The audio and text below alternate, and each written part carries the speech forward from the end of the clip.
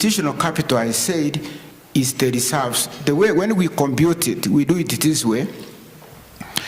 The reserves minus investment in other organizations. The reserves minus investment in other organizations. So there are two ways of increasing it. Either you increase the reserve or you reduce the investment in other organizations to achieve the same purpose. So as the member asked, if you increase the reserve, now it will depend on you. How much reserve are you going to increase? You increase a higher figure, it will take a shorter time to attain the 8%. So it will depend on the decision that is taken by the delegates on how much you want to make it. Like now if you say, instead of paying 6%, you pay 5%. That money that could have paid 6% would increase the reserves and the ratio will go up. So it will depend on how much you will put every year to the reserves.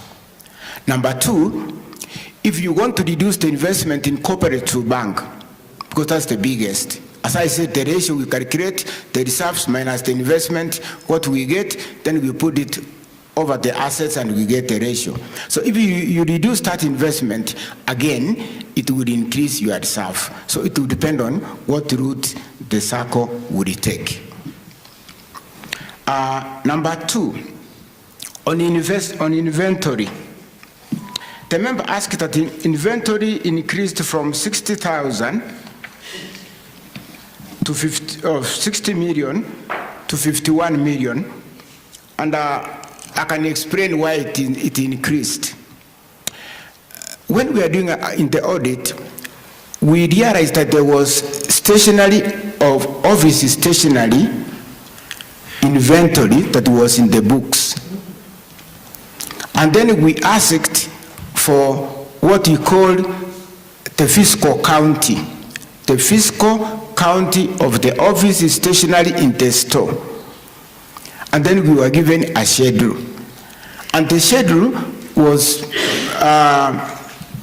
very small compared to what was there last year. Just a minute. Yes. So, if in that note, which is note 19, you find that the consumable stock was 11 million. But in 2024, we have put it for 844,658. And that 844 is the actual figure. So what we realized is that the system, when the system was showing the stock, the system is like it was receiving stock, but when the stock is being issued out to the department to use, it was not subtracting. So the figure was higher. And then we said, this is not right. Let us show the actual figure, and then we put 84. So the increase in that one from 60 to 51 is basically because we took the figure of the actual stock that was there on that 1st December 2024. There was another question on the members, and I think the member asked, it's a good question the member asked, it's a good question. It says, when you compare the members' deposits and the loans, there is a difference. I accept it because the members' deposit is 5.7 billion, the members' loans is 4.8 billion, so there's a difference there in between. And the member was asking why the difference. Now, to answer that question, the difference is because of the receivables. This is something that you have heard before. You even had a forensic auditor to look at that figure. There were those receivables that were there before and that which have not been recovered. Sasori insisted sometimes back, and the Sacco writes back 55 million every year. 55 million is provided against the receivables. So, my answer to the member is that the difference is because of those receivables. And those receivables It has accumulated over years. Nobody knows where they are on those receivables. That's why you are the forensic auditor to look at the figures on those receivables and see how it can be. So the difference is because of those receivables. If those receivables were not there, then the members' deposit and loan could have been maybe at par, or even the loans could have been at a higher figure. Then a member asked about the financial expenses. They have increased. And personnel expenses. Now, the financial expenses, as I said, they increased because of the provisions. So it's not something that we are going to investigate. It's something that is doubtful. No, we know it because the financial expenses increased from 121 to 134. And when you look at it, you find that the interest on bank loan increased from 65 to 85 million. That is 20 million more on interest on the bank loan increased. Cusco investment provision 10 million. It was not there last year. That's the provision we made in this year because the investment in Cusco is doubtful. 10 million that was put in. And that inventory write-off, you remember the figure I've said about the inventory write-off, 12 million. So you find that, you look at it, you find that the major increase there is on interest on bank loan and on Cusco provision. So that one we understand. Personnel expenses, it came down, it never increased. The figure that went up is on governance expenses, and most of it was because of the members' education. The major increase there was on members' education, and that's where the governance increases. But all other expenses came down.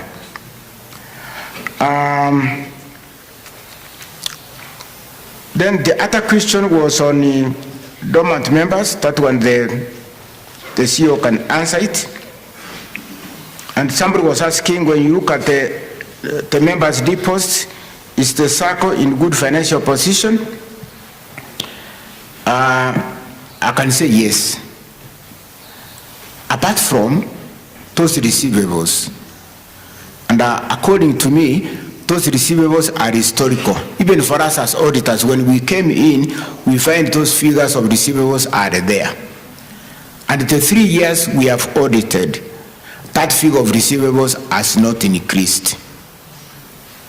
Because what is due from the prison service is always being paid.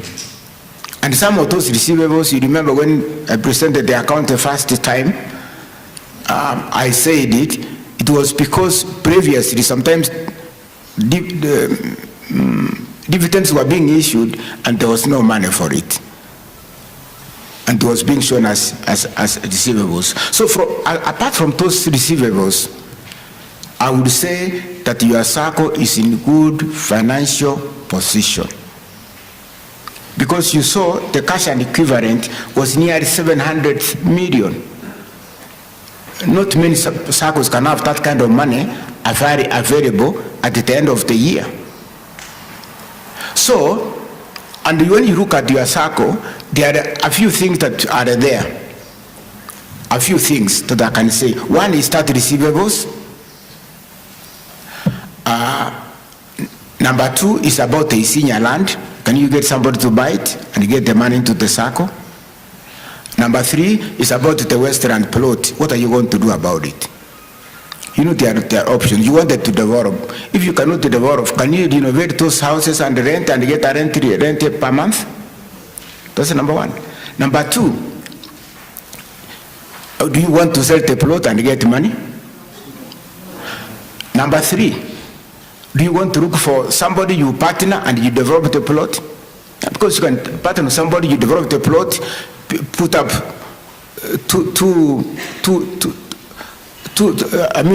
two houses, and the other person takes one and you take one. You'll be much better off. So it will depend on how you look at it. But the bottom line is, what are you going to do with the plot? How soon do you make it to start paying back?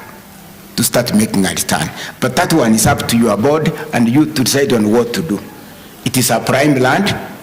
It is very important, isn't it? And that's why I'm saying that if you don't have resources to build it, is that correct? If you don't have resources to build it, there are many people who don't have land, but they have money to do what? To build, isn't it? And when they build, you share.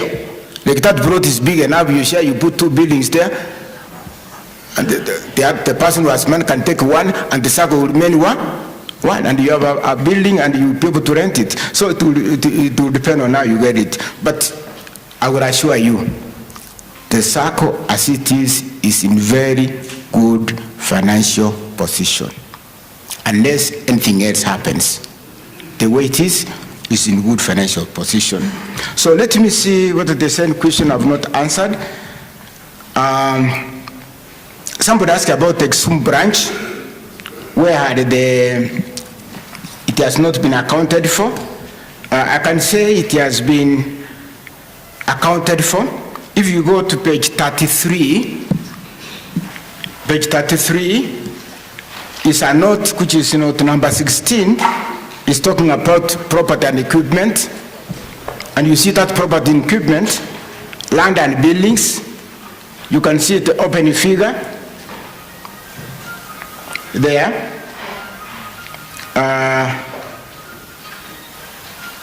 Yes, down there. You can see the figure there. So you find that there is opening figure, and then there is the additions.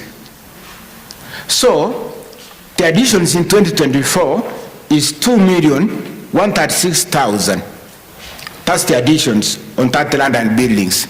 So it means in the Sacco, if they do any improvement in property, any investment, we don't put it in the expense because it's not an expense.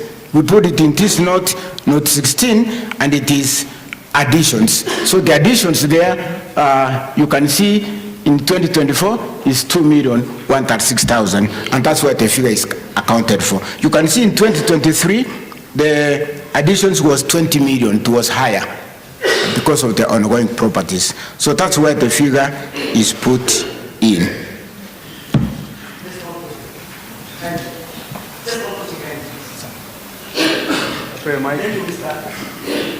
I think we are taking the last question. Okay, Mr. Auditor, kindly. Yes. Kuna hii jinamizi ya this receivable assets. I mean, now what happens? It is easier to explain it here. The Sacco is growing, but in the real sense, at a grassroots level, it is hard to explain the receivable. Now my question is, what is taking too long? Because if I can see here on page 19. Page 19? Yes. Yes. In senior land, okay, just a minute. There's this asset held for sale, including a senior. You see now, it has depreciated from 228,986,585 to 227. Now, what progress are we making to make by offsetting these receivables? Because it is taking too long every year, as I can project, I think we will not be moving from these 6% as per the rate of growth, as we can see from this statement of financial position. Now I'm asking, who advises the board to offset this historical injustice of a senior land, the receivable, the inflated, because in layman language, I can term this receivable a money that we have indirectly benefited, because it was a false payment that we have been used to be given in as a dividend. Now, do you normally advise a way to offset this? Because in grassroots level, it is hard to explain the Sacco is growing, and that is the song, the Sacco is doing well. Year in, year out. Oh. Kindly, Mr. Ongeti, it is a kind of advice. can we initiate investigation of these receivables? Because it is members' money. We have to initiate investigation and find the culprits. Just a minute, board members, kindly let's move outside and welcome our chief guest, kindly, and the senior officers within. Okay, thank you. A question. Page 19, statement of financial position, property and equipment. I was seeing last year it was the other year it was 250 million plus, and then in the last year it was 251. So, and when you were explaining, you were saying that there are some of the depreciations on these issues and whatever, the properties that we had. So my question was, did we have maybe a new acquired property or equipments? But out of your explanation, I want to assume that the land at Kisumu is what is bringing that, maybe? If not, then kindly clarify on the property and equipment, why that should in. And number two, on asset held for sale. Asset held for sale, my inquiry was on, last one we had, the other year we had 228 and then we had 227, meaning a depreciation. Is this one maybe caused by us disposing part of the land, or what has caused that depreciation? And then maybe a clarification. The reporting figures as the cost of land, is it a reporting figure as at per the time we acquired the plot, or we valued it as per today's value? Kindly, thank you. Okay. Thank you. Let us take the last one and then he responds. Thank you. One auditor, I will need you to tell us whether you are allowed to audit directors' allowances. Because we understand, I don't know whether they are captured here, but we know that they sometimes have allowances. Are you allowed to audit their allowances? And if yes, where have you captured them? And at what amount are they paid, if you are allowed? Another one, when are we when are we ending these receivables? When are they coming to an end? Because year in, year end, you as the auditor, having audited those books of accounts, when are we proposing that we may end these receivables? Because it is a song in, song out, every year receivables. When are we coming to the end of this song, please? Thank you, Bwana Mugambi. Kindly, Lydia, let us allow him to answer those ones, and then we'll take more reactions. Okay, let me answer them before the chief guest comes. The first question was the senior land. The senior land is there, and the only thing you can be able to do it is you as the delegates making a decision and telling you about that the senior land must be sold. But what happens is, for you to sell a property, in this country, you have to market it. You have seen other organizations advertising in the TV, advertising in the radio, just to make awareness. So the only thing that the senior land can be sold is just asking the board to be more aggressive, get a consultant who sells land, design a strategy of selling it, including advertisement, then they can be able to advertise, and I'm sure they will be able to sell the land. And if the land is, because the money is put there, it's like that money is not earning anything. But if the money came here and they given to members as loans, then it can be able to produce. Number two, property and the equipment, the increase was mainly in computers. When you look here, in the computers and the accessories, there's an increase of nearly 13 million. So that's how the property increased.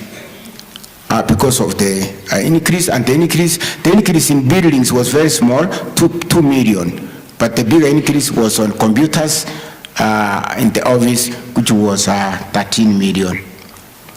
Asset for disposal, that asset decreased from 228 million to 227 million, by nearly a million or so. And that one is not that there was a loss, there was a property that was disposed. It was disposed, so the disposal made the figure come down. Again, related on that one, the value of that land, the value we have here in the books, we call it historical value. This is the book value. The book value is, if you buy something, that price that you have paid to buy something is what is put in the book, in the books. So for the 3 years we have audited, the senior land has not been valued. So if you want it to be valued, then the board can be able to get a value. You can go there, they can value, and then they can get a new value for that property. If they are done it before the end of the year, then we can put here the new figure here, the market value. So that one is not the market value. It's what we call book value, historical value. The 3 years we have audited, it has not been valued. Director's allowance, yes. We audit the director's allowance. And here, we have put it's combined in subsistence and travel for the directors. And you know, you are unique. Most Saccos here in Nairobi, you cannot be elected an executive member of the committee if you are not in Nairobi. Most of the Saccos, the board members are not elected from outside Nairobi. If you are from outside Nairobi, it disqualifies you from being what? Elected. So that means all those their members are in Nairobi, they don't travel, they are here. But your board members are coming from all over. Your treasurer is coming from Kisumu. How do you expect him to come and sign the checks in Kisumu? It means they have to travel here. Your board members are everywhere, and because they are everywhere, then it increases the expenses, because when they come here, they'll be paid sitting allowance and they'll be paid the travel for coming and going back. Now it depends on where the person is coming from. Yeah. So if you are coming from Kisumu and you come by air, again, even that fare is not fixed. Yeah, it depends. If you travel on a Friday, it will be expensive. Is that correct? Yeah. If you travel on a Monday, it will be cheap. So, and the last question is on the receivables. The receivables, I cannot cheat. I can't cheat. There's no way to manage that receivables. It's a historical thing. It's like if you were hurt somewhere and you have a scar, would you remove that scar? No, you cannot remove. You have to go with it. This receivables is an accumulation of many years. You cannot be able to wake up one morning and say we want to do away with receivables. It's not possible. But what has been done here, your Sacco provides 55 million. And I would tell you, if that 55 million was put in your interest on deposits, the rate will go even to 10%, even 11%. It would increase, but it can't increase because you have to provide the 55 million on the receivables. So my way, the only thing I can see is you continue providing that 55 million until the receivables is finished. It will take time, but it will be finished. But that was difficult. I looked at the report of the forensic auditor. It was not specific on issues. It didn't recommend on how to remove it. So that's where we are. So thank you very much. Thank you so much, Ongiti, for the good work. Can you appreciate Ongiti? Thank you for the assurance that the Sacco is okay, but we need to put in more strides. Asante sana. So at that juncture, the chief guest, let us take one burning from Kimathi. So, auditor. the last question. I thought I finished. Kimadi. Thank you. Thank you. Honorable Chair. The contentious issue, delegate from Kangeta, Morris Kimadi Tabari. Mr. Chair, through Mr. Chair, sir, we are talking about cash flows. Mr. Chair. Now, and the equivalent. Money increased in all sectors as we have begun here up to the head. As we stand here, the dividends has not increased. Members have increased loans. And you are using also, Mr. Houndeta, you are using a lot of hounded ones like intangible assets. Just ask the question kindly. That's the language of the auditor, please. It is clear, it should be clear to honorable delegates to understand. Now, let's go to page. Just go to the question kindly. Let's go to page 19. We are running out of time, please. There is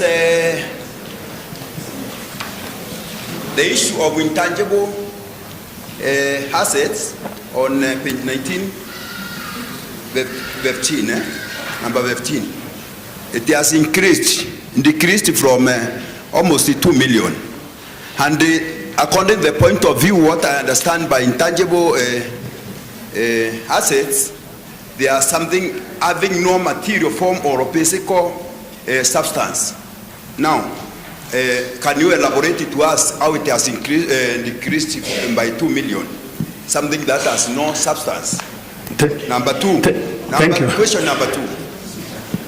Be brief on the point, yes, kindly. I'm there for the point with that one. Yes? Yes. We are now page that one. Let's go to page that one. Kimadi, let us go to the question, please. The chief guest is just around the corner. There is interest from interest receivables from Apollo Money Market. We have been put now 13,350,847 shillings. Now, 2023, there is a dash. Which man or how much money has been invested on that, and how have you arrived for 13,350,000? It is not clear. Thank you. The auditor will answer. Number 2. Number three, not number 2, number 3. Yes.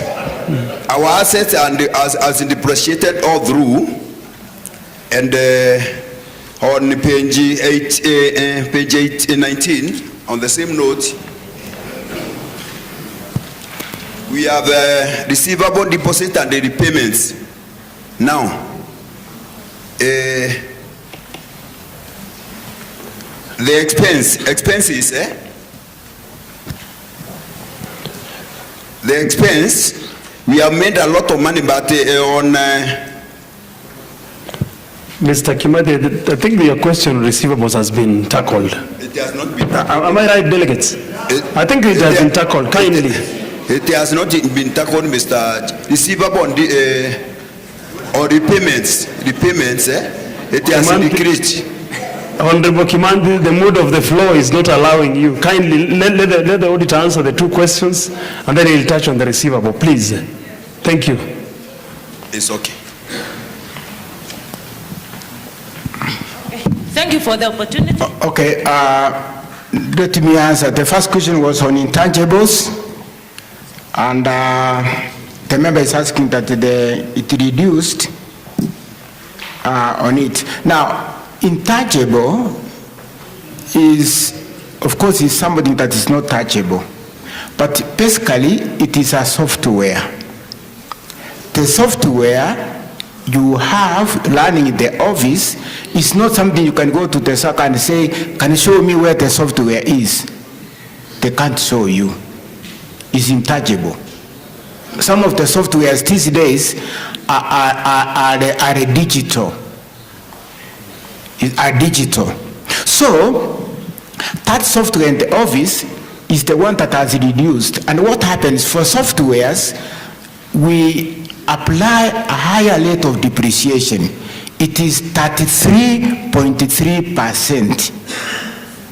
So because the depreciation rate is higher, 33.3%, that's why the figure reduced from around 8 million to 6 million. And it is intangible because it is a software. It's not like property. You know, we have property, plant and equipment. And then we have intangible, and those are the computer softwares. And the deduction is because we use a higher rate for those softwares, 33.3%. And that's why it has decreased. Number two, on the borrow money market, you see, your Sacco had to prepare to pay dividends. And when the books are sent to Sasora, Sasora would have to be given bank statements to show whether the Sacco has money. So the Sacco planned in advance, invested money in a borrow market, 200 million. To be ready, when they are issuing the dividends, they can get the money to issue. And that 200 million is on note 12, cash and cash equivalent. If you look at note 12, which is cash and cash equivalent, note 12, cash and cash equivalent, which is on note 30, you can see there, deposits with a borrow money market, 200 million by 31st December 2024. That's the one that earned the 13 million the member is talking about. And I'm sure when you approve the dividend to be given, they will withdraw the money from their borrow market and use it to pay the interest on deposits and dividends. Thank you, Mr. Ongiti. Dear delegates, at that juncture, I want to invite the Chair Supervisory Committee to present the Supervisory Committee report. We will give you a chance, kindly, Susan. Kindly, we'll give you a chance, please. So let me invite the Chair Supervisory Committee, Mr. Rapando, to present the report for the Supervisory Committee for the year 2024. Thank you so much. Thank you.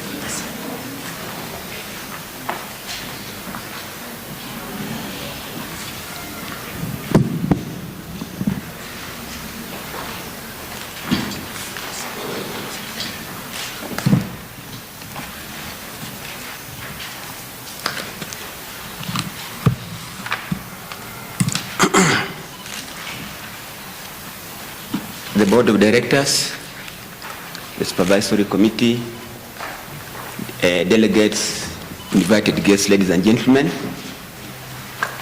I'm pleased to present to you the Supervisory Committee report for the year ending 31st December 2024.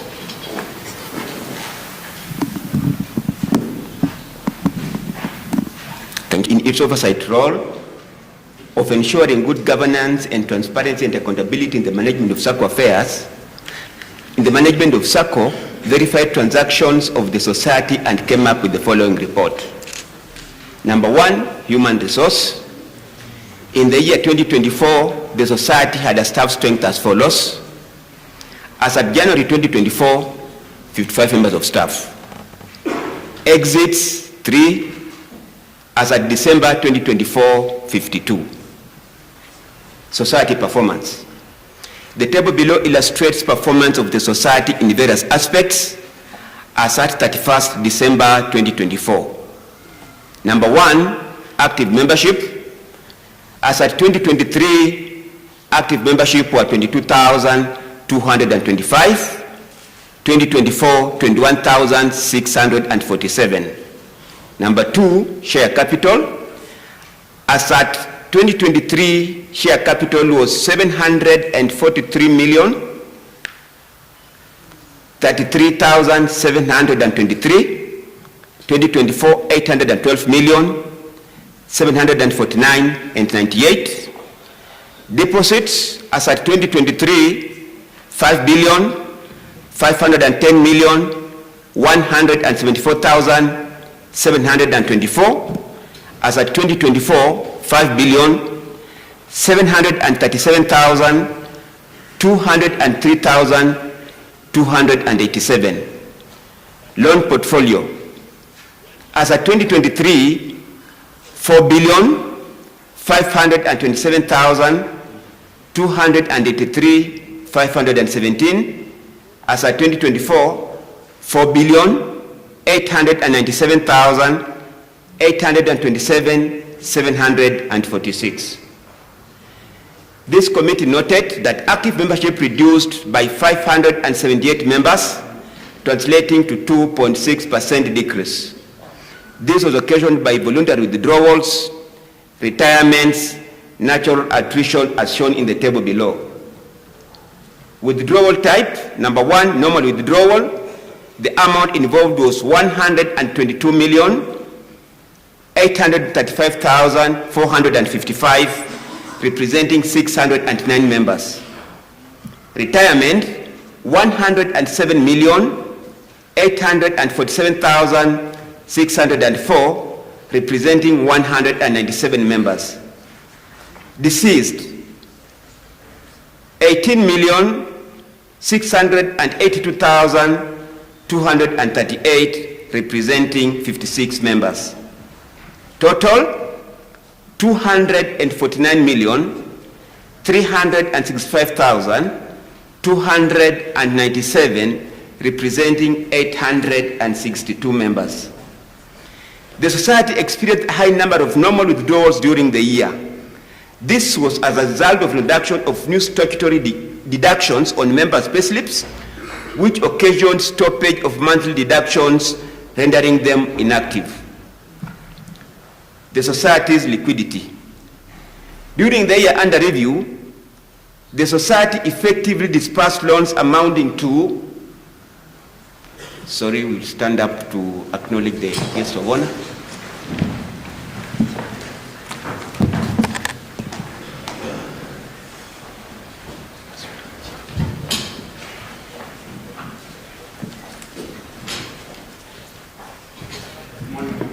Good morning to you. Our chief guest, who doubles up as our Commissioner General of Prison, welcome so much. We can get seated.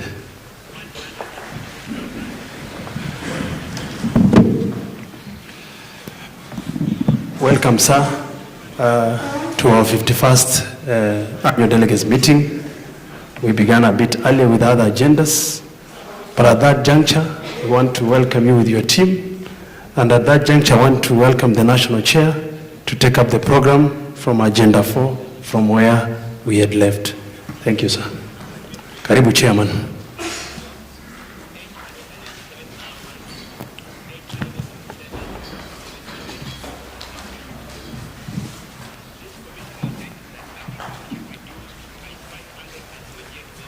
Thank you very much, Chief Guest, sir. Delegates, I'm humbly requesting you to tengeneza makofi. Welcome our chief guest. And because I know you are honorable leaders, we shall do that factorio from 5, 1, 2, 3, 4, 5, all the way to the 1, isn't it? Huh? Okay, welcome, sir. Let us do it. 1, 2, go.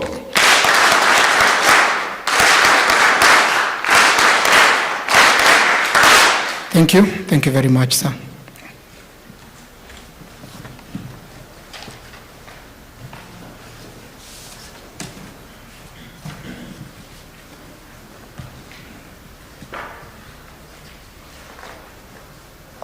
Our chief guest, sir, Commissioner General of Prisons, Mr. Patrick M. Marandu, MBS, the Commissioner for Cooperatives, Representatives, Chief Officer of the Cooperatives Nairobi County, County Cooperatives Director, Nairobi County, Madam Dolphin Aremo, Madam Roslyn Mibiga, Cooperative Officer, Starehe Sub-County, Board of Directors, and the members of the Supervisory Committee, Honorable Delegates, Magereza Dt Sacco staff, ladies and gentlemen, good morning. On behalf of the Board of Directors It is with great pleasure and honor that I welcome you all to the Sacco's 51st Annual Delegates Meeting. I would also like to thank the Almighty God who has protected us throughout the year and enabled us to continue supporting our members. The Annual Delegates Meeting presents the membership, delegates, and the management an opportunity to review the past performance and formulate new strategies with a view to improving service delivery and adapting to emerging issues. Financial performance, sir. The Sacco remained resilient despite the changing economic periods and has ably discharged its mandate, posting growth in key areas.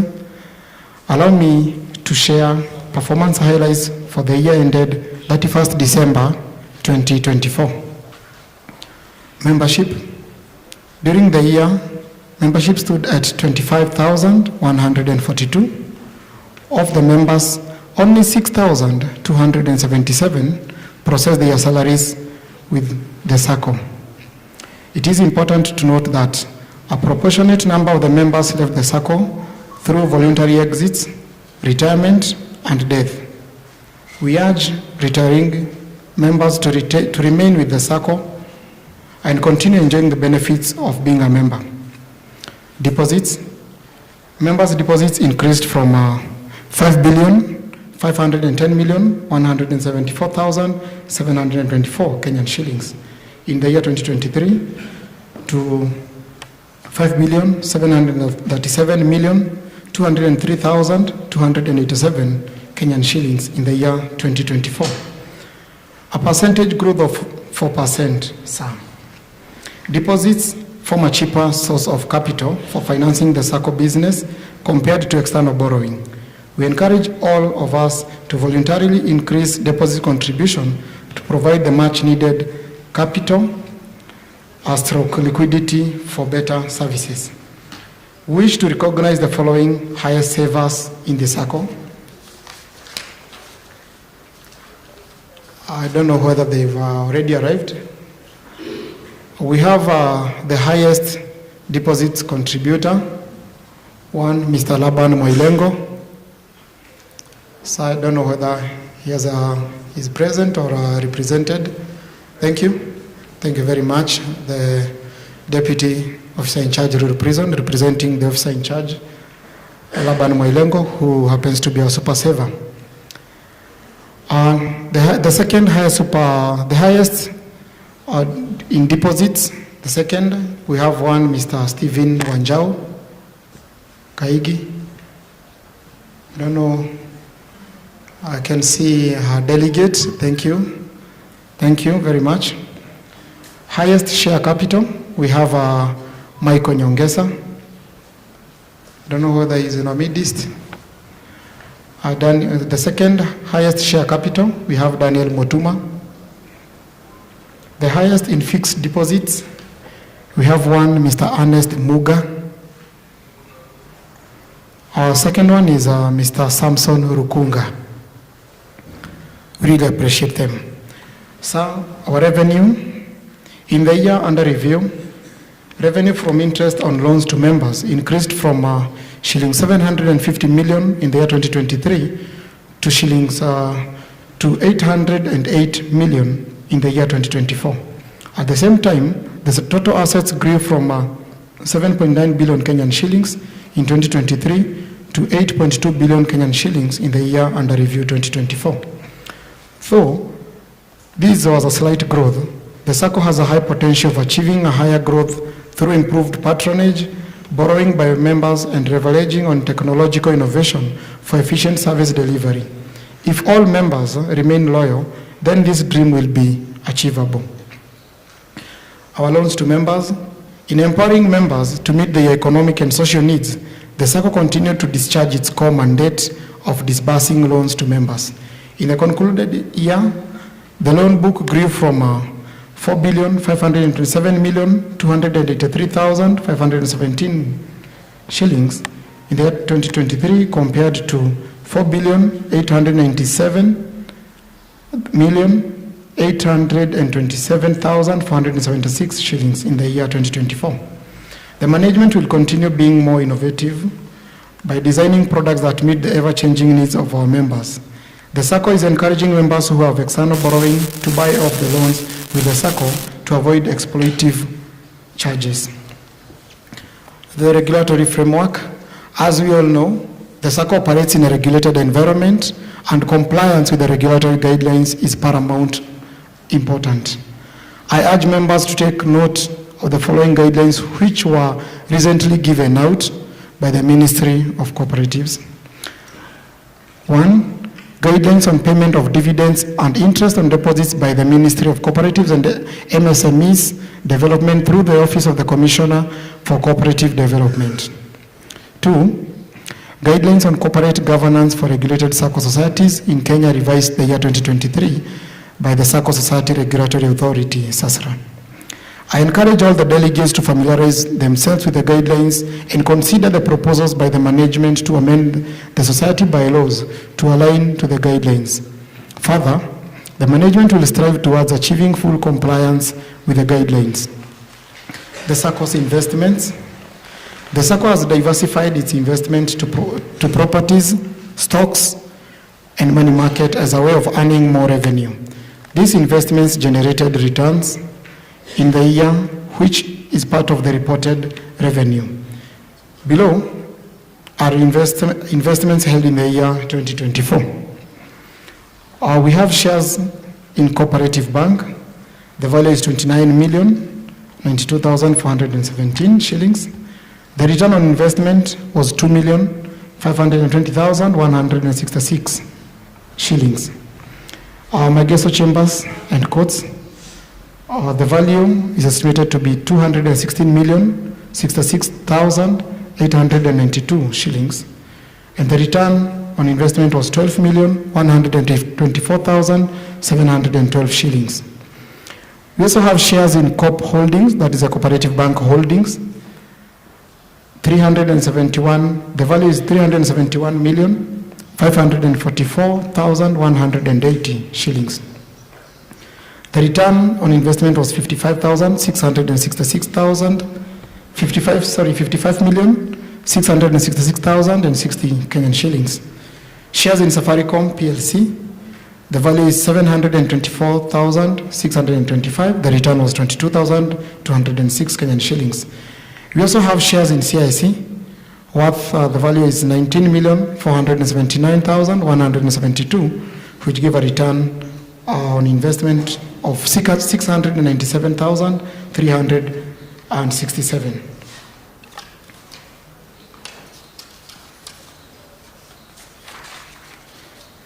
We also have shares in Cusco, and at this juncture I know a question might emanate from Cusco. A total, we have 56,000. The value that we have currently during the end review, it's 56,162,9 shillings. And previously, I know the auditor had touched on this because this is after the write-off. We also have fixed deposits in Cooperative Bank, 310 million held up to February 2024, and the return was 4,118,858. We also invested from the media in the money markets an amount of 200 million. The return was by December 31st was 13,350,847. On legal matters, sir. In the year under review, the society faced several legal matters to safeguard its interest and to those of the members. We engaged the pre-qualified law firms to act on our behalf in the court. Below are the current litigations before the court and others in the cooperative tribunal. One, we have a legal matter handled by Wambogo and Morioki Advocates, HCC OMM case number E434 of 2022. This is David Rotich and two others versus Magereza Society. The subject matter, withholding of foster salaries to recover fraudulent amounts from the members' accounts. The status of this case is mentioning is coming up on 11th of March 2025, that's the coming month. We have a legal matter represented by CB Mongela, and he's in our midst as well, I can see him. CB Mongela and Company Advocates. We have Nairobi CTC number 180 of 2017, Magereza Sacco Society Limited versus Hussein T. Dabaso. The subject matter is the loan in default, and a warrant of arrest was issued on 13th June, the year 2024. Still, CB Mongela and Company Advocates represent the organization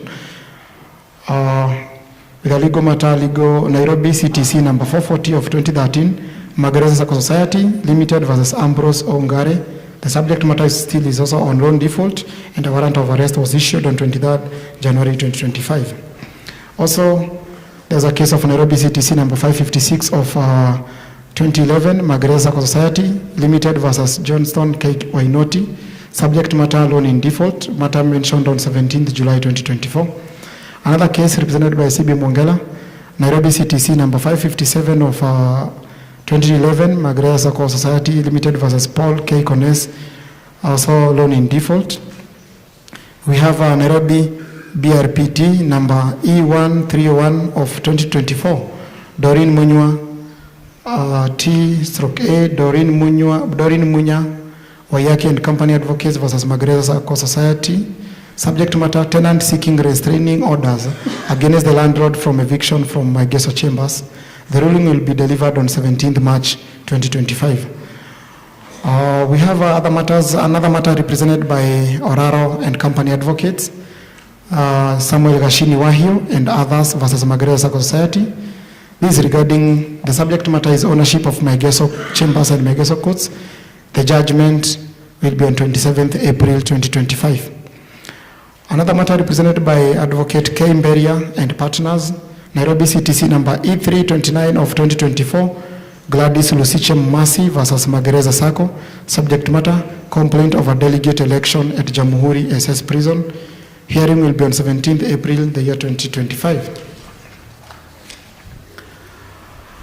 Education and training during the year, sir.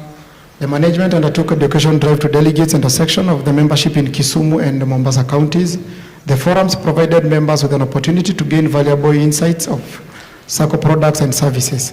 Members also had an opportunity to give feedback and proposals on how to improve the service delivery.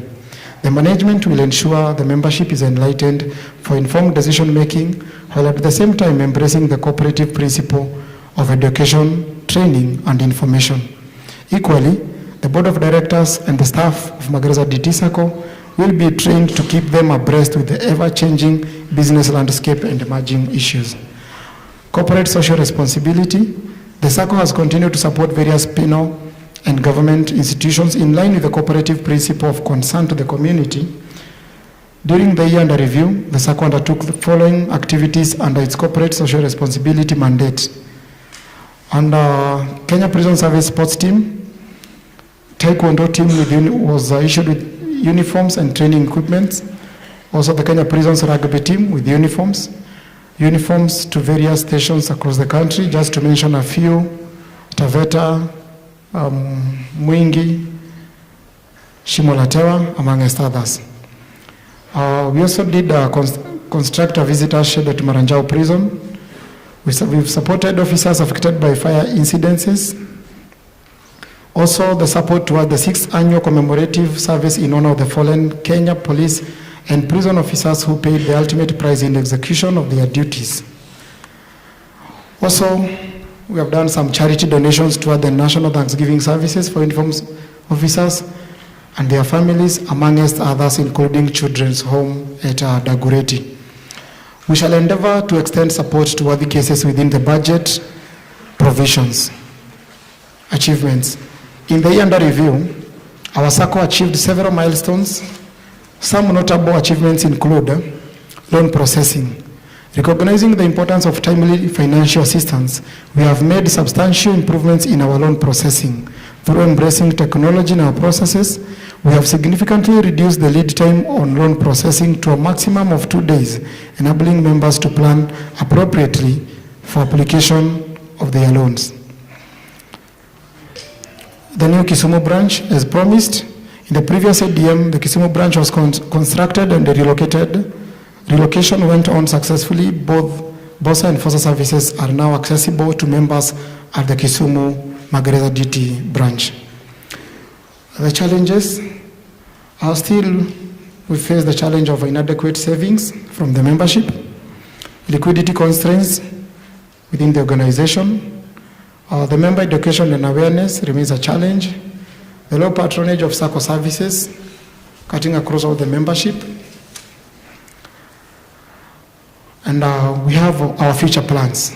One, we wish to digitize Sacco services, improve on communication channels, enhance education and training to members, collaboration with other stakeholders to boost support relationships. 10, election of office bearers on rotation. In accordance to the 1/3 rotational rule of the office bearers, the following 3 board members, board of directors, and 1 member of the supervisory committee will be retiring today. 1, Director Evans Madisi, who is the Home Secretary. The second one is Director Nuni Kiboy, member Credit Committee. We would be having another member here who retired earlier in the month of July, one Mr. Samuel Dirata, following his exit from the Kenya Prison Service. Finally, we have 1 Director Oliver Apando, currently chairing the supervisory board. The retiring members are eligible to seek re-election. On behalf of the board of directors, I wish to take this opportunity to thank them for their dedicated services to this Sacco in the past year. I wish all the members offering themselves for re-election and those aspiring to join 2 committees success in their political endeavor. Conclusion. Finally, ladies and gentlemen, our Sacco has good prospect of relieving better growth. The board of directors is committed to ensure that we keep on improving our service to members, and I encourage all the members to play their roles effectively, since the contribution of each one of us is critical in sustained growth and development. Guest of honor, sir, I'm sincerely grateful to you for finding time to grace this very important occasion in our calendar. Your presence is a clear demonstration of seriousness with which the ministry attaches to these occasions and the Kenya Prison Service. I wish to recognize the contribution of the various stakeholders during the concluded year, among them the Ministry of Interior and Coordination of National Government, Ministry of Cooperatives, Cooperative Bank of Kenya, the SASRA, the CIC, Cooperative Insurance Company, to mention but a few, for the unlimited support and guidance as and when need arose. Our patron, sir, the Commissioner General of Prisons, Mr. Patrick Emarandu, MBS, we truly appreciate your unceasing support to the Board of Directors and the Sacco in general. Your office has provided a conducive environment for the Sacco management and the entire membership. Finally, I wish to register my sincere gratitude to the Board of Directors, the Supervisory Committee, the Sacco staff for their tireless efforts which have enabled Magereza Dt Sacco to remain one of the giant Saccos in the country. We have a responsibility to contribute to the national economy and to leave a legacy for prosperity. May the Almighty God bless you all. God bless the cooperative movement. Long live Magereza Dt Sacco, pamoja twastawi. Thank you. Thank you, leaders.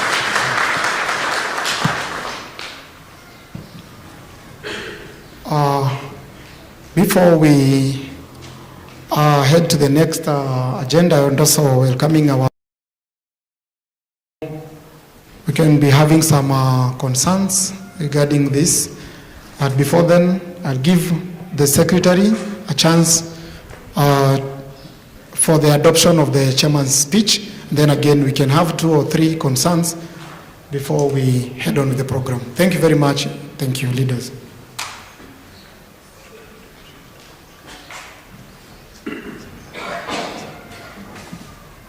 Thank you, Chairman. I want us to get a proposer and a seconder for the purpose of adoption with the Chairman's report. Gender. There's a lady from there. Mercy Kaime from Give a mic. We want to know the station.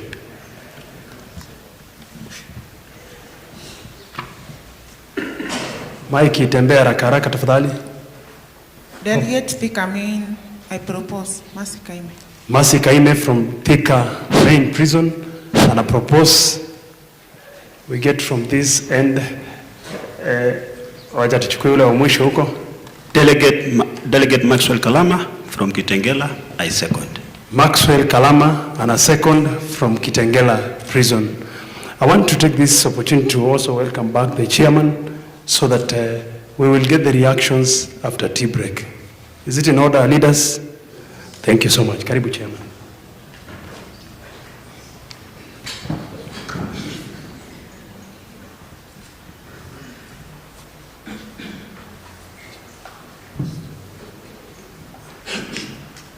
Thank you very much, leaders. I know we shall be having concerns, and also I know we were not yet through the supervisory committee's report. But at this particular juncture, ladies and gentlemen, it's my humble duty and pleasure to welcome our chief guest, sir, and I would wish the delegates here, naomba tupigie mkubwa makofi wakati atakapokuwa akijongea hapa mbele kusemezana nasi, being our patron, our father figure, and a key man in this great movement. So ladies and gentlemen, naomba tupige makofi ile 1 2 3 1 2 3, tupige makofi tafadhali. Karibu, karibu, karibu patron, karibu. Thank you. Thank you.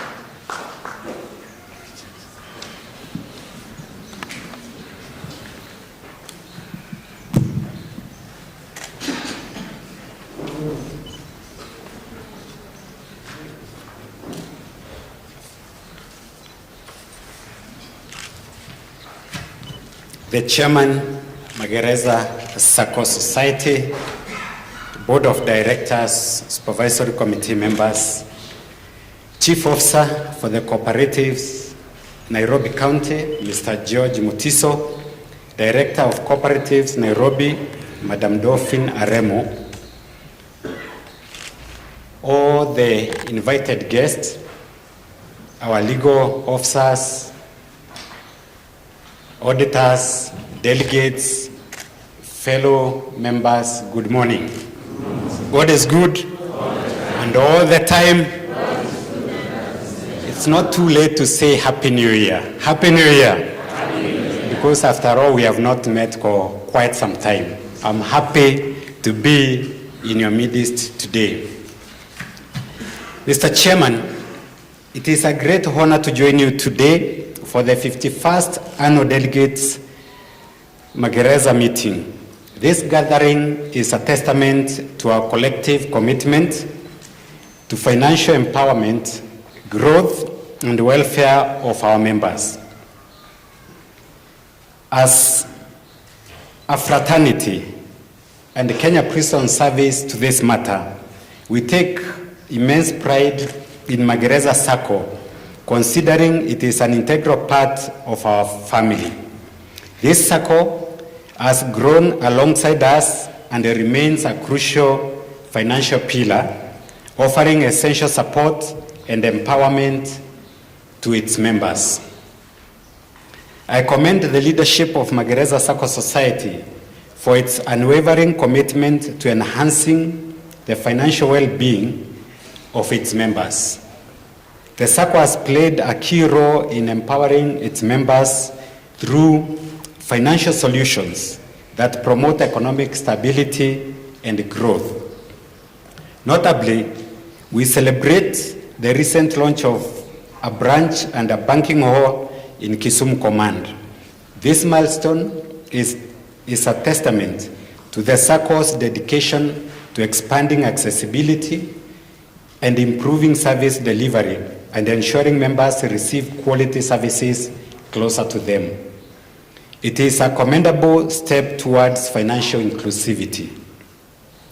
Additionally, the improved turnaround time for loan processing has significantly boosted members' satisfaction by reducing inconveniences and providing timely financial support when needed.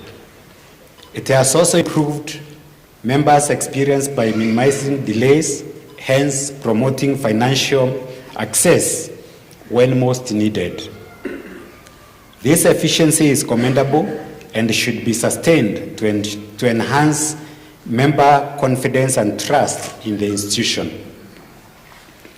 Chair, beyond financial empowerment, the Sacco has actively sponsored Kenya Prison Service through corporate social responsibility in sporting activities and welfare initiatives. This support goes beyond financial empowerment. It fosters unity, wellness, and morale among our members, reinforcing the sense of belonging.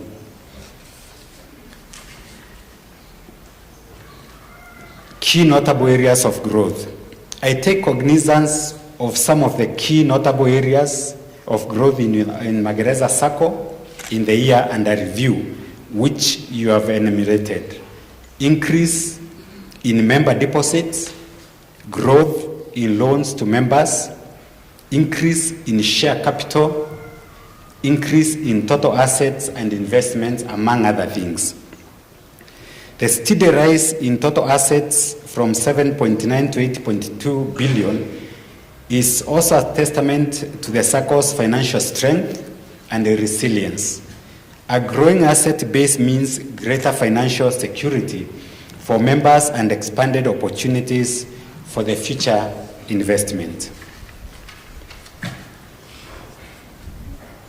Despite these great strides, honorable delegates, we note a slight decline in membership. To ensure continuous growth and sustainability, I encourage the Sacco to explore innovative strategies to attract and retain members. Some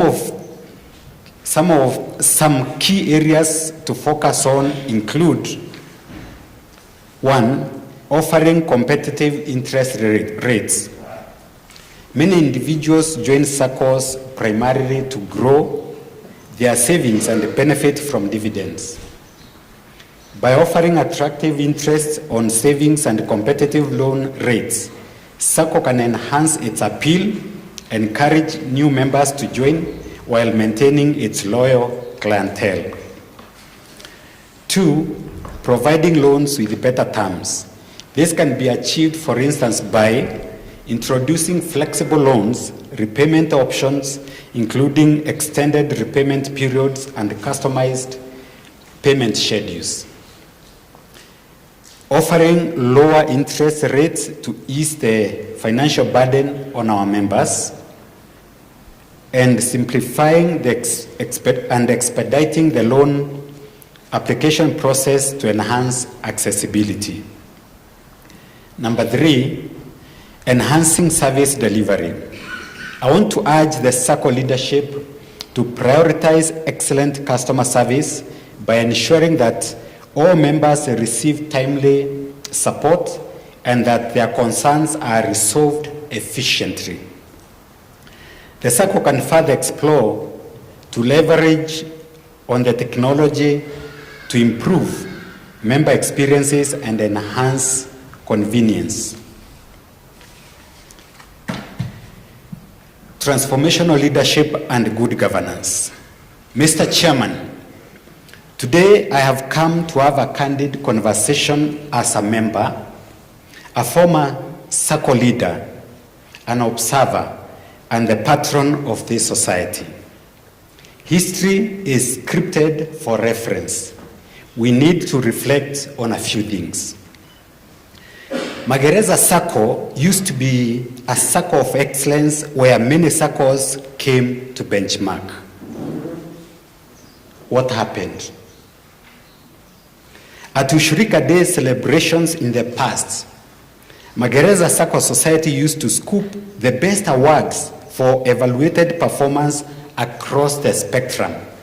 For example, Best Society, Managed Society, Sacco with highest dividends, Best Sacco in savings, among others. What are we best at today? Magereza is a giant at the moment, perhaps without a name, competing with average SACCOs. We are comfortable with being average, and this is not good enough for us.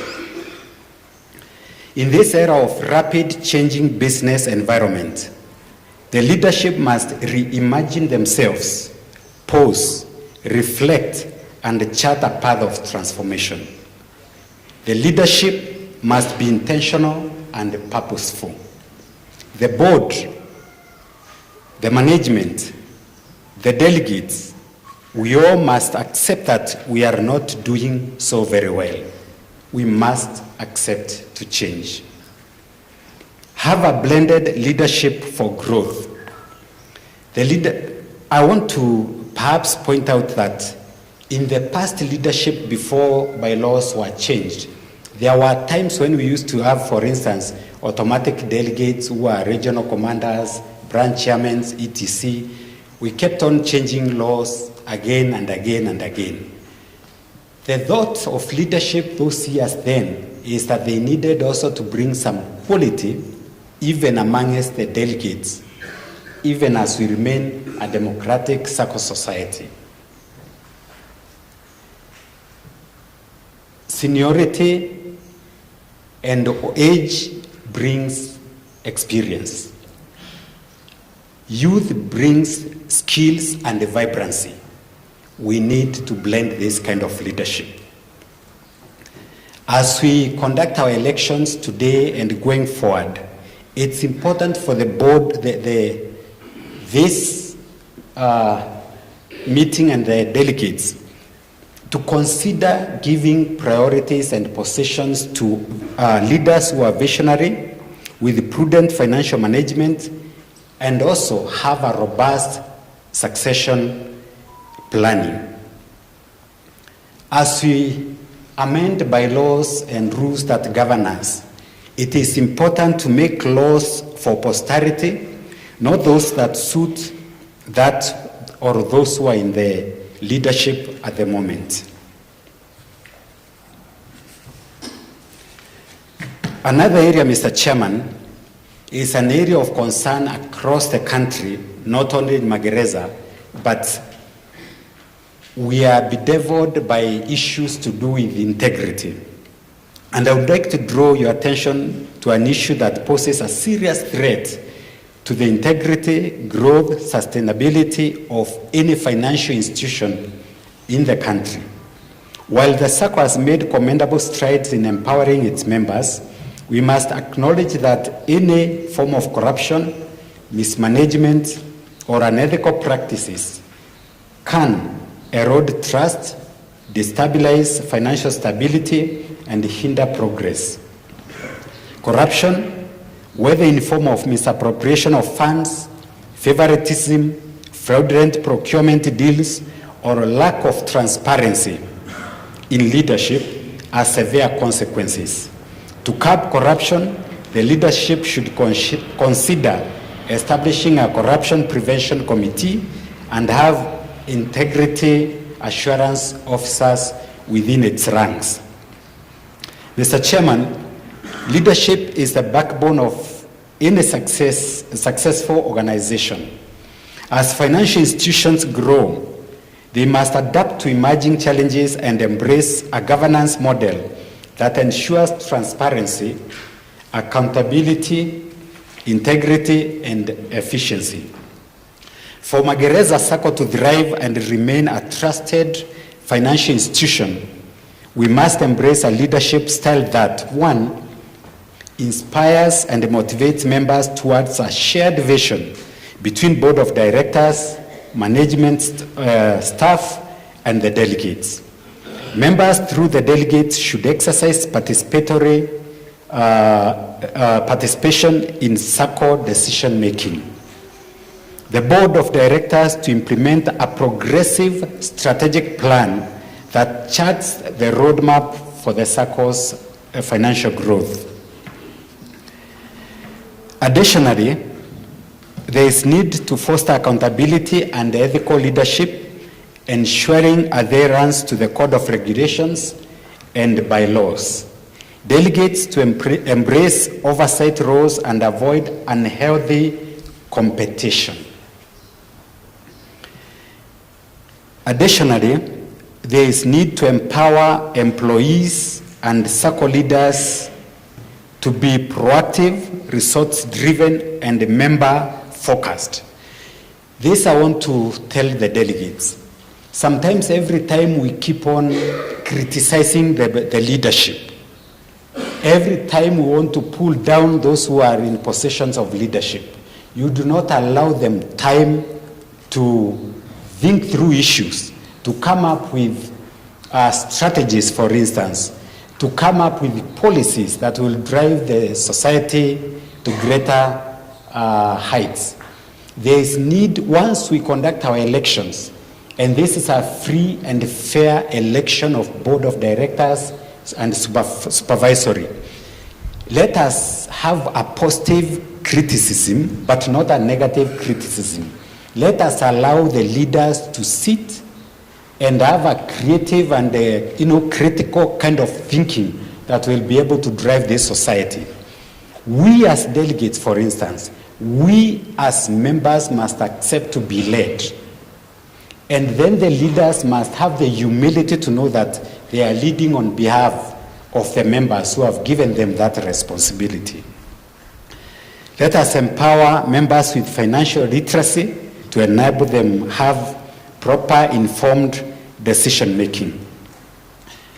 Chair, as the patron, I want to assure you that my office is open for guidance and consultation where necessary. I commit to the deployment of board members, directors, and supervisory committees to stations within Nairobi area and its environs for efficient management of Sacco, and in return, making savings on transport and per diem costs as stipulated in the bylaws.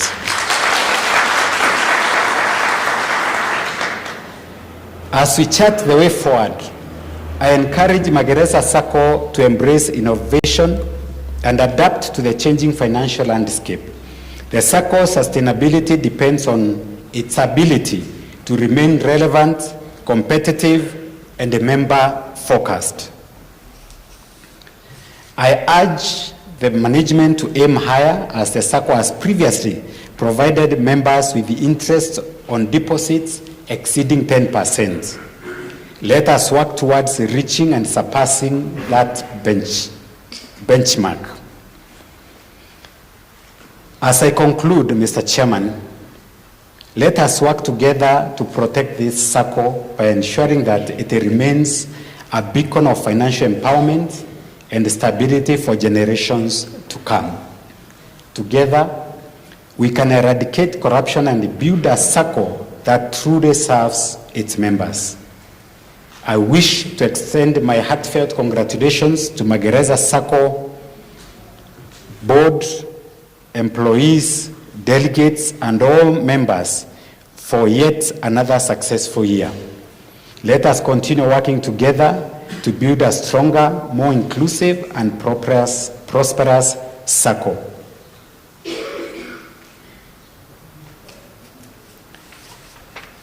Chair, just arising from the report that you made, I noted one thing, and I think this should be an eye-opener to us who particularly have been given responsibilities of, positions of responsibility. Some of the litigations that have been highlighted by the chair touches on board members and supervisory committee who are in leadership in this Sacco society in the past. A number of them, and because majority of them, of you know them, it is not right if you sit in the board of director as a board of director or supervisory and even management staff for you to be granted a loan that you do not qualify and a loan that you cannot be able to service. We are bound by the bylaws, we are bound by the loan that is credit rules, and therefore there should be no preference to anyone as long as you are also a member of Magereza Sacco Society. let us advance loans that members qualify. Let us not give loans that most of them have already exceeded the service, as you can see. And then it becomes a liability to the Sacco because they pay our advocates to sue them in courts of law. So we lose our interest, we lose the loan itself. We also lose through, our advocates who are maybe dealing with these matters. So let us give loans to us all as we qualify and as we are able to service. I want to mention this, Mr. Chairman. As you are aware, we are moving from Greece to a new system for salary processing. We had a conversation with your board, and the new system that the government is putting in place will not allow any deductions that cause an employee of the government to earn a salary that is less than a third of their salary. If that happens, and we have advanced loans that our members cannot be able to pay, and those who are processing their salaries through FOSA, for instance, are about 6,000 out of about 25,000 members, then you realize we might end up losing or having so many unserviceable loans. As the patron of this Sacco, my assurance to the board of directors is that we'll give priority to deductions of Magereza Sacco Society. That one will do. However, if you grant loans that they will cost the member to have less than a third net pay, then you see the rule will apply, and therefore you'll have yourselves to blame. Good leadership is best demonstrated through actions and tangible results. I want to encourage all of us to be committed.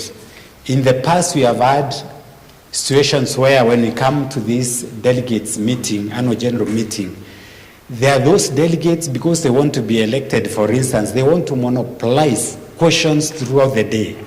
Asking many questions doesn't mean you are very knowledgeable about Magereza Sacco, to be honest. All these delegates seated here were elected from various stations because the members felt they had the capacity, the competence, the ability, and the know-how to go through these annual books of account and be able, to pick a few issues based on that report and other underlying issues. Let us respect that we can ask one question or two, and then allow also other delegates also to ask questions, correct? And those of us who are here, maybe if we are, have been in this business a bit, and I used to be also a honorable secretary. Sometimes we allow those who know they are advancing our interest to ask questions, and others are not allowed to ask questions. That should not happen in this century today, correct? So God bless you, pamoja tustawi.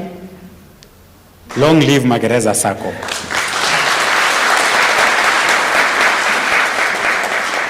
Chair, because I'm done with the formal part of Magereza, allow me 1 minute to say this. As Kenya Prison Service, we do realize there are issues that bedevil us as an organization, but I want to assure you the government, through our office, is doing everything within its power, number one, to improve the welfare of officers. You are aware we received since last year salary increment that will be continuous for the next spread for 3 years.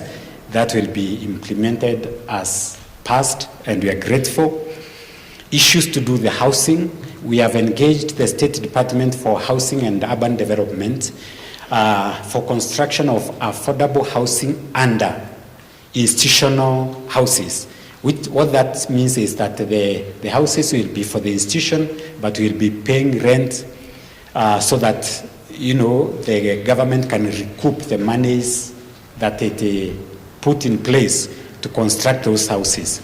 So that will be done in a phased way, but we are also engaging through public-private partnership to see how we can be able also to make that move very fast. And on that note, Mr. Chairman, I know you have Magereza courts at Westlands, and I think this is an avenue that you may also consider. PPP, you have a prime land. We have units that are no longer rented because they have not been refurbished for a long time. Probably through a resolution of the delegates, we can relook at the best way. Maybe you can get a developer. We have what we call BOT, build, operate, and transfer, so that we can grow that facility that we have. That's a great asset, but then it depends if that will be brought at as an agenda here or in the subsequent ADMs. Matters at transport or fleet management, yes, we have engaged the National Treasury, and I want to confirm that we are being considered under government motor vehicle lease program for replacement and getting new vehicles. We are also looking into modernization of our security equipment. I know that's an area that is quite challenging, but because you represent your station, we assure you that the government is doing everything within its power to modernize on that area, including modernization of farms and the modernization and mechanization of farms and industries, because you realize some of our workshops, they are not very good. We require new tools, new modern tools, and other equipment so that the products that we make can be competitive in the market. So, of course, our facilities, we also want to maintain them. It's been a while since we get an allocation for maintenance and construction of new facilities. These are some of the priorities, programs that we have, among others, and we hope and pray that we'll be able to get resources to do some of these things. With those many remarks, I appreciate this invitation, Mr. Chairman, but then again, it was necessary for us to have this conversation. God bless us all.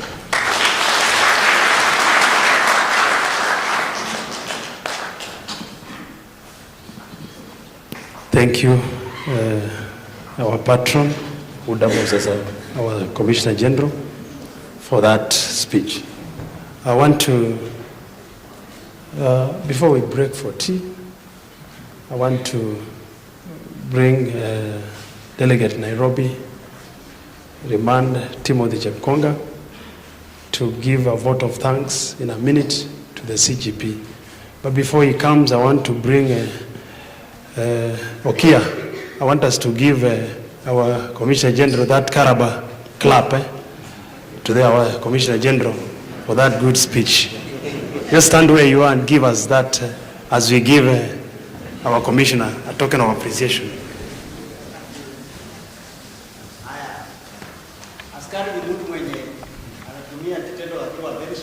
Very sharp. I think kila mtu anaelewa chenye nataka kufanya. Ukimiss step, chukua pamoja na wengine tunaendelea pamoja. Haya. Ya kwanza ni mara ngapi? Ya pili ni mara ngapi? Moja. Haya, tuanze. Caravan.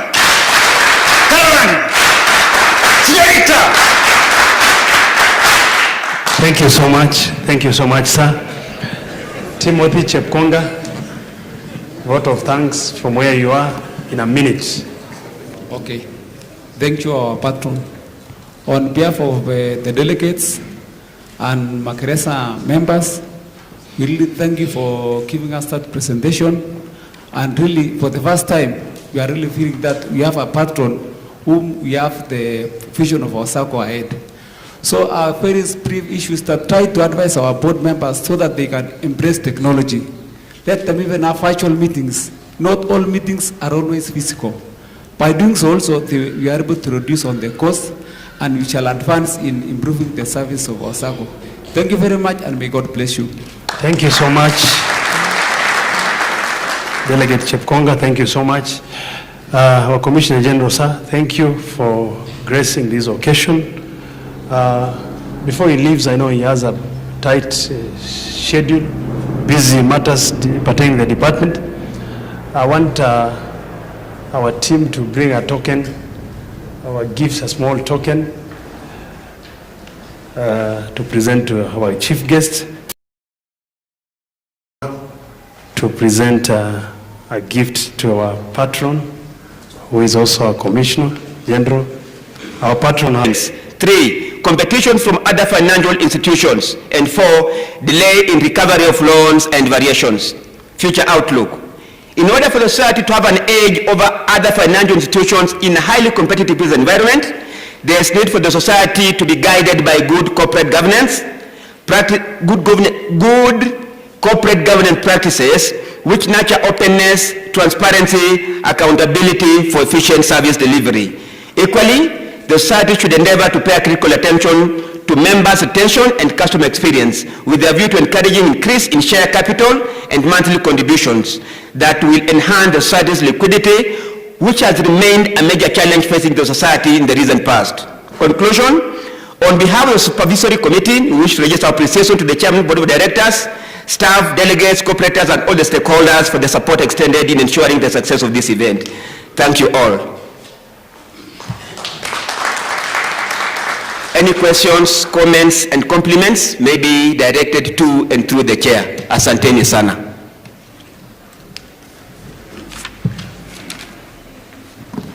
Let us appreciate the Chair Supervisory Committee. Thank you. We want to have to adopt the report. We want a proposer and a seconder.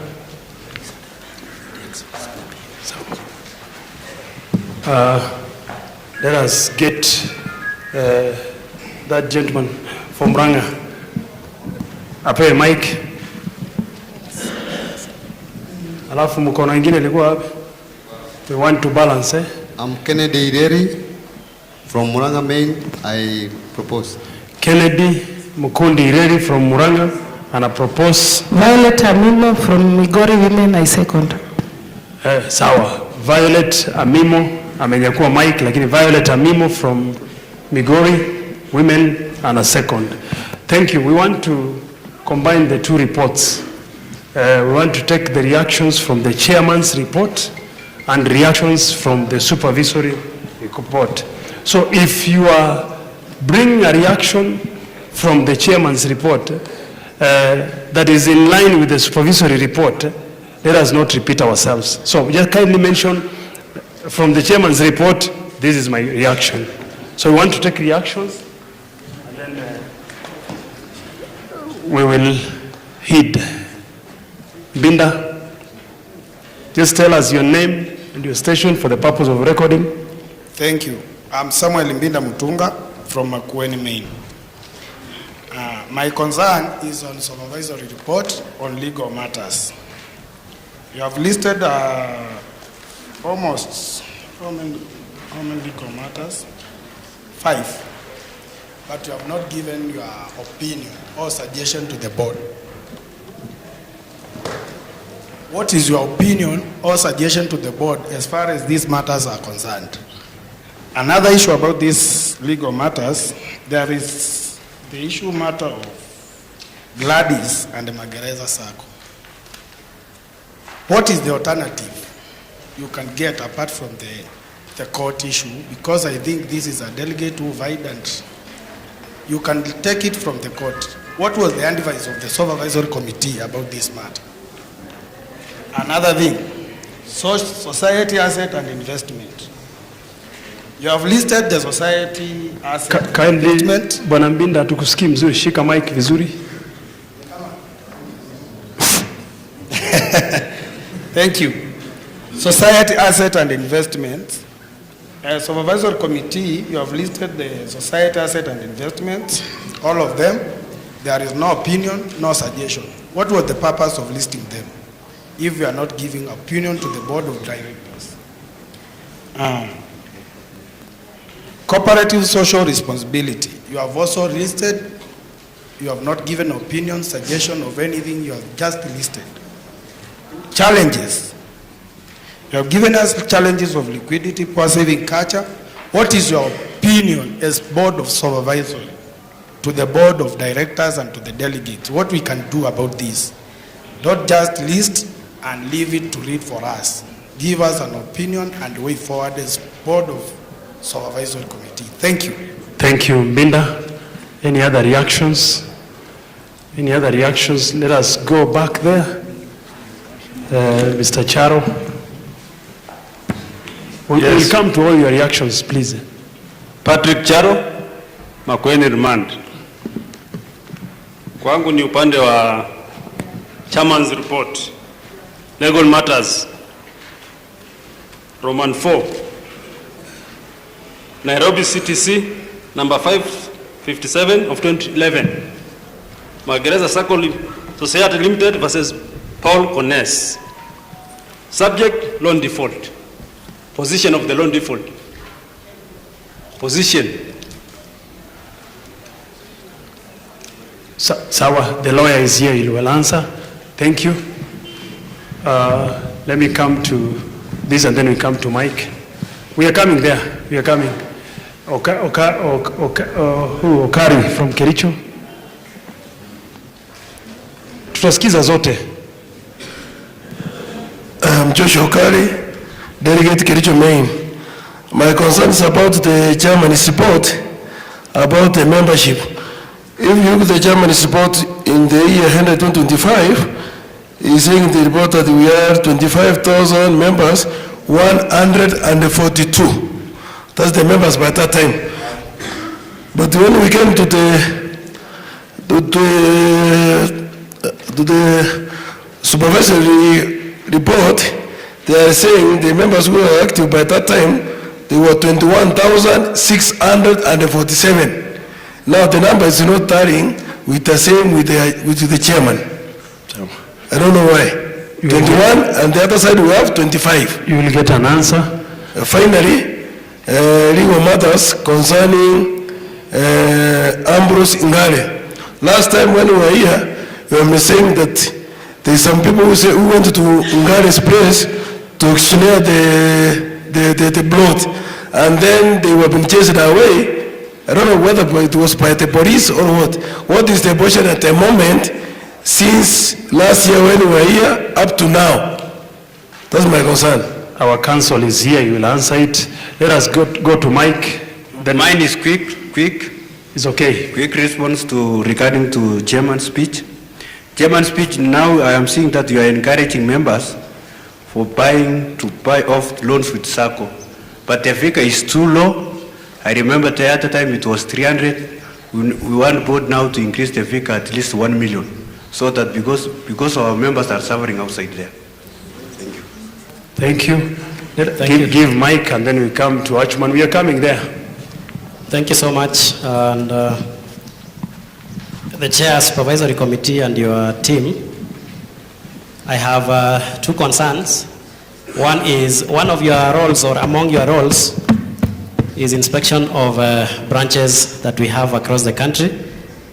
And I would want to know how much we are paying as rent in the Eldoret branch and what you have advised the board on the same, because I remember from the previous deliberations we advised the board on ways of getting off the punitive rent that we are paying there. The second one is on Isinya land report.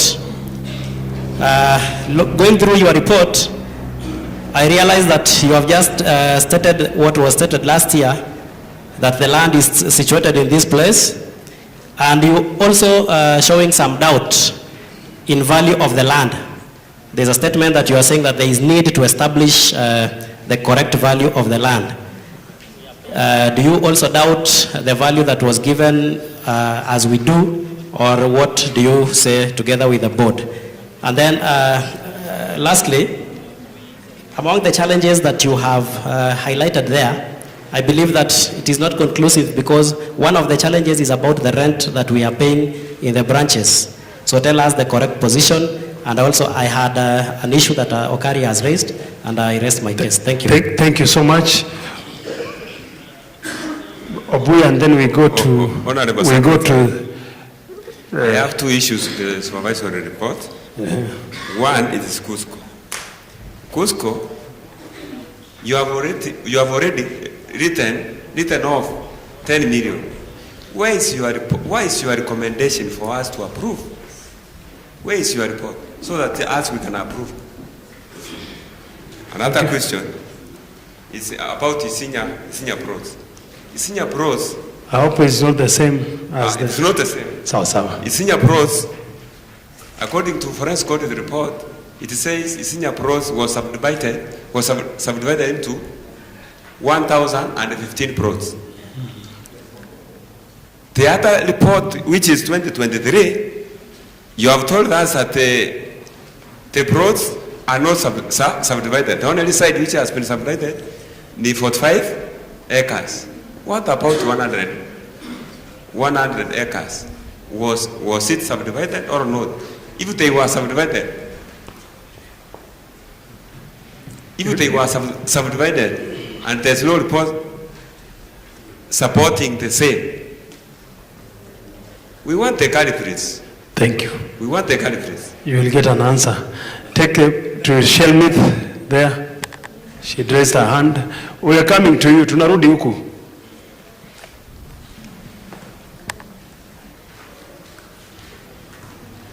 Okay, on the chairman's report, niliona ana urge the retiring members wakuwa wana remain kwa Sacco. So for those that wameamua ku exit na Mungu amewasaidia wameenda wakiwa salama wakiwa hai, we are urging the board mwende mufikirie at least wakuwa napewa token kadogo hata kama ni at least maybe 50,000 ku appreciate because wamekuwa na sisi all along. Alafu pia about the Isinya report, kwa biashara inakuanga like sometimes we make losses, so ikifanywa hiyo evaluation muamue tu kwenda hasara because sometimes mnalia tu about liquidity kila siku liquidity, so kenye tutapata hapo at least itaboost pesa zetu. Okay, thank you. Asante. Let's take the last one to Achman and then we react on that kindly. Marucha, I'm coming. Narudi hivyo. Tutasikiza kila mtu. My name is Achman John, Delegate Kitale Main. I would like to make a comment on both chairman and supervisory report, especially on Cusco. If I remember, for the last around 2-3 years, we've not been receiving any income from Cusco and CIC. And I remember Abuya following up on, and Marucha following up on it. And there are times when we as delegates recommended that we should, if possible, we can withdraw our investment from that side. You know, when you are an investor and you don't get return from what you've invested in, it's a red flag. It shows you are not doing well. As we speak, we are told Cusco is gone and it has sunk with 66 million. I think the good thing that the board should have done then, and the delegates were recommending then, that we should withdraw our investments on that side. As we speak, I know of a friend who had invested in the same from another Sacco. Their Sacco had invested at Cusco, but when they read that things are not doing well, they withdrew their investment. So even as we lose our 66 million, for them, they got theirs. So kindly, I would like to urge the board and management to be taking into account recommendations of the delegates, because we are already, if you look at the weight of the receivables we have, we cannot allow to have more of it. Thank you. Thank you. Let us finalize with Marucha and then we get reactions from the chairman. Asante sana Bwana Chairman. Swali langu kwanza linaenda kwa SASRA guidelines on governance, yeah? You are on the chairman's report or supervisory? The chairman's report. Chairman's report. Clause number 410, note 3, disclosure of directors' allowances and approval from the delegates. I believe these guidelines were revised in 2023. Now they are coming to us. We are urging the board, the chairman, to disclose the allowances to our directors whenever they have a sitting. How much the allowances, yeah. How many times they met us, especially last year, because they are supposed to meet not more than 15 times a year, as we know. The other issue goes to CIC and Cusco. I see a figure there, of which najua sisi ndio tulienda tukagundua hiyo figure kwamba pesa ilikuja last year, the same figure. So we don't know whether the figures are for last year or 2023. So we need to be clarified. And then the other thing, you have said that you've written off 10 million for Cusco. That to us is hearsay. Hatujaona any document related to that. And then I request, inaweza kuwa aje una write off kitu yenye hata recommendations hatujaona. Inaweza kuwa una write off aje kitu yenye hata investigation yenyewe ya Cusco haijaisha, kwa sababu Cusco wako na mali. They have their assets. Ambapo sisi investment yetu ilikuwa 66 million. Ambapo ni percentage fulani kwa zile investments ziko pale. Hawajatuambia kwamba wakiuza hiyo building ya Cusco italeta kiasi fulani, nyinyi mtapewa percentage kiasi fulani. Hawajatuambia kwamba kama kuna watu walikuwa held responsible kwa mismanagement ya Cusco, wamefanywa lifestyle audit, mali imekuwa recovered, sasa ile imekuwa recovered inatoshana kiasi fulani, so percentage ya Magereza Sacco kwa hiyo shares yenu ni kiasi fulani. So how can you write off? This to me is a window to corruption. Utajibiwa. Asante sana. I want to Mugambi, at least you've spoken. Kindly, at least you've spoken. Wacha chairman ajibu hizi. Alafu ndio tutarudi kwa hizo. Otherwise, Director of Cooperatives, Nairobi County, karibu sana. Good to see you.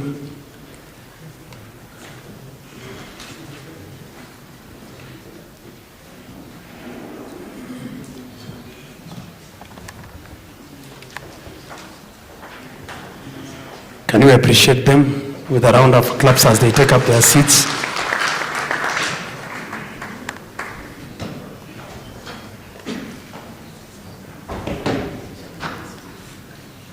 Karibuni sana wageni wetu. Karibuni sana wageni wetu. We were receiving reactions from the chairman's report and the supervisory committee reports. So I want to take this opportunity to invite the chair to react to these reactions.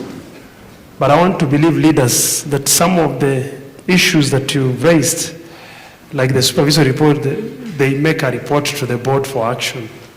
Sometimes they don't suggest what to be done. Thank you. Chairman, karibu.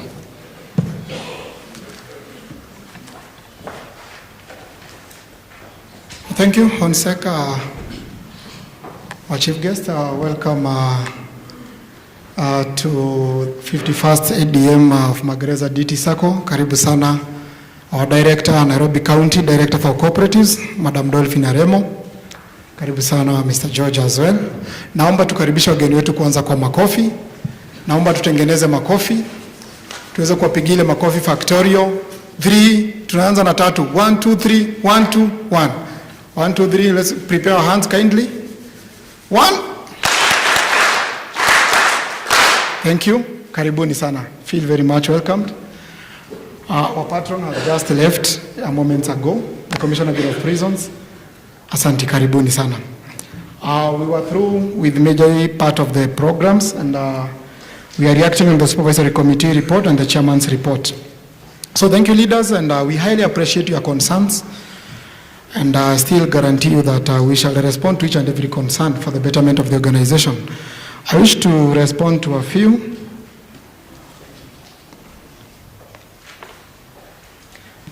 Regarding the Cusco write-off, the board, we are in receipt of a letter from the authority, the Sacco Societies Regulatory Authority. We received a letter on 14th of January. And the letter itself, kindly as I refer,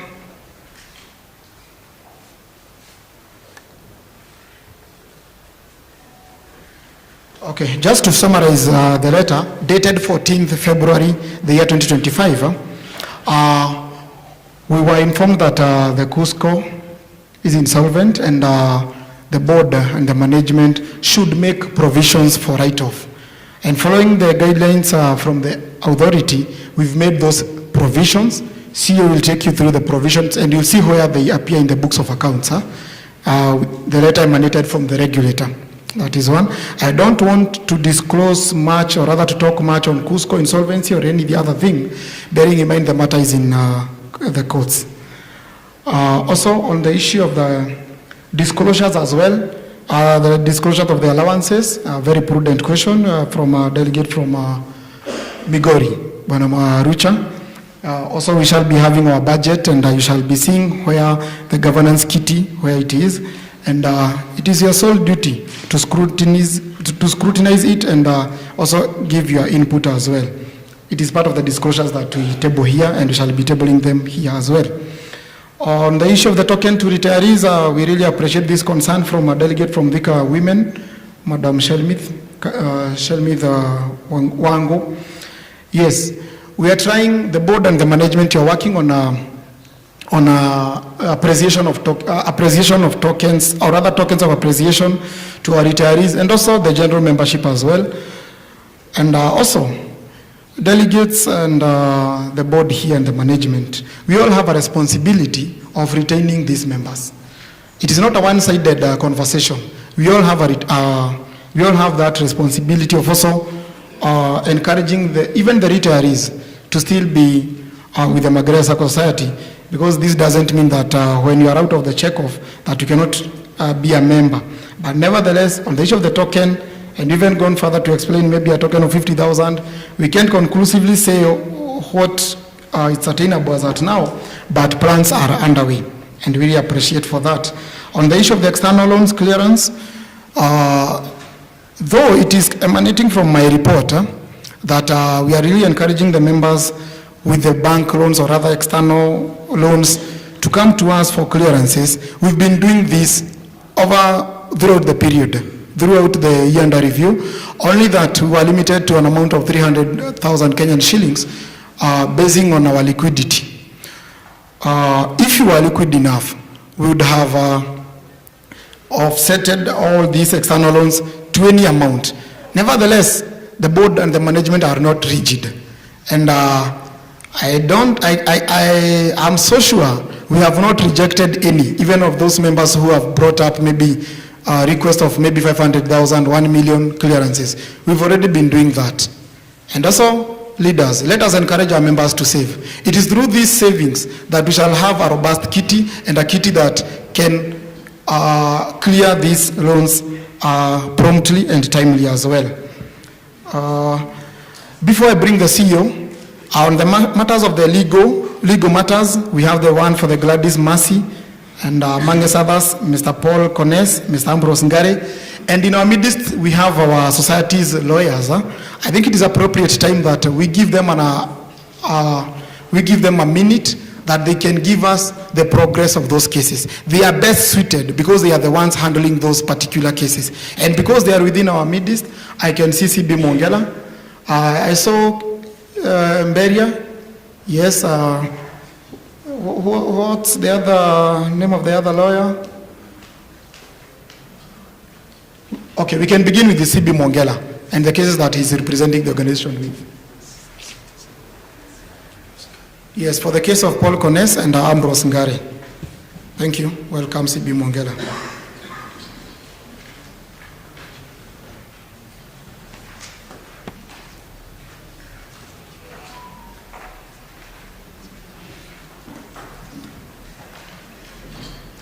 the chief guest, chairman and your board, honorable delegates, invited guests, good morning. It's my pleasure to be given this opportunity to explain to you what we have been doing for you. Now, the matters which you have valiantly raised issues with or questions relate to defaulted loans. Now, of all those matters, even the ones which you have not asked, please note that we began by getting judgments on all of them. So all these defaulters, we have judgments on them, and we are at the execution level. Last year, we had explained the case of Gare, where the auctioneers had gone to attach his properties in Nakuru, and they had been chased away with a gun. Now, we decided to become a bit more tactical, and we went this time around for a warrant of arrest, which you can see was issued on 23rd of January. And when he became aware that the warrant of arrest has been issued, the CEO actually informs me within the last, I think, 2 or 3 weeks, he has spent 1.1 million shillings, which has not been reflected in the report, but some progress has been made in that regard. Regarding Ndabaso, he's been fairly evasive. We got warrants of arrest. Executing those warrants has been a problem. So we are now reverting to the auctioneers. The auctioneers are feeling that they can go for him because you get a police officer or police officers for that matter. Remember, these are not criminal warrants of arrest. These are civil warrants. So the police usually keep on, they keep on asking for the money, and then they are not executing the warrants. They will tell you they have not tracked him on his mobile phone and all that. So we have not been able to arrest Ndabaso. And previously, every time when he knows that something is coming up, he issues post-dated checks, which are always routinely dishonored. So we are reverting back to the auctioneers again. In the case of Wainoti, because our understanding is he is still serving, he has retired. Sorry, I didn't know that bit, but we had been moving to recover from his salary, and he kept a band of his salary, and he kept on changing lawyers. He played this tactic of every time the matter was coming up, he came with a new lawyer who was seeking extension of time. Now, if he has retired, sorry, I hadn't a consultant on that bit. If he has retired, then it means we have to revert again to the auctioneers now to trace and see what they can be able to get from his properties. The same case which we are doing about Paul Cones, who has also, I understand, I think has also left the service. Our advice was, and I think we continue to reiterate it, the defaulters who owe the Sacco money, they should be tapped at the time of retirement. Let's try to tap them at the time of the retirement so that we can pick from their benefits. The other matter, I think it is self-explanatory. An advocate who is your tenant is seeking orders to stop eviction, and the matter is pending ruling on the 17th of March. I hope I've clarified your query. Yes, please.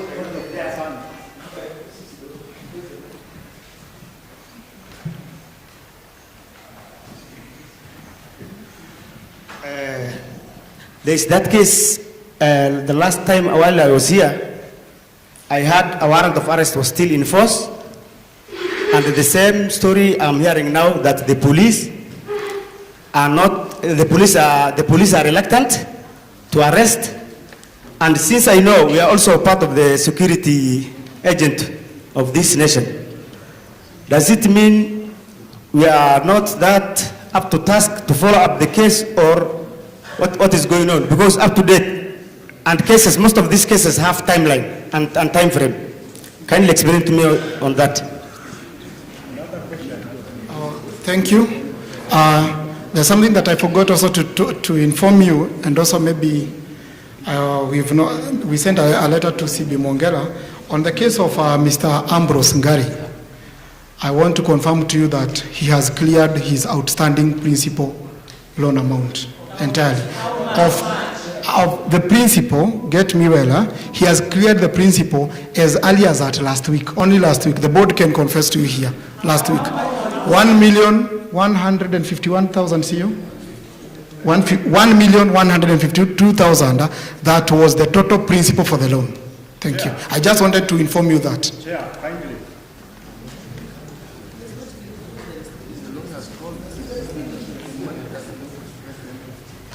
Thank you, Chair. My name is Agri Kesa from Kitale, Maine. You know, we are dealing with money. My senior counsel standing there, you know what money means. You know, when you come here and tell us that he has paid and you don't have any document, written document that actually this guy paid the money, what do you expect? Do you want us to trust you by the verbal saying? Do you have any receipt? Do you have any written document? Kindly, can you give us the right direction? And the money is not reflecting. Where is the money? Kindly, Honorable Ekesa, kindly, you know, the lawyer, payments are not made to the lawyer. Kindly, they are made to the Sacco accounts, and the record is with the Sacco. As the chairman, where is the record show that actually he paid? what the Sacco does, we inform the lawyer because he's the one that is handling the case. But the documents are with the Sacco. Ngare has paid as the chair has clearly stated. Another thing, it cannot be put in our books this year because Ngare paid as late as last week the amount. After the warrant of arrest was issued, it was paid he paid last week, and the records are here. Thank you. Can we allow the lawyer to sit down? Thank you. I want to bring the CEO to continue with the reactions so that he can give us conclusive answers on the questions that we've raised.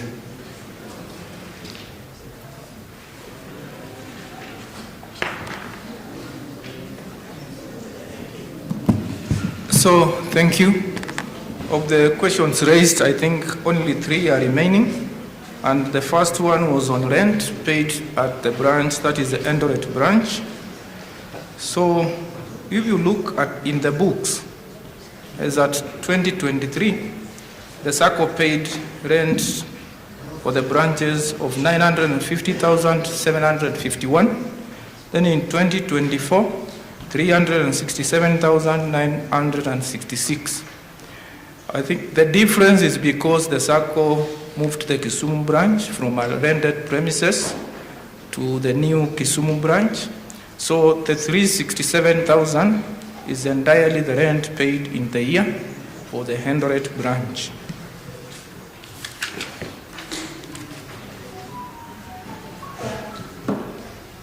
The other question was on the dividends earned from the investment in CIC. So the Sacco has holding shares in CIC to a value of 19 million. So in 2023, the dividends earned were 697,000. In 2024, the dividends were the same, 697,000. Remember, these are not quoted shares, but holding shares, because CIC is insurance for the cooperative, so Saccos board holding shares in CIC. Then on the issue for Cusco, with us here, we have the director and the chief officer from the Ministry of Cooperatives. So in the director's remarks, she will make some remarks regarding the status of Cusco and the status of our investment in Cusco, but Magereza did not have deposits in Cusco. What the Sacco had were shares, because Cusco is an umbrella body for the Saccos. Each Sacco bought shares in Cusco. They were not bought in 2024 or 2023. They were bought when Cusco was started, and the Sacco has been accumulating or growing its share capital in Cusco over time. So as at the close of 2023, the value of the shares was 66 million. In 2024, following an advisory by the regulatory authority, that is SASRA, we provided at 10 million. Remember, we did not write off. What we have done, we have provided, made a provision. A write-off is done when a debt or an investment is declared bad, that it cannot be recovered, but the status or the advice that we have in the sector is that efforts are being put in place to bring Cusco back to life. So the investment in Cusco is just doubtful, so it is a risky investment, but has not been declared to be bad. Thank you. Thank you. See you at that juncture.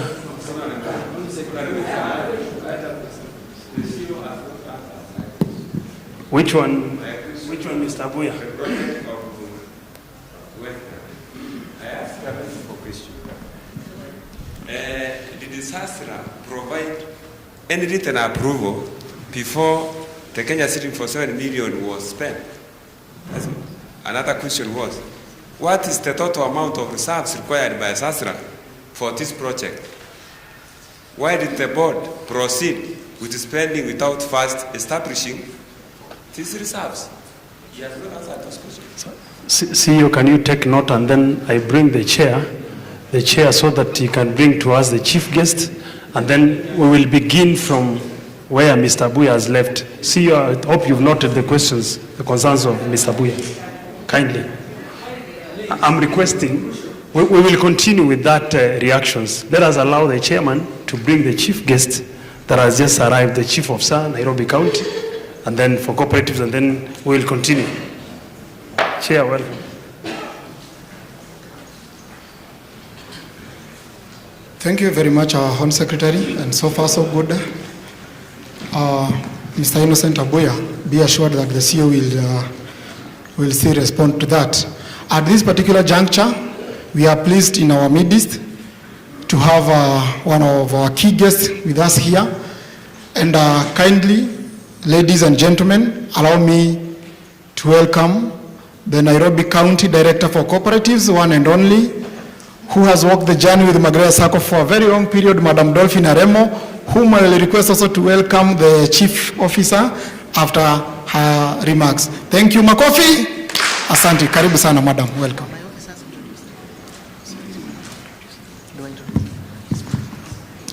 Thank you very much, Chairman and your board. Invited guests, delegates, good afternoon.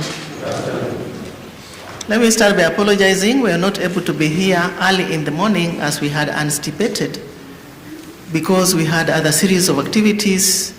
Your counterparts, Jiwa, also having a meeting at the same time. So we started from there and now decided to come here. I know my officers were introduced, but because I'm here, I just want them to wave. The officers, Musmame tafadhali. Yes, you can see I have a big team. I introduce them, I'm being told to introduce them. Mkuja hapo mbele. You know, today there is another serious activity that will be happening. So munajua? That is why I brought quite a number. Ukiona this number, ujue candidates are the same as this number.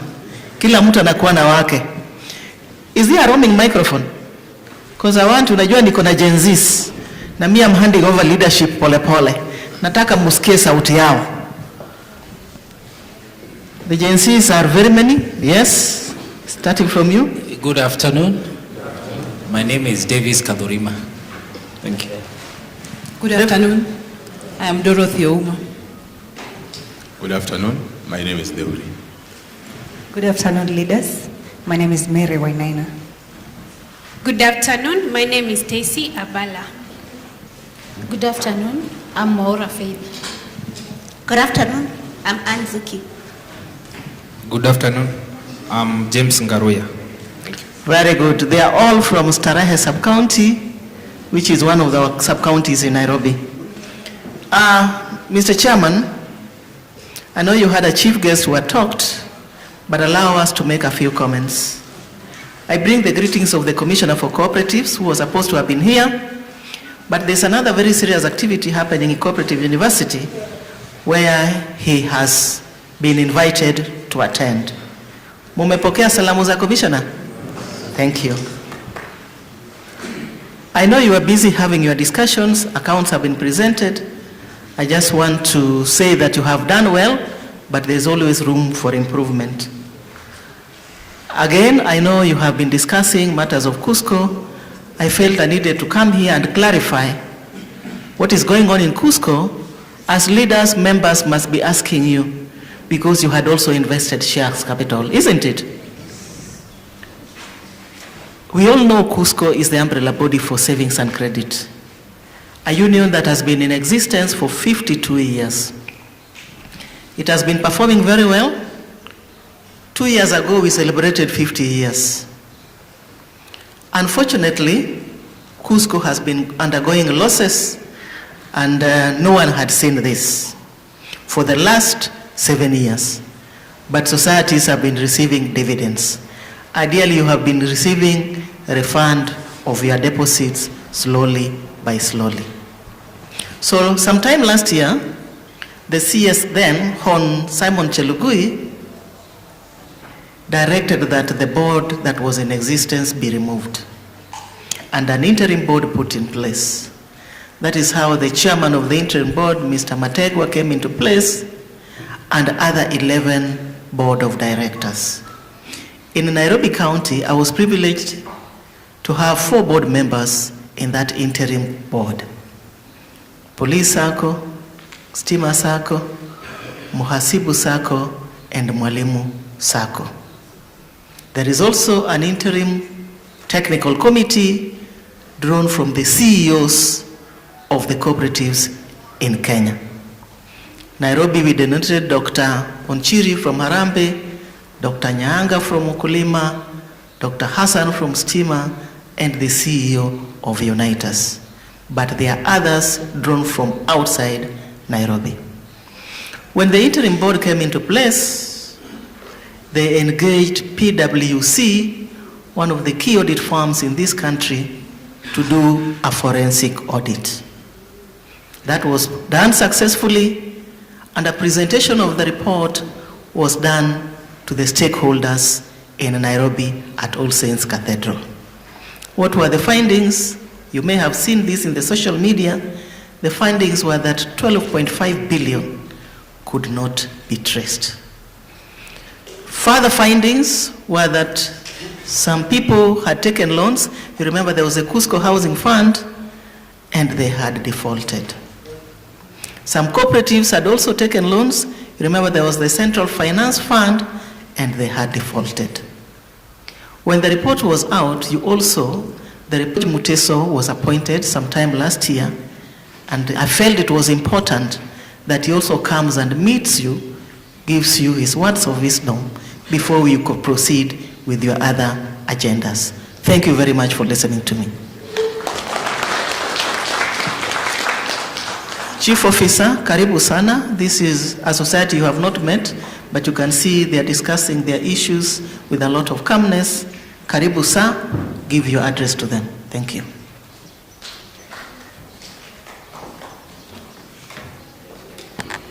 Thank you, the Chair, Magereza Sacco,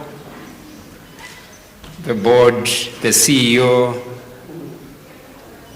the cooperative officers from our office present today, honorable delegates, and guests invited, good afternoon. Good afternoon. God is good, and all the time. Did you start with a word of prayer? Yes. Are you going to end with a word of prayer? Yes. That is good. Because where you welcome God, things will not go bad. You will get to achieve your goals. And today, I know Madam Director understands this Sacco a lot more than me. Mimi ni mwanafunzi. I came to learn. But we can learn together. We can educate one another. But one thing I want to educate you, and I know she has talked a lot about Cusco, but I just want to add. I know you people, you are serious cooperators. You follow what is happening in this country, not just politics. When news flash comes, each one of you, I'm sure, from social media, from all over, You know what government is doing about Cusco. You have an idea, and we have given you more information. Some people are already in court answering to charges. Just a small fraction of what we intend to do. And we do not want to discuss matters in court. But you're told we did a forensic audit. And we did that because we have nothing to hide as government. And we have taken control of what happened in Cusco because we want to get everything that was lost and back to the owners. It's handled differently. But I want to challenge the people who are not here. You took members' money in millions to a body that is not regulated, or to an institution. Where were you with your due diligence? How did you do your due diligence? Who was watching? Who was your third eye? I know shares have been bought, and that will be the first recovery. But those who are putting deposits and getting returns of 20%, 15%, did you believe that was real? Yeah? If you are a director and you took members' money there in deposits so that it can earn. If you put in treasury bills, we understand. And I've said you have invested in COP holdings and all that, which is a good investment. The return is good. I've looked at it if you have excess money. We all had a role to play. Let us learn our lessons. Let us move away from Cusco. Let us do the recoveries, but let this happen again. This should never happen again to any Kenyan corporator, leave alone Magereza or any other, to any other when government is there. We promise you, we are going to have a fixed third eye watching over what you do or where you invest your money. And we want to be very serious with how we invest. And I want to tell you why. One, the silence in this room right now. Right now. Can you feel it? The calmness, the peace. That is what attracts money. Start disappearing. Even in your home. When you start quarreling with your wife, you don't invest. True or false? So I want you to understand, you have a covenant with the directors. Let us be diligent. Let us scrutinize the information they give us, and let us ask them dignified, respectful questions that lead to improvement of this Sacco. Are we in agreement? Are we in agreement? Today, if you start making noise, I'll tell you for a fact. Any new people being employed in prisons, because I think that is your biggest catchment, they will not join. That's how you start losing. The oldest members who have a lot of money will start withdrawing. What did that do to us? The Sacco will start struggling. And when it starts struggling, liquidation issues, you start removing money that is in COP holdings to come and lend people because you cannot raise money within yourselves. The cooperative movement is about pulling together so that we can benefit together. If that stops, people start reducing. If you are contributing 20,000, you start contributing 1,000, then you know there is a problem.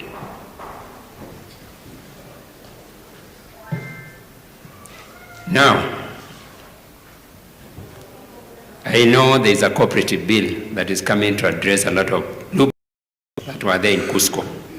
And I want your leadership and yourselves, please go and download that bill that has been passed by National Assembly and now is sitting with the Senate. We are waiting for them to pass because we want to repeal the Cooperative Act that has been there for many years so that we address challenges that have been there in the Saccos. And some of them is about dispute resolution. We want you to be able to resolve your disputes within yourselves, not even going out. Or even coming to us, we set up a center where you can come. You have a dispute with another member. You have a dispute with the board. You come there, we sit there, and we maintain our relationships before you go to court. Court wastes a lot of time. Court will take a lot of your money because you have to instruct a lawyer, but you don't have to instruct a lawyer to come before me. You just come the way you are. You know, one time I was flying somewhere.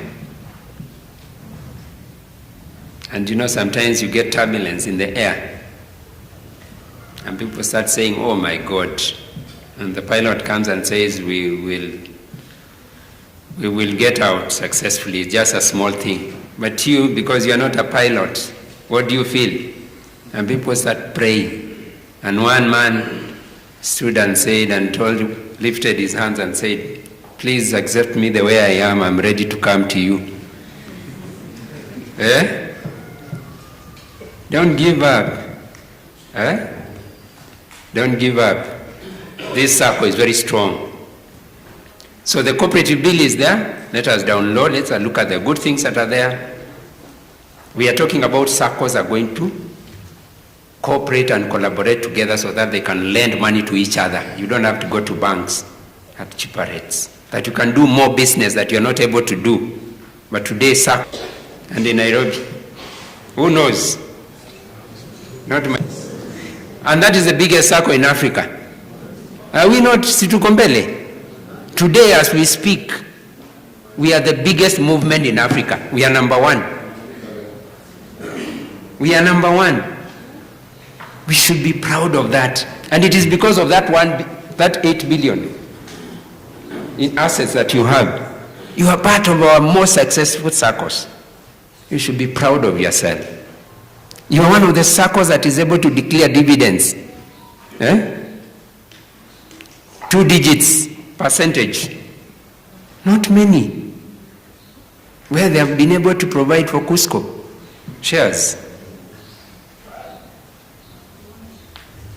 The future is bright for this Sacco. Today, Saccos and the cooperative movement has been able to mobilize 1.5 trillion Kenya shillings. That is a value that we stand with in this economy. What is our budget, annual budget in this country? Those who know. It's 4 trillion. So we are talking about 40% being controlled by the cooperative movement. We need a special place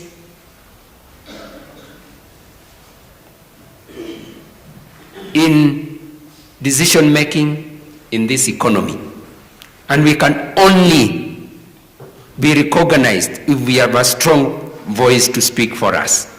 And that voice must be Cusco and must be revived and must be strengthened, and we must strengthen the corporate governance of that institution. And we have started, and it is going to happen. In the next 3 years, you are going to see a lot of change. I want to comment on your ratios. I have looked at it, and I know majority of them are looking good. And I know your board is working hard. But I must mention that you need to improve your institutional capital, which is below the standards. You have an issue with your investments vis-a-vis your deposits, which again is not where it's supposed to be. Liquid assets versus deposits and short-term liabilities. You also need to improve on that. But more importantly, when I look at your investment, now you look at, as we look at those ratios, what percentage constitutes your loans portfolio? Because your loans is why this Sacco is there. It is the money you lend to members. That's how you are able to impact on these members and their families. I have seen you are doing 58.5% of your investment, of your assets are in loans to members, which is a good thing. But I challenge you to move it to 70%, because that is your core business. That is your core business. The board, you need to improve on products that you offer to these members, especially on short term, that people can borrow and repay within 1 week, within 1 month. Yeah? Don't let them go to the banks. Tuachane na mshwari tukue na yetu hapa, si ndio? Ama namna gani? Because that commission comes back to us. Why should we borrow elsewhere? No one should borrow in the bank. You have a forcer system. Why would anyone have a bank account elsewhere? Why would your salary be cleared elsewhere? If you want this Sacco to be strong, we have to patronize our Sacco. And this is our strength. Board of Directors, and even delegates, please don't throw away people who retire. Have a product for them. Let them be recognized. Let them have their own delegates to appear in this. We don't want them to withdraw their money, because that is our strength when they retire. Huh? Am I talking to somebody? Mnanisikia? Na niwaambia pesa ipendi nini? Hiyo uende nayo nyumbani. If you can't get anything else. Pesa ipendi kelele. And whatever you delegates, you are bestowed with a lot of responsibilities by other members to come and represent them. The members you put on the board must be above reproach, must have integrity, and that's why you do vetting. Everything rises and falls with leadership. You cannot have a bad leadership and expect to grow your Sacco to the next 10 billion. I expect you in the next 2 years, I challenge you to hit 10 billion. Because today, the biggest Sacco in Kenya, and you need to compare yourself and grow yourself, is at 70 billion assets. And the other thing, we keep on talking, and I think I've seen your bankers, you have only one. But do you have others? Very good. Somebody has been telling us you can't put your eggs in one basket. But I'm telling you, put your eggs in Cooperative Bank. Because that is our movement. It is part of the 1.5 trillion. Put your eggs in CIC. That is our insurance. Yeah? Send your children to Cooperative University. That's our university. Yeah? It is true, and I want to challenge you, those who are saying putting your eggs in one basket is risky. I want to challenge you, and I know all of us are parents. A good example is given by the chairman of National Police Sacco, and this is what he tells us. If you are telling me to spread and have many baskets and put my eggs in different baskets, I have a family. I have 3, 4, 5. Me, I have 3 children. We sleep under one roof. That house could catch fire at night. My wife is there as well. What will I do if it catches fire? Are the eggs not in one basket? I want to know which human being, which Kenyan, which man said because it has reached night, it is very risky, thieves can come at night, all our eggs in one basket, we are under one roof, we can be killed, and you start distributing to your neighbors. The firstborn go to this neighbor B, the secondborn peleka kwa huyu neighbor mwingine, na wewe uletewe wake, hata uchukue bibi peleka kwa neighbor ule. Is it possible? So that you don't put your eggs in one? So let us patronize our bank. Cooperative wako hapa? Okay. So we are saying let us put our eggs basket that we have made. That should be the slogan, because we have made that basket. And because it is my first time, I want to encourage you, because I've seen the figures, both in your BOSA and FOSA, the amount of money you've made, over 800 million. Patronize your own. Those are good streams of income. They are not funded, non-funded. That's what you used to say when you're in the bank. It's non-funded income. It's another stream of income. You are going to get higher dividends. Mshahara yetu yote ipitie wapi? Kwa FOSA yetu, si ndio? Yes. Let us go and think. It is now. It's not tomorrow. If you want a higher dividend. As I conclude, I want to bring greetings from His Excellency the Governor of Nairobi. He knows we are here, and he normally tells us to pass greetings because cooperative is devolved. He supports us a lot. He has given our whole subsector and a chief officer in charge of cooperatives. We have a budget line. When budgets are being done, cooperative is being done, they have a budget line. So that's a positive for us in Nairobi. Other counties don't have that. So we believe in the next few years, things are going to be better. The second one, I want to bring greetings from my boss, my immediate boss, who is the called County Executive Committee member. Anaitwa Daktari Anastasia Nyalita. We are with her in another event, but she's going for another function. She would have wanted to come and meet you because she believes majority of you we can become friends, because you never know about tomorrow. Tomorrow I might be your guest. And I know I need something to be carrying so that if there's a tag, nasema mimi na support Sacco yenu. Naweza mnipatie ugali kubwa kidogo. Si ndio? But being friends is good. We like the Sacco. Doing good things. Please, as even you ask questions, the first principle should be to support the Sacco to grow. That should be our driving force. So having said that, as a county, again we are here to announce to you and to show you that we have confidence in what you are doing. And we want to support you to move to the next stage. That's why government comes for these meetings.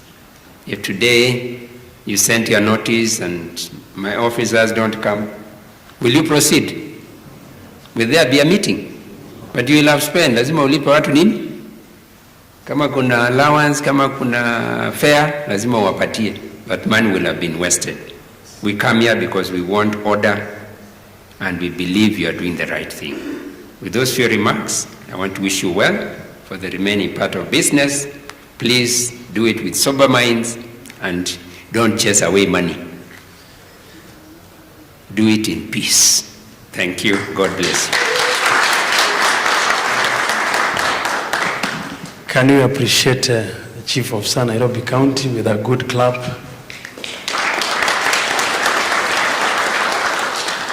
Asante sana our guest kwa hayo mawaidha mazuri. Si amesema pesa haitaki kelele, si ndio? Si ndio? At that juncture, I want to bring to us, that is Gesaka, to appreciate our chief guest. And where is Delegate Gesaka from? Is apewe mic, appreciate our chief guest.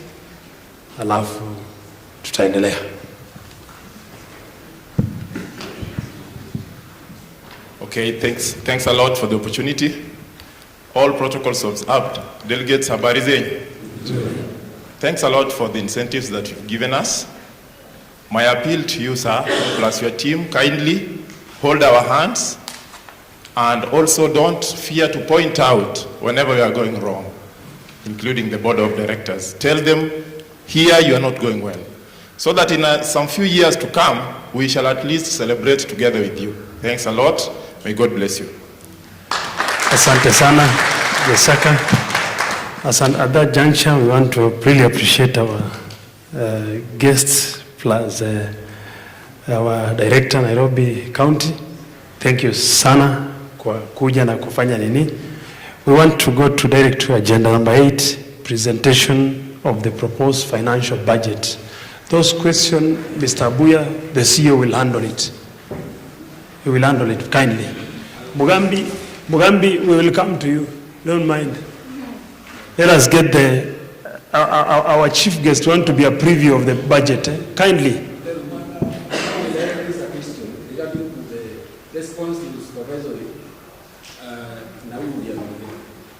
Nani?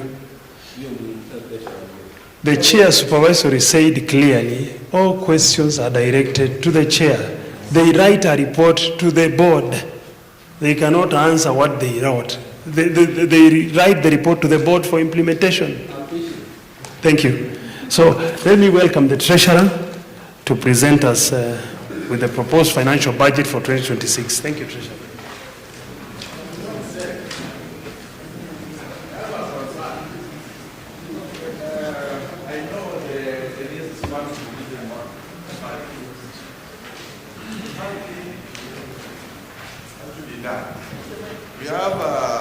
We have the chairman's report, we have the supervisory report, you are bringing in the treasurer's report. Why can't we do one thing at a time and we clear the agenda of the day? But let me ask you, leaders. See, we had gotten the reactions for both the two reports. Were you outside? On SEC, I've been here since morning. On SEC, I've been here. I was seated. You told us the questions that we have not asked will be answered. At what stage? At what stage? Why can't we do with the chairman's report combined with the supervisory report, then we come to the treasury report? Do you still have a concern? Yes. Yes. Do you still have a concern? Yes. Chair, I stand to be guided.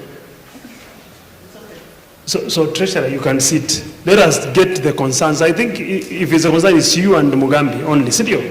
I have a concern. Yes. On the supervisory report.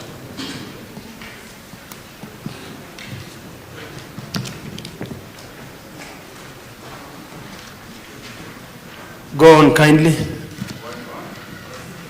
On Magereza Court. I think I've been a delegate. Is it chairman's or supervisory? Supervisory report. Supervisory report.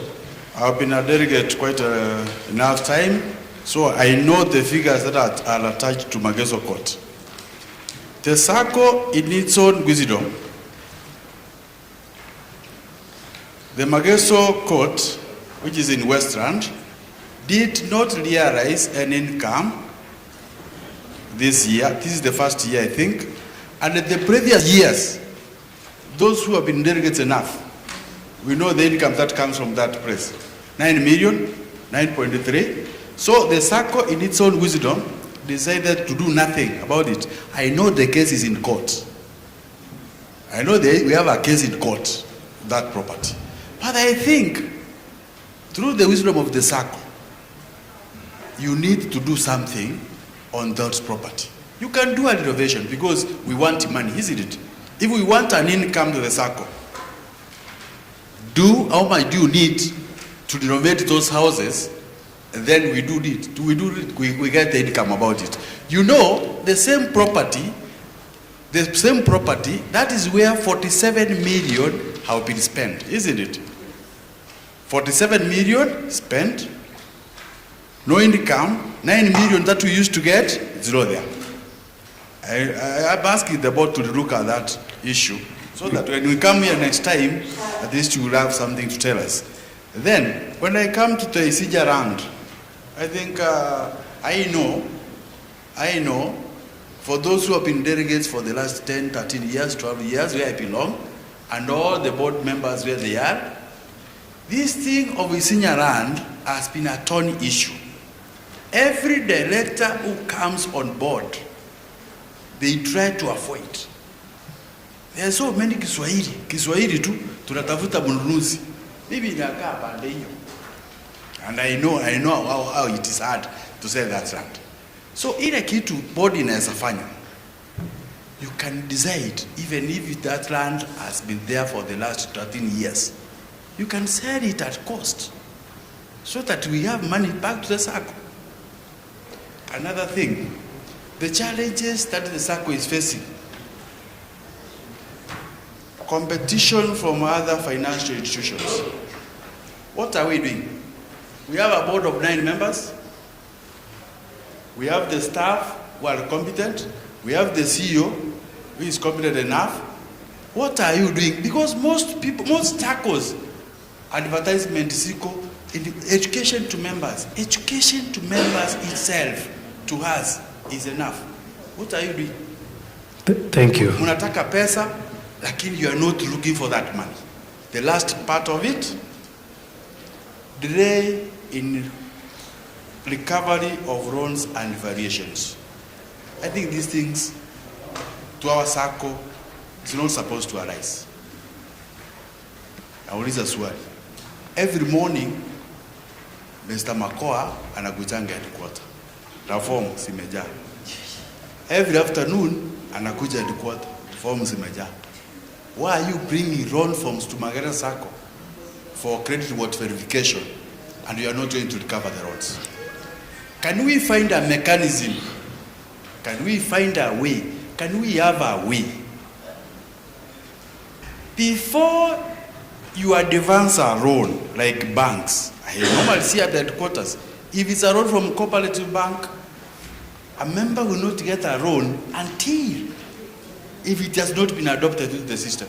So that the bank is aware, is very sure, this loan that we've given this member, it is going to be recovered next month.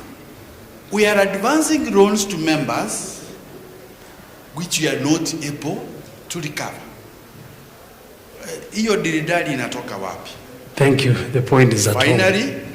wala sio, I think tulisema last year, the most important thing ni kupunguza expenditure ya Magereza Sacco. Wala sio, hata nimeangalia budget yangu naona ni kama next time itatumika. We better way of returning them back because it's one way of cutting expenditure, isn't it? Thank you very much. Actually, I forgot to announce to you after the session, you will hand over your badges to the staff that are at the door. Thank you for reminding me. Bring the mic to Mugambi here. I want us to be brief. Kindly, if a question has been asked, especially on senior, let us not repeat ourselves. Bring a mic to Mugambi. Thank you. Honorable Chair. Tell us if it's the chairman's report or the supervisory report. Yeah. Mine is capturing both the on chairman's and supervisory report. Leaders, let's calm down. Mugambi is on the floor. Yes, on page 8. Because what I'm sensing here, and through the advice of our guest, ametuambia if I quote him, tusifukuze pesa. Amesema hivyo. And what I'm seeing here is as if the board of members, the board of our board is just seated comfortably, and they are overseeing the kufukuza kwa hii pesa. What do I mean?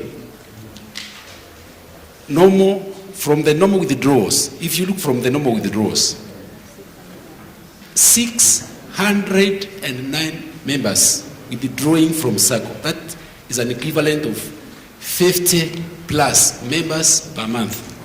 That's a great loss. Normal withdrawals. What is the cause of this? You've been, and I was singing this song until it sinks in your hearts, because you are there to oversee our money. How can we sit down last year but one, and the other years, and then we see members withdrawing year in, year out? Board, what steps are you taking? 609 members, normal. I'm not talking of the other Thank you, Mugambi. The point is at home. Yeah, it's at home. You'll be answered. We've asked this question. Allow me to talk it in Itoke. What measures board do you have, please? And you can see here that the chairman is telling us in page number 2 that we allow those who are retiring to continue saving in Sacco. How shall I stay in Sacco, which is like this? Please, can we retain our membership? Thank you, Mugambi. Please. Thank you, Mugambi. You know, Mwalimu, you had not raised your hand, but because you have the mic, just continue very quickly. Asante sana. Naomba tu kabla director hajatoka, hii nilikuwa nimeweka tangu nitoke nyumbani kuwa nitamuuliza yeye mwenyewe. Madam Director, mwaka jana tumelipwa 5.4 6%. Last year but one, tukaambiwa ya kwamba tulianza kukula pesa yetu yenye ilikuwa kwa reserve. Madam, hakuna mwaka umekosa kuja hapa. Every year tukiwa Mombasa tuko na wewe, tukiwa hapa tuko na wewe. Mimi sijui iliendaje mpaka hii pesa ikakuliwa, ikatolewa. Kama tulikuwa 500 million ikarudi mpaka ikabaki, tukaambiwa sasa hakuna kitu imebaki. Madam, were you aware? Ulijua kweli maneno kuwa pesa ya Magereza imeanza kutolewa ile itaikani kutolewa? Thank you very much. Thank you, Atika. Let us go to that one, then we finish with the other one. Kindly, Makoha, and then we finish with that one, and then the chair responds to them. But leaders, some of the things that you're asking, the auditor went through. So kindly let us not repeat, please. Makoha? Thank you. I'll start by chairman's report, and I'll go straight to the conclusion part, paragraph 4. The chairman says, maybe if I can read, our patron, the Commissioner General, blah, blah, we truly appreciate your unceasing support to the Board of Directors. Your office provided a conducive environment for the Sacco. Mr. Chairman, I don't think that is enough conducive, simply because if there was conducive environment, we wouldn't be third parties in matter of share variation, to implement share variation, loan deductions, salary to pass through FOSA. A lot has to be done because we are not given the first priority, na sisi ndio wenye tunafanya hapo. Kwa nini banks za nje zinapewa hiyo priority? Kwa sababu their loans are affected immediately. Zetu hapa tunaendelea kujaza za mshahara ipite Sacco, members wanajitolea nini, lakini 3-4 months hakuna. Hata saa hii nimepata text ya mtu akiniambia hajakatwa, na saa hii ni miezi kama karibu 5. Thank you, Makoha. Chairman atajibu. Number 2, still on the matter of chairman's report, I echo the sentiment of Chief Officer, Nairobi County. There is no need ya kwenda vitu kotini. Like, for example, case ya delegate Jamhuri prison. Kwa nini iende kotini? This is something board mungeita dialogue, watu two parties, musikize, you make a conclusive kuliko kwenda you are enriching other people. Kwa sababu hii case it has taken more than the required time. Hata kama ni case ya MP, it is only allowed isiende mwaka moja. Hii pengine itaenda mpaka term iishe 3 years. Mujaribu kukata hapo, tusitajirishe tu lawyers pia, na ni pesa ya chama. Another thing, kwa supervisory committee report, nimeona with the introduction of MMF investments, it has yielded good money. Sijui what is the recommendation ya supervisory committee to the board kuhusu hizi pesa zingine tumeinvest mahali na ileti pesa mzuri. Thank you. Thank you. Let us take the last one and then we get the reactions from the chair. Okay, mine goes to the issue of Ngari's case. I just want to go back kidogo. Wanted to hear from the chairman because the chairman talked about the issue and then our legal team also handled the issue. I wanted to know that if the money that... Madam Rose, kindly see, I think the auditor, the lawyer had...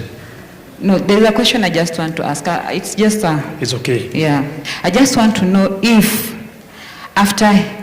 Because they're saying that after the warrant of arrest was issued, Ngare paid an amount of 1.1. Is that clear? So, is that the agreement that you people had with him, or is there anything that he's still owing us as a Sacco? And if he's still owing us as a Sacco, is it still going to remain in the books? Because you've just talked about the money that he paid, but you've not talked about if he's owing us anything as a Sacco. Thank you. So, Chair, welcome. We can react to the questions. Thank you very much, Honsek, and I really appreciate for these concerns. Also, thank you very much, our guest and Nairobi County Director for Cooperatives and our Chief Officer, Mr. George Motiso. May I begin with also conveying some apologies of one of our guests who didn't turn up. I forgot to give that in the morning. That is the chairperson, Interim Board of Cusco, also happens to be the chair Kenya National Police Sacco, Mr. David Mategwa. He was to be with us today, and we had a long conversation yesterday. He's in the United States of America, and he wished you well in today's deliberation. Mmepokea salamu zake? Asanti sana, nilikuwa nimesahau kueleza. The concerns zile tumeleta hapa. One, on the issue of the Isinya land, this is a collective responsibility, and we must all source some prospect, some buyers. We've been doing this, and actually, and Madam here can confess, even our county director here can confess that as a board, we have even walked to her office, also trying to see the best way that we can dispose this land. We have done all this. We have invited those land buying companies, the huge ones that you know, Optiven and the like. We have done all these measures to try and dispose this land. Also, I'm encouraging you, if you have a prospect buyer, just refer him or her to us. If you know also the methodologies to dispose of this land, just bring it up to us. It is not that the board, we are so comfort that we are not trying to sell it. We are doing it. We are doing it through brochures, through media, even through the gazettes, the mainstream gazettes. At times we have been gone to that notch higher to say that we are selling this land. And I know even the delegates here, seated here, a number of you have visited those parcels of land. Delegate like Wechuli, Ongori, I know, you've been there, isn't it? Trying to sell this part of land, or rather trying to market it. So it's a collective responsibility, and the board is not seated pretty, not working on it, but we are trying all the best that we can. But true, a conversation is struck that we need to, maybe, if we get a prospect buyer at whatever amount that he will be offering, we'll still engage you that this is the buyer that we have found. And I'm really encouraging you, let it not be a one-sided conversation of selling this land. Let us all try to inject and bring up prospect buyers on this. On the issue of normal withdrawals, because we are having an honest conversation here and I can't talk. Even part of these withdrawals are encouraged by the delegates. Si ni ukweli? Some of you, hata sai labda wako na bahasha hapa, wameleta normal withdrawals. Let us not look it at as if it's the board that is chasing away the members. Some of you are calling us and calling our staff on daily basis. Leo nisaidie huyu on withdraw. You know, it's good to have a honest conversation. It is good to have an honest conversation. Si ni ukweli? Am I lying? Even at the CEO's desk, as I'm standing before you here, we have volumes of files awaiting withdrawals. And even some of you are also making comments, and CEO ukirudi kwa ofisi nisaidie umemba tu anaenda retire. These are honest conversations that we need to have.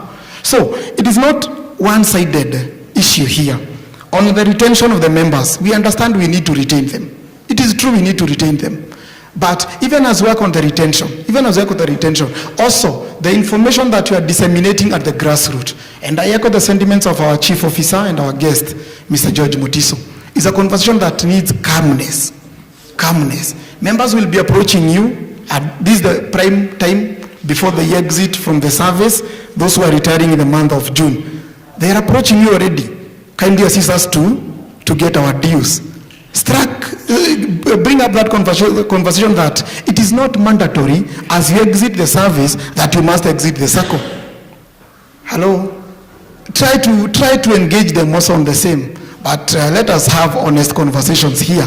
But the board and the management, we have a responsibility of coming up with prudent measures on retention of these members. And I assure you that we shall work out and have the way that we shall be working on the retention.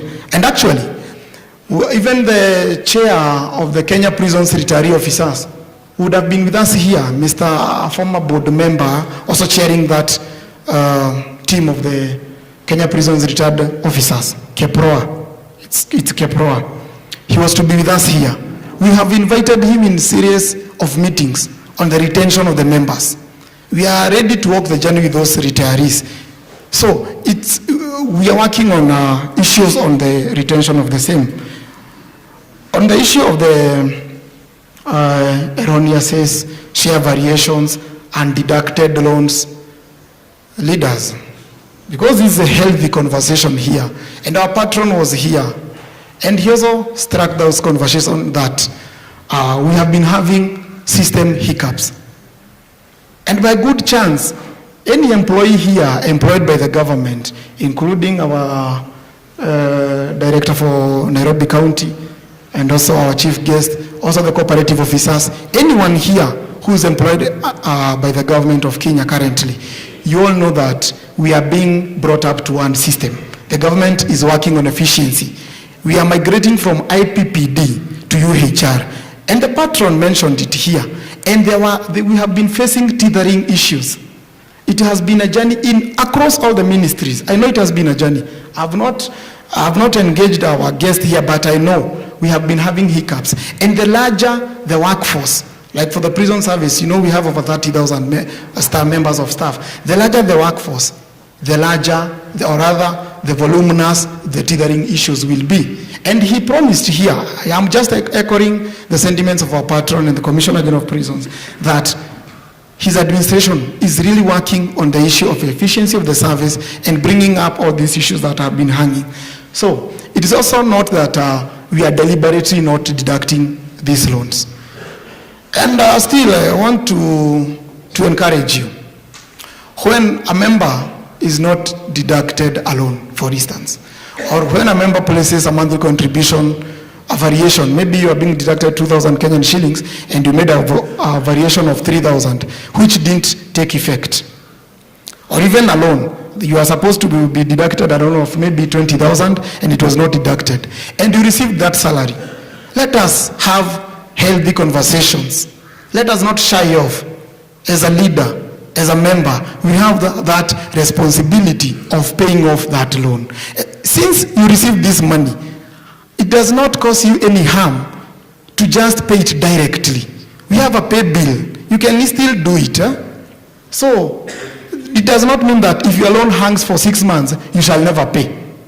You know, you're not forced to pay a loan. And you know our theme. Save regularly, borrow wisely, pay promptly. If I was to be deducted this loan, and at the end of the day, mshahara imekuja yangu yote, I have that responsibility. Si nikukatwa ijakatwa, I can still take it to the Sacco. These are conversations that maybe you might not be liked by the member, but it's an honest conversation, even as we work for the system. And you know, delegate from Langata prison, I want to little bit say that conducive environment, truly it has been conducive environment. I cannot shy off leaders standing before you here to say that it has not been conducive environment with the prison service. And I want to take an instance. The year 2023, we took 4 months, for a period of 4 months, the benevolent kitty was not deducted. in the year 2023 for 4 consecutive months. But for instance, in the year 2024, we have not missed any deductions by the employer on the monthly benevolent funds. So we have the reason to say it has been a conducive environment. Despite those minor, I know my brother, it was on a light note, because for sure we have been interacting on a very positive way. And even the board members here, we have visited the office of the Commissioner General of Prisons, the patron, severally for guidance and also on these tethering issues. On the issue of Jamhuri delegates election that came up to the court case, and our lawyer was here. An issue when it is handled at the case at the courts, it's not really prudent to comment on it, but the message is at home. And I want to assure you that the board should conduct itself, led by the chair, prudently to avoid litigation that might arise.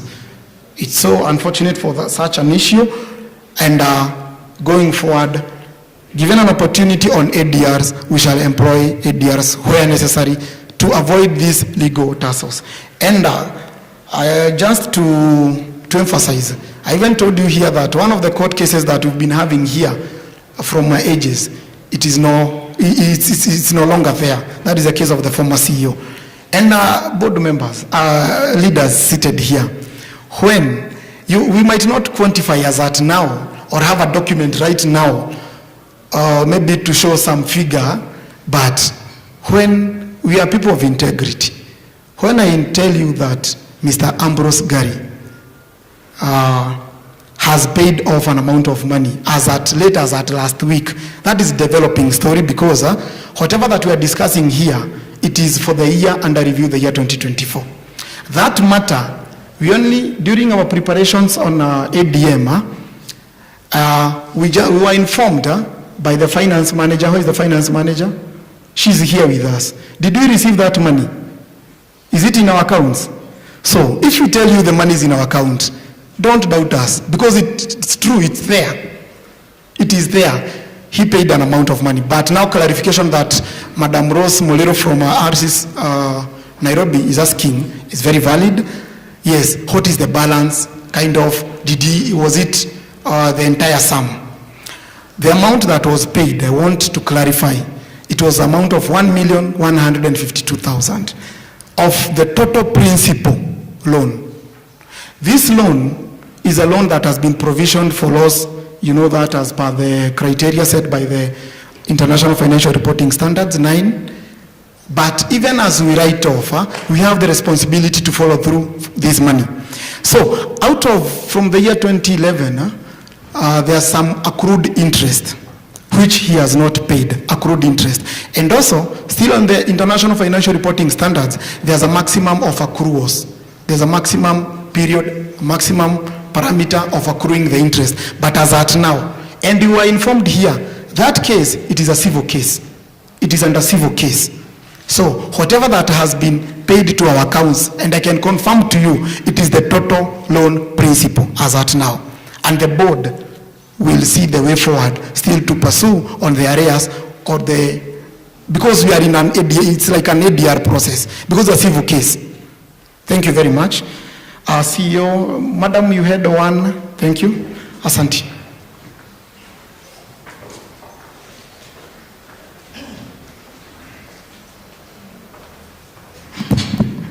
Okay. There was a concern, I saw it as a concern, on what you are going to get as a return, because previously you used to get a higher return. I just want to clarify as follows, that before any audit is presented to you, it goes through a lot of scrutiny, even for SASTRA to register the accounts for the same to be presented here. And in fact, let me also just mention that in the course of the year, 2 cooperatives from Nairobi County were not given a license. You were given a license, and I think that is a plus. Looking at how you performed, one, you have a lot of dead assets. I personally, on my own accord, looked for where your investment in Westlands is. I know the chief officer doesn't know, but it is in a very lucrative place, which could be giving you serious income. As at now, you don't have anything coming in. Again, as delegates, you need to take bold steps on what you need to do with Westlands. Having such a serious investment not giving you any return, ideally, is not what we expect. Isinya has been a case year in, year out. As delegates, you also have a responsibility. Who prevents you from getting a buyer? Because that is idle asset, needs to be disposed so that we have money coming in. Looking at your accounts, you have a loan with the bank, 300 million. In fact, last year, the commissioner released a circular that we do not want to see any cooperative borrowing to pay dividends. As I was sitting there, I was asking your CEO whether you have the money to pay the dividends, because we don't want you to go and borrow to pay dividends. And he confirmed that he has, and that most of the dividends has even been given in form of dividends in advance. As delegates, we have a responsibility. Where does dividends or interest come from? From the business that you inject into the organization. I want to talk to the savings of this organization. The minimum that you save in this society, I need to have this confirmed, is 3,000. Is it true or false? It's true, isn't it? It is not true, because that is what I've been told. So what do you save as the minimum? 2,000. Even lower than. You see, even as delegates, we do not know. Huh?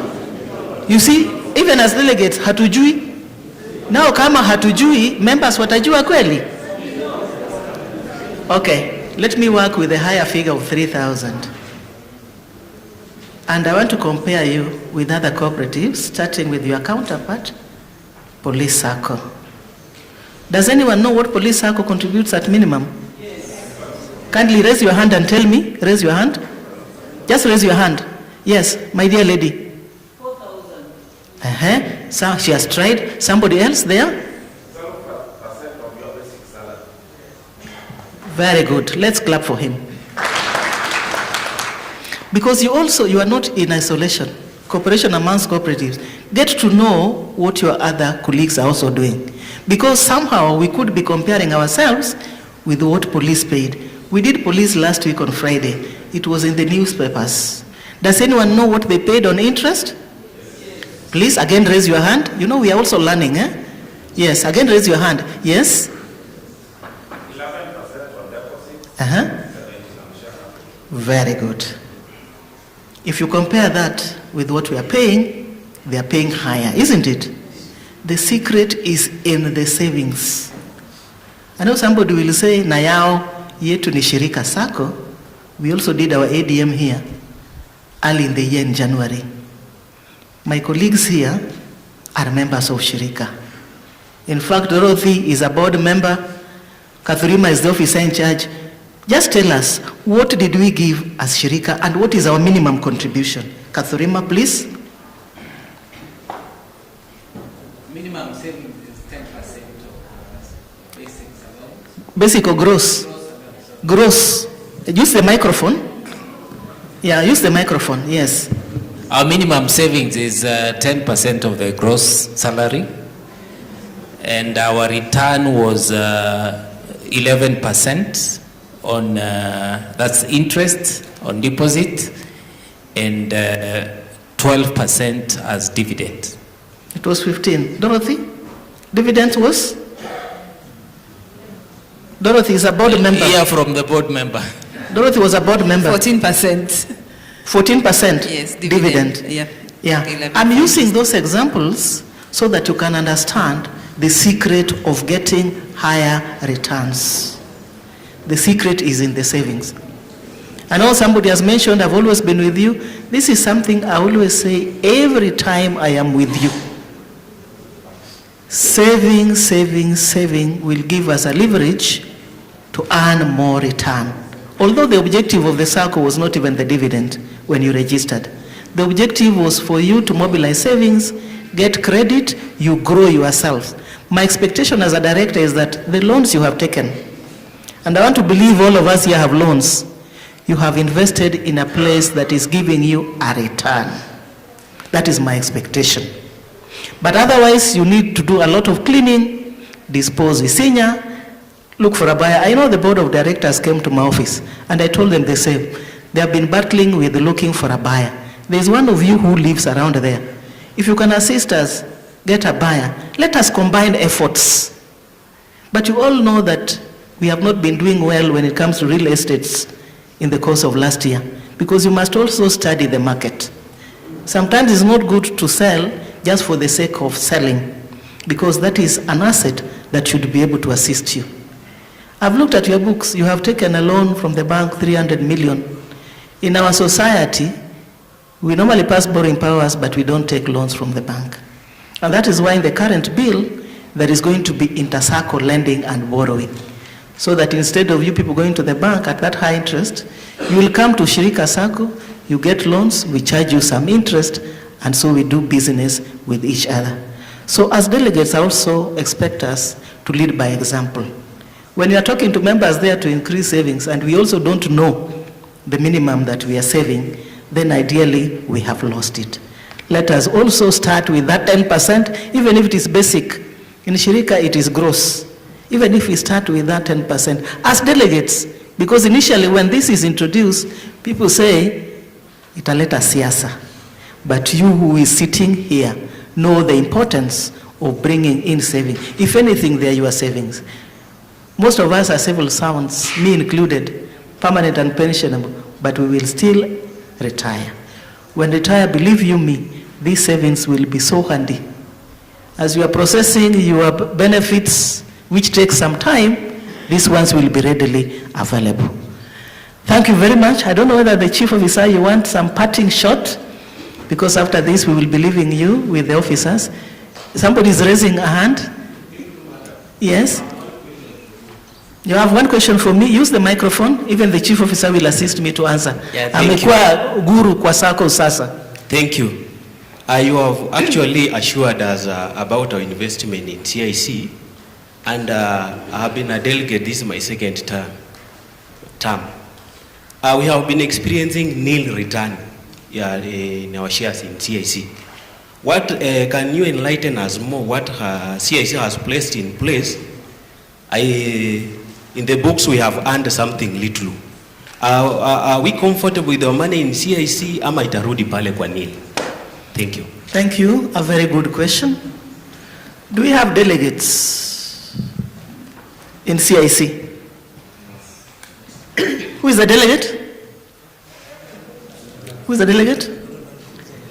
Amuna, because your share capital was below the minimum. You used to have at some point mukanyanganywa, because they raised the minimum share capital for you to qualify for a delegate. CIC for the last 2 years did not declare dividends. I know last year they did, but they capitalized. You received? Last year you received? So the only year that you didn't receive was 2023. It's because they didn't declare dividends. We are yet to do the meeting for CIC. Being a secondary cooperative, we do their AGM after we have done the primaries, which primaries are supposed to be done by 30th of April. In May, we will be able to do an ADM for CIC, and I want to believe, because if anything, the performance of last year is anything to go by, this year we are optimistic. I know every quarter we normally have a delegates meeting of Nairobi, and soon they'll be calling, but the performance of CIC is now coming up. Thank you, Chief Officer. I know you have listened to the discussions. There is another one to the director. That can be the last one. Then I call the Chief Officer to make parting shot. Use the microphone so that we can all hear you. So my question is, as you are invited every time, every year, we are with you here, and you give us several things that enlighten us on issues of Saccos. Now, there is an issue of digitalization where we don't use files. About 25,000 members. As Magereza Sacco, we have files in our Magereza. And whenever delegates we come here, we should make decisions that will be remembered by the generation to come. Now my question is, how can you advise us in case of fire exit or anything, God forbid, how we can put things in our digital regime so that we cannot be endangered whenever any disaster may occur? Thank you. Thank you very much. You know, as much as we are normally with you, we also can't sit in your office to manage your society. We can't get into the operations of your society. Ours is to advise you, then you go and play. And that is why you have your board of directors here and your members of staff to do that. Digitalization is the way to go. Recently we had Gen Zs reminding us that we need to appreciate them and embrace them. Gen Zs should be in our cooperatives. We need to recruit them. But Gen Zs will not want to come to the office to take a loan form, to apply for a loan. They want the loan at the comfort of their bedrooms. Gen Zs, when eating, they are with the phone, applying for a loan through the phone and also eating. During our time, your mothers could not allow us to even talk when you are eating. But so this generation is different. And we also learned our lesson that we need to embrace them. Gen Zs do not want to hear that you are buying a piece of land in Isinya, that he needs to take a loan to pay for 4 years to bring a foundation to a lintel. Wait another 4 years. Gen Zs want a ready apartment in Westlands. And so the times have changed, and that is the way to go.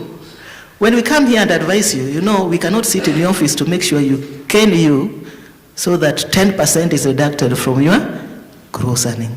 I tell you to do that, it is now you to implement. How come there are those other cooperatives that we tell them and they implement? Because I remember Police Sacco, we have moved with them. We started from another percentage, went to 10, went to 12. Of course, through the delegates training like the one we are having. Through that, we should also be able to learn.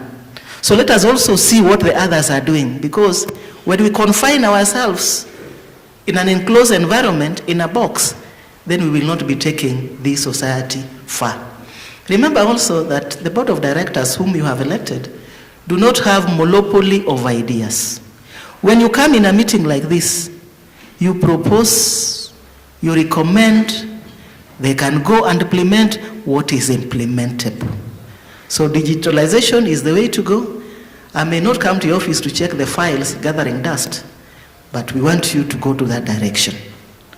Simeleweka? You know, as a government, we also have our role. We cannot micromanage and come and sit and check what the CEO is doing, but we will come and advise you. And the supervisory committee are your eyes to go and check what is happening in the society. Chief Officer, you may now come and give your parting shot. Then we can leave you to continue with your other agendas. I know you'll be having elections. I wish you best of luck. I'm still wishing you best of luck. Thank you. Thank you, Madam Director, and thank you to all of us, because we are good listeners. One thing I've scolded you highly is listening. Listening is a virtue. You can choose to go with it, we can choose not to have it. But you guys, you honorable directors have it. I want to challenge you. Yesterday I was in a meeting, and because you talked about the board doing nothing about people who are withdrawing from the Sacco. Yesterday I was in a meeting, another Sacco, and this issue came up. And we said, let us collaborate in cooperation, isn't it? In cooperatives.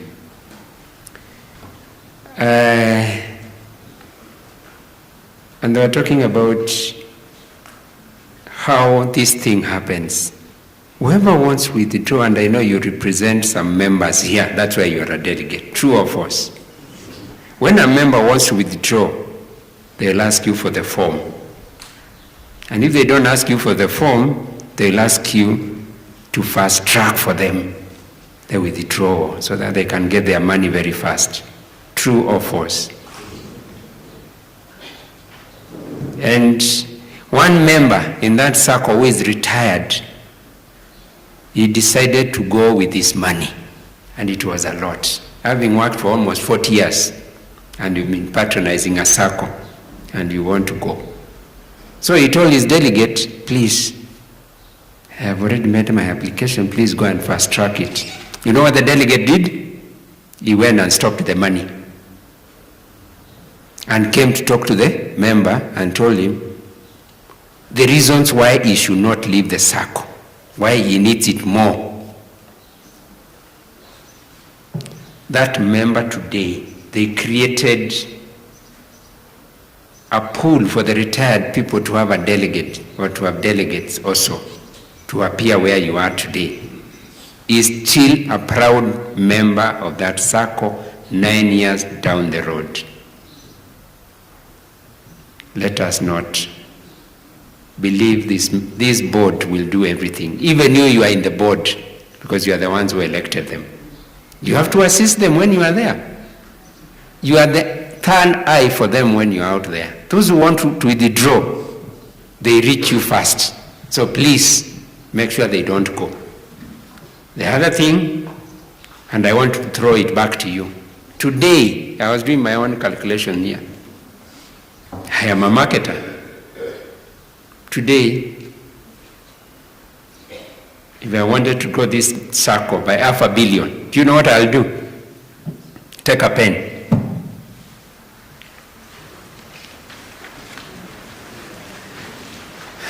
About 20,000 members are not clearing their salaries through the Sacco, the FOSA.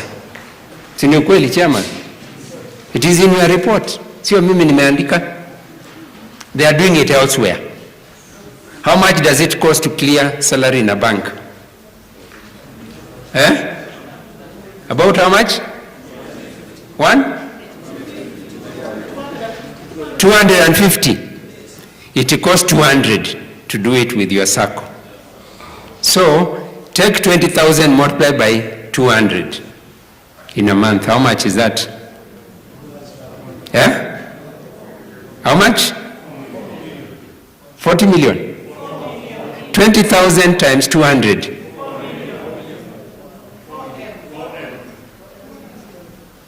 Times 12?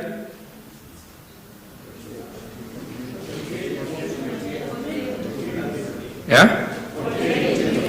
48. How many people borrow from the bank? Those, what do you call those loans? Mobile bank loans. Yeah? What interest do we pay? About 1,000 every month, isn't it? Put it back to the Sacco. Take 20,000 and multiply by that. By 1,000. What do you get? Multiply by 12.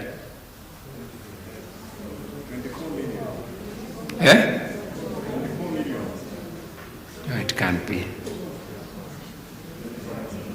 100 and what? 20 million.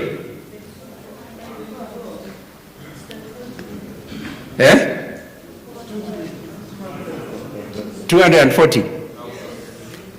Multiply, had the 68. Where are we? We are 300. Are we approaching 500? I have just given you an example. Those are low-lying fruits. Why don't you go and make it a point to convince each delegate here? How many are you? 150. Each to bring 5. We will convert and start clearing. That is money you are giving out when you can have it here and share among yourselves. I challenge you. I leave it to you. The issue of ADR, alternative dispute resolution, I agree with you. When we sit down and dialogue, our relationships remain because we agree. If you feel there's something I can do, me and director here, we are trained expert in mediation. We have been trained. So if you want us to assist, board, please, Chairman, bring the issue. We are talking without prejudice. If it is not a criminal case, come we discuss, we see the way forward. If we need to invite the other party, we can mediate between the two parties. We have no much interest in it. Issue of payroll, I want to support chairman. Something is happening because we want at the touch of a button in government, you know how many employees are being paid every month. How many employees are being paid in Nairobi County at the touch of a button. Why should we have two payrolls for one government? We have 48 governments, 47 county and one national government, isn't it? But interdependent. The money eventually comes from national government to pay salaries. Why can't it be released by one button? Isn't it? That is the thinking that people are saying, and that can get these ghost workers away. I want to reassure you. I want to confirm to you the parameters I use to confirm whether the environment you're operating in is conducive or is not conducive. Who was your chief guest today? Yeah? Who? The patron. Is the commissioner of what? Prisons. That's a very high post. For him to come here, he did his due diligence. He did his due diligence because hakutaka kupata aibu, si ndio? And when such people go to such things, the information that is shared and the environment that they are in, that is the environment he was in, and you're saying the environment is not conducive. He came here because he has confidence in you as delegates. He has confidence in what you are doing and what you've been doing the last 1 year. And he looked at the annual report and saw that you are making money. I'm sure if you are making a loss, he would not have come. He would have given an excuse. I'm giving you what we do in government. He would have given an excuse. And it will be the talk of town. This year, we invited the commissioner, he did not come. Please don't let him down. If there are few issues in-house, please clean them before you leave. When you go back to your regions, you go and speak in one voice. Don't speak bad about this Sacco if you want it to grow. If you see somebody withdrawing, unamwambia wacha tuongee, hebu kuja tuongee kando. Usimuongeleshe watu wengine wakiwa. Si ndio? It is infectious. Because ata withdraw, aenda anunue gari mzuri, takuja kuambia mtu, hii gari nimenunua because nilitoa pesa yangu. Even you can do it. Hati gari itakupeleka wapi? Last but not least, kwa sababu nimesema gari. Madam Director, tulikuwa na wewe last week. And the benefits of saving. When I started work, my first boss told me, start planning for retirement with your first salary. I refused to do it because I didn't know. If the agency is here, start planning for your retirement. And the best plan is the Sacco savings. Number 2, I experienced somebody who did what I refused to do. I am a living example. And I know there are others here who can't stand and say what I'm saying. But there are little things I've done with cooperative, but I would have done better. If you have not done better, do it now. Deny yourself now so that when you retire in comfort.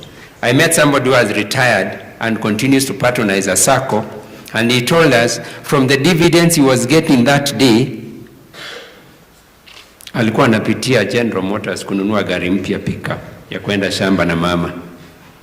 You know how much a pickup costs? Brand new. Haijaitumika na mtu, si ya Dubai. You know how much it is? Isuzu. It is 6.8 minimum. And he was buying cash and he's not taking a loan. It is his dividends. And he told me he was going to remain with money. Atakula mwaka mzima na mama tu. hapo kwa Boma, and he's still on pension. It is your turn. Jipange. You can even be better. You can do it. You can achieve it. Give it a purpose. Trust your Sacco. But also put the right people in there. If they mess, mnaona kama tuko marafiki na wao. Mkikuja mniambie kuna shida, nifuate nione.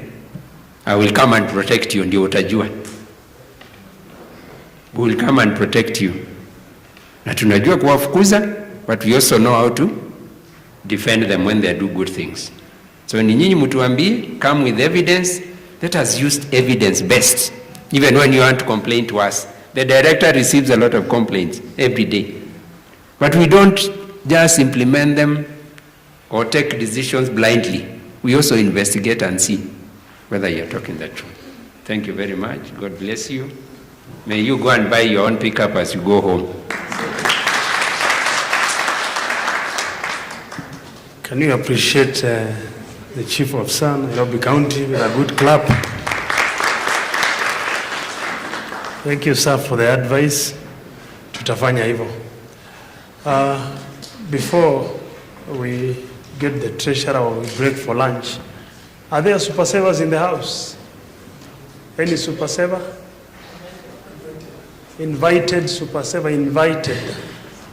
You are invited by the Sacco. I know one has left, that is Laban Moilego. But any other that is in the house? Any invited super saver?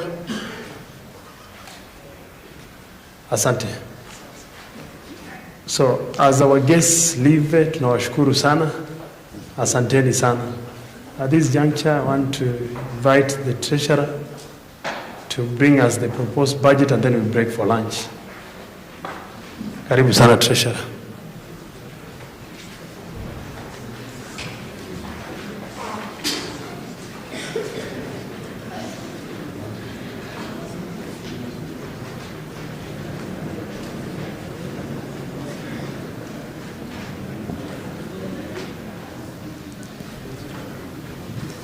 All protocol observed.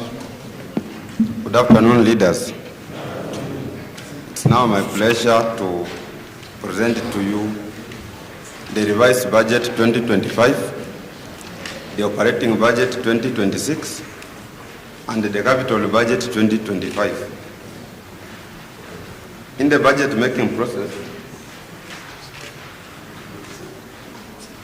the budget is being projected. You can all follow from the projection here, and I want to believe that everybody has it in our files. In the budget making process, our projections were informed by the economic trends and past performances and future aspirations.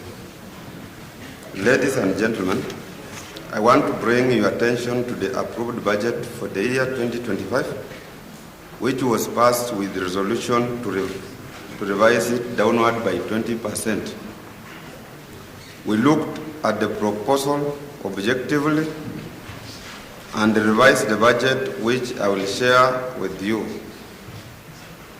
With these remarks, allow me to share the summary of the revised budget 2025. We have income. We propose a budget of Kenya shilling 1,257,600 from the interest on loans to members and other income in 2026. Details. Approved budget 2025,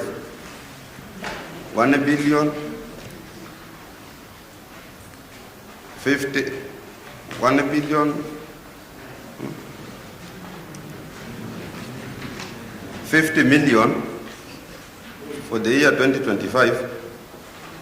The amended budget will retain the same amount, and we propose the same amount for the year 2026.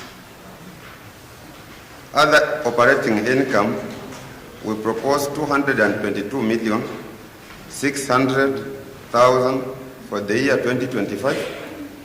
The amended budget will retain the same amount, and for the year 2026, we are proposing a reduction to 207,600,000.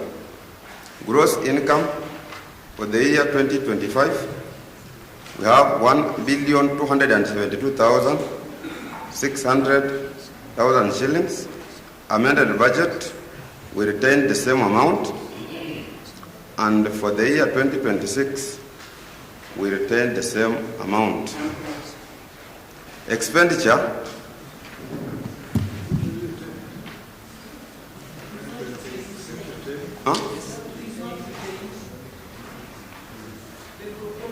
we propose for the 2026 is 1,257,600,000 shillings.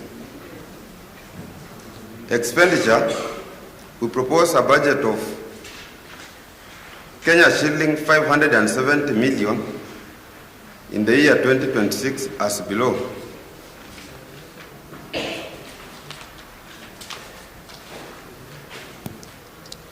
Administrative expenses, approved budget for the year 2025, 81,950,000. Amended budget for the year 2025 is 62,364,771 shillings. Proposed budget for the year 2026 is 79 million.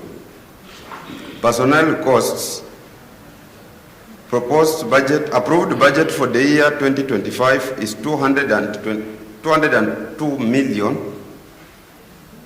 Amended budget for the year 2025 is 179,600,000. We propose 192 for the year, 192 million for the year 2026. Government expenses, approved budget for the year 2025 was 100 million. It was revised to 64,276,512. We propose a budget of 98 million for the year 2026. Financial expenses, approved budget for the year 2025 was 135 million. Amended budget, we have 105 million. Proposed budget for the year 2026 is 129 million shillings. Professional expenses, approved budget for the year 2025 is 22 million. Amended budget for the year 2025 is 21 million. We propose 23,500,000 for the year 2026. Other operating expenses, approved budget for the year 2025 was 21 million. We retain the same for the year for the approved budget, and for the year 2026 we are maintaining the same. Interest expenses, 1,600,000. In the amended budget 2025, we maintain the same amount. In the proposed budget 2026, we have 2,500,000. Corporate tax, approved budget for the year 2025 is 20 million. In the revised budget, we maintain the same amount. In the proposed budget for the year 2026 is 25 million, bringing to a total expenditure of 2025 approved budget is 583,550,000. Amended budget is 544,841,283 shillings. Proposed budget for the year 2026 is 570 million. Overall, we were able to revise the budget for the year 2025 downward by 13%. C, we have the capital budget. The management proposes a capital budget of Kenya shilling 259,982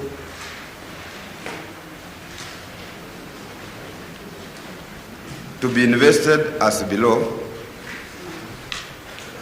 Investment in the money market, 400,000. Furniture and equipment, 400 million. Furniture and equipment, we intend to spend 4,733,000. ICT development, we intend to spend 113,300,000. Computer hardware and maintenance, for 649,000.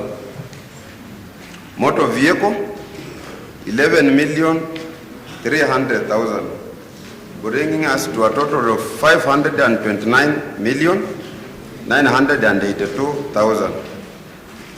Delegates, this forms a summary of the operating and the capital budget. For the details, refer to accompanying notes. I now welcome a propose and seconder of the budget daily reaction.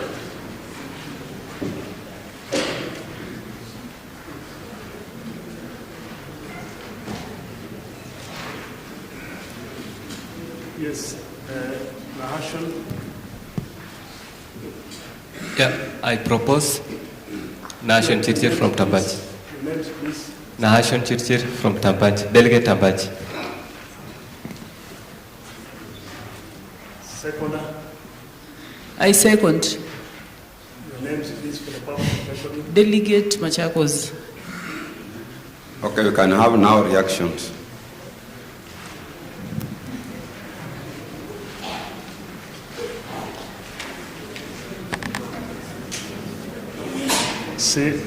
Situpe wale hawajaongea kabisa. Jamani, please. Kama hawako basi. Sawa, tuanze na Harrison Kisi. Alafu tutakuja kwa Lydia, alafu tutamalizia kwa Marucha. I think mtaturuhusu ndio tumalize hii agenda zingine ndio saa 8 tukuje tukimaliza kazi nyingine. Thank you for giving this opportunity. My concern is on motor vehicle. I don't know if this is motor vehicle operation. Dear delegates, kindly. Or you want to buy Harrison is on the floor, please. Harrison on the floor. Is this one for a new vehicle or expenses of maintaining the vehicle that we have? Board members menoti hiyo. Mheshimiwa Lydia. Delegate Machakos, my question is the purchase of furniture and equipment. Every year, is this Bungoma where they purchase wheelbarrows that are how many millions? This amount is so high to purchase furnitures every year. And those furnitures, my question is, we have got these furnitures that have been there. Where do you normally take them? You'll be given an answer. Thank you. Ibrahim. And then the last one from... My concern is here, and I do want to understand what is the meaning of computer hardware. Asante. Your expense ya computer hardware. Expense ya computer hardware, note it. Madam Kakenyi from Kajiado. Okay, I have a similar concern like Madam Lydia from Machakos. I'm Delegate Kajiado, number 2145.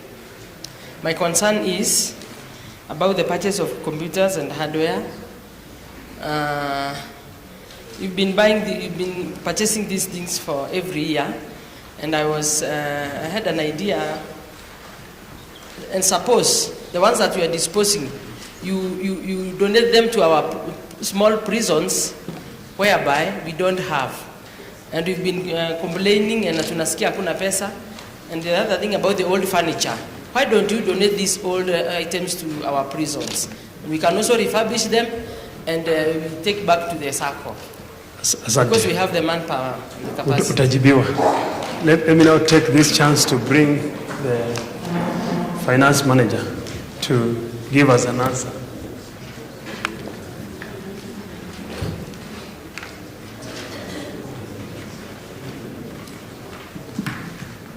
All protocols observed. Good afternoon.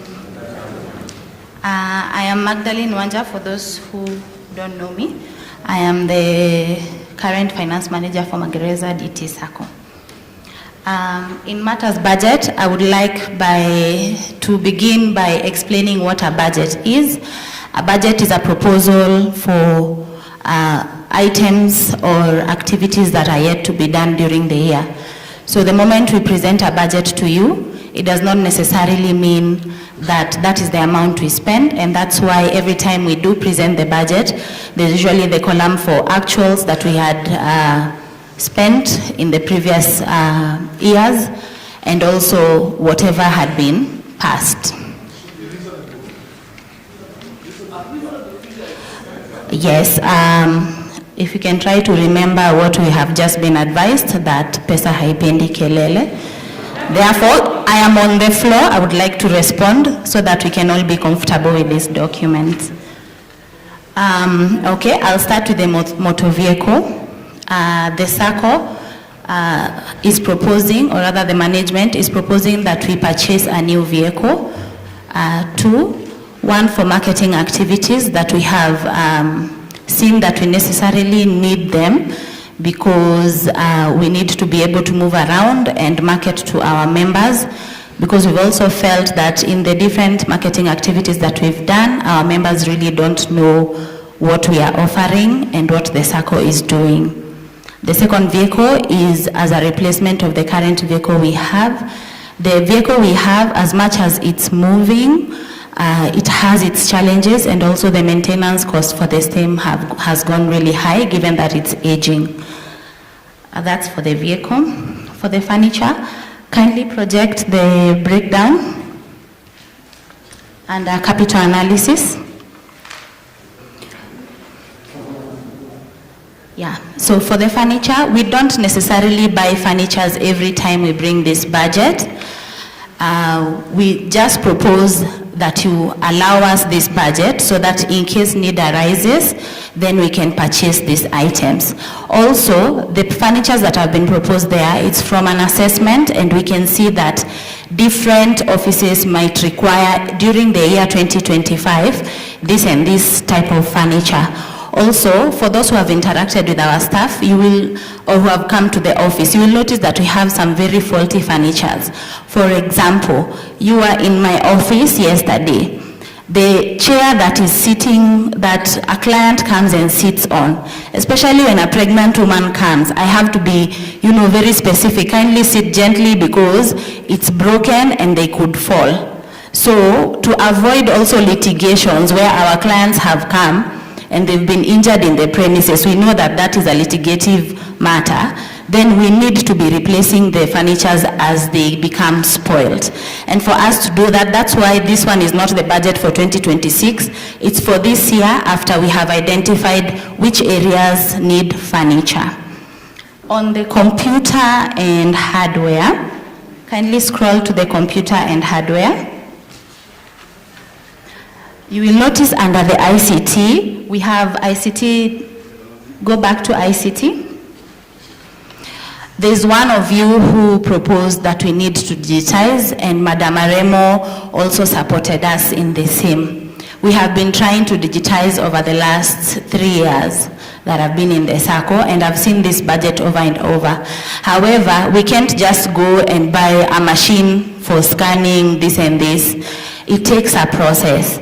So the first step for us was to ensure that our networks are okay, and that one we managed to do last year. So we did network cabling. As much as you had already approved in 2024 this budget, we did not manage to spend all of it because we only did one item, which is network cabling. The reason being, once you approve a budget and a need arises, we also go back to the Sacco coffers to see. So we need to buy, for example, we need to buy the scanning machines. How much will it cost? So we get the vendors, they come, they bid. In the year 2023, they came and we realized that whatever money was required, the Sacco could not afford at the moment. So we postponed that project to 2024. And towards the end of 2024, when our liquidity numbers were not as bad, that's when we undertook the project. And we are hoping that this year we do another step so that in the end we can be able to finish on every digitization activity. You will notice that the individualized item, for example, the call center, I know you've been calling the Sacco, and sometimes you might not get to the staff. But once we finish the digitization, then we can have a call center where if you call customer care, you'll be able to get answers for finance, you'll be able to get answers, so that we don't keep on telling you that's not a matter for finance, that's not a matter for credit. However, for that to happen, we have to have all systems in place. So we've been doing it slowly by slowly. You can see the itemized, broken down budget. Again, I repeat, a budget is a proposal. Once you approve, that means we have the freedom to spend. However, it does not mean that we will spend. We again look at the need, and then we look at the our coffers if we have enough money to spend on that item. Thank you. Thank you, Finance Manager. Dear leaders, we still have 2 agendas. I want us to finish. This is the ADM resolutions and the appointment of lawyers. And Mr. Marucha, a minute. Magda did not go far. Asante, mimi naangalia tu mambo ya magari. Hiyo gari yetu naona 11 million. I know we are going to buy that cash, which is almost 3.5, I think. If you calculate, if you do a calculation of maybe fueling it daily and put it at a figure of 5,000 each day, najua iende mbali, for that days itachukua kitu 150. For 1 year itachukua kitu kama 101, almost 1,800,000, yani 1,800,000, yeah? Kutoka hapo uchukue maintenance, insurance tuseme inachukua at least 10,000 per year, per month, 10,000 per month, yeah? Yeah, per year, 10,000 per year. Just come to the question, please. Mimi nauliza hiyo cost kweli hata tukienda namna gani? Naweza kuwa hiyo Nissan moja inachukua 11 million. Thank you. Yes. Let her answer you. Najua hiyo nimeeleza hiyo. Hello. Now on the motor vehicle, I don't know. I'll give an example. For example, you have a house. It's new. How much do you spend on repairs of your new house? After 5 years, mabati imeanza kuisha, si ndio? Misumari imerust, kuna mtu aliingia kwa mbao, ameanza kukula mbao, si ndio? Hiyo ni nyumba tu, ile rangi imeanza kutoka, choo yenye ulinunua brand new imeanza kuharibika. So we also have to look at the lifespan of an item when you talk about it. So I'll give an example again of a car. Now, you have a car, you bought it new. Ukiinunua ulikuwa unaweka tu mafuta, inafanyiwa service mara moja kwa mwezi ama mara moja kwa miezi 3 ama mara moja kwa mwaka, depending on usability. But as the car gets older, then we all know kuna ile tu general depreciation of the vehicle. There are pipes somewhere that starts getting spoiled. There's an exhaust, whatever, that tobokas because of old age. The same way too, ukiwa na Gen Z maintenance yake, na as you age, maintenance of the person becomes more expensive. Also, as we are talking about that expenditure on motor vehicle, that is the same vault where we charge fuel, and the fuel is for the generator and for the car. However, if we are only talking about the car, the older a vehicle or an item gets, maintenance cost for the same item, including a human being, becomes more expensive.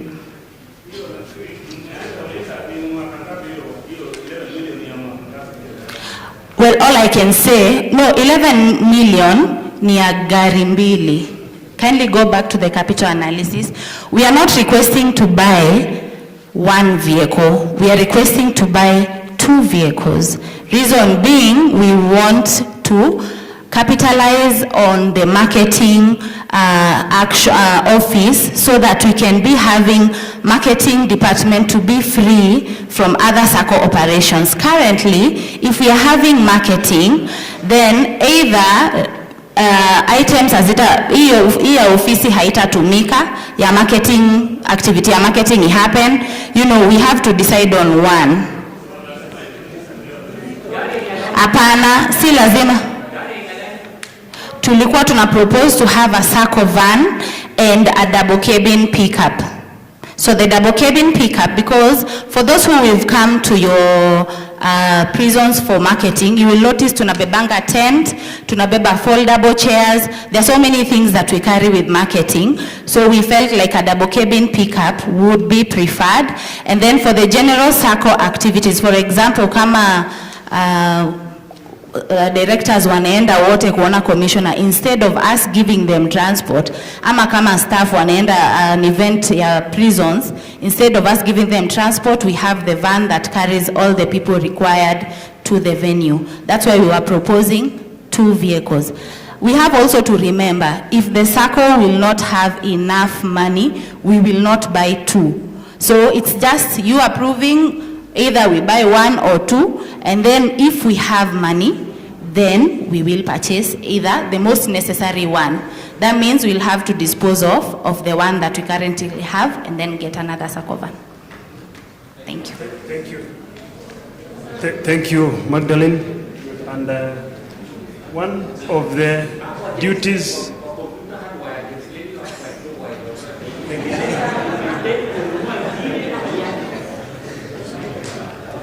And a computer hardware. Now, this is the capital budget. Capital budget means that it's a budget for big items. For maintenance, hii mouse imeharibika, tu pesa tudogo inatokanga tuko kwa computer, kwa expenses za computer tu. General computer expenses. Sawa sawa. Lakini for the bigger items, kama sahi mtaona hapo under computer hardware kuna digitization.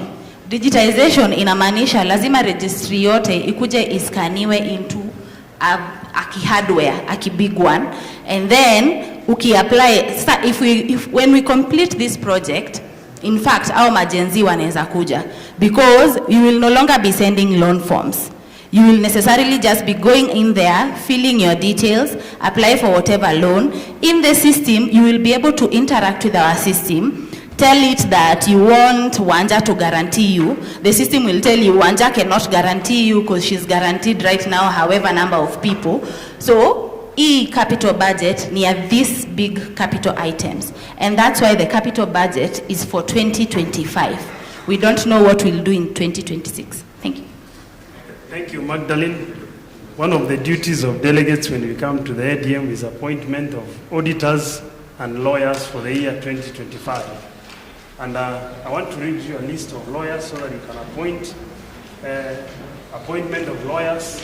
The Board of Directors recommend appointment of 1 audit firm from the list provided. Statutory audit services for the financial year 1st January to, are we there? Olesopia, are we there? Appointment of external auditors.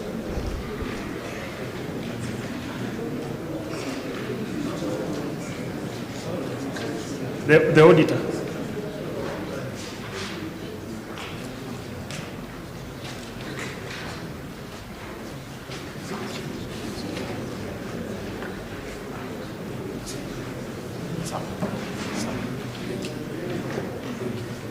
So, 51, the 51st annual delegates meeting resolutions.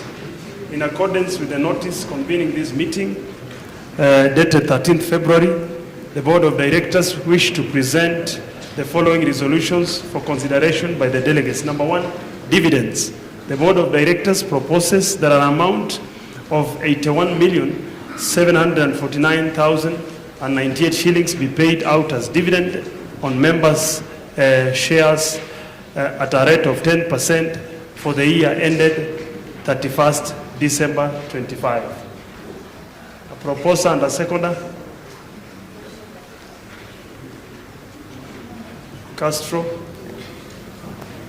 Castro proposes here a payment of dividend at 10%. I'm Luchu Castro from Tengela. I propose. Thank you. Number 2, interest on deposits. The Board of Directors proposes an amount of Kenya shillings 331,422,092 shillings be paid out to members as interest on deposit at a rate of 6% for the year ended 31st December 2024. A proposer and a second. Samuel Mutunga Makueni. Samuel I Mutunga second. proposes. A second. And a second. Ile ya kwanza.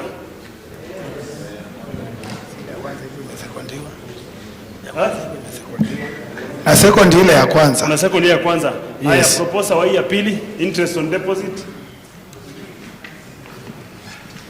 Mike Tembe. You propose interest on deposit.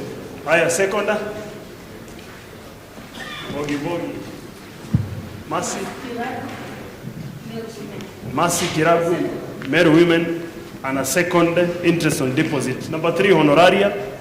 That an amount of 2 million be paid as honoraria for the year ended 31st December 2024. Proposer. I propose. Laban Kariuki Ruiru. Laban Kariuki from Ruiru and a proposed honoraria. Seconder.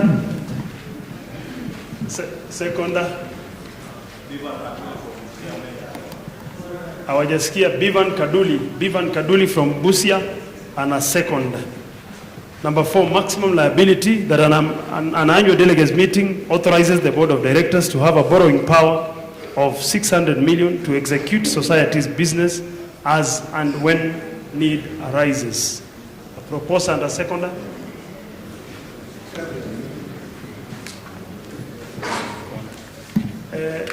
Nani Masia na propose. Simama useme jina. Gideon Masia Nyeri, medium, ana propose. Seconder. Sema jina. Jamil Wangatia from Kibos Maximum and a second. Number 5, appointment of the society's auditor. The Board of Directors recommend an appointment of one auditor from the list provided to serve as the society's auditor for the financial year January-December 2025. The list is as follows of the auditor. We have Serenity and Associates, Sudindinho and Associate, Henry Smith and Wilson. So we have a mandate of selecting one.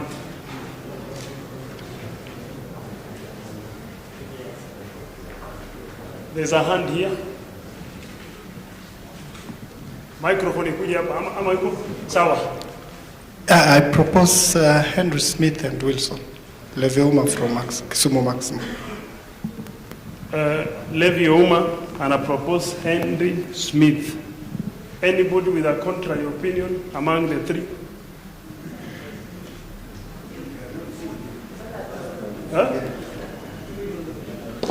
And I propose, who is seconding Henry Smith and Wilson?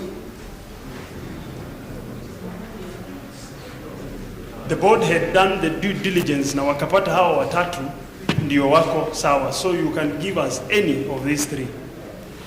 And they will serve when need arises. I may propose Henry Smith, seconder. I second. Geoffrey Otieno Shikosa Farm. Geoffrey Otieno and a second. Yes.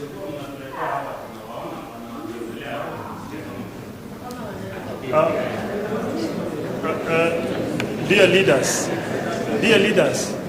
it is the duty of the board to do and scrutinize this auditor. So it did the due diligence and it brought the thing.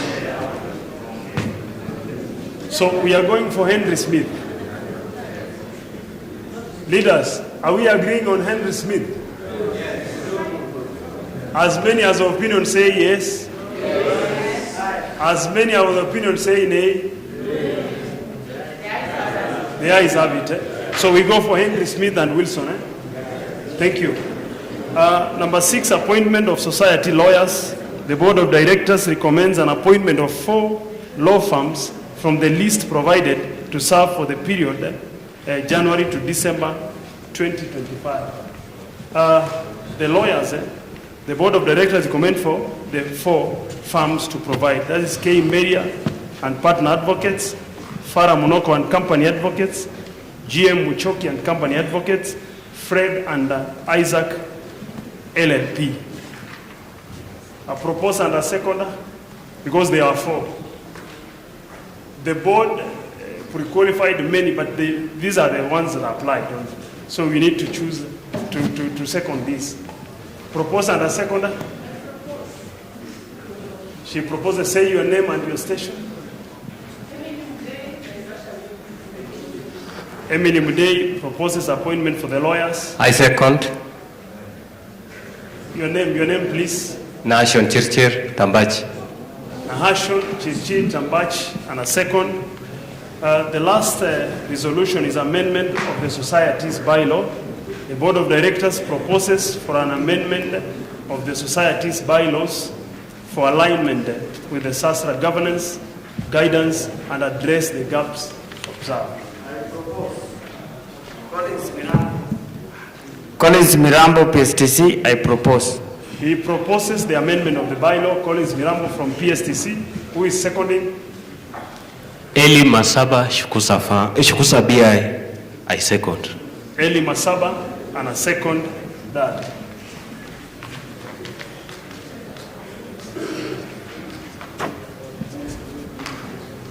Thank you so much. Thank you very much, Hon Secretary. Thank you, leaders, for being patient. At this particular juncture, I will request we have a volunteer to give a word of prayer.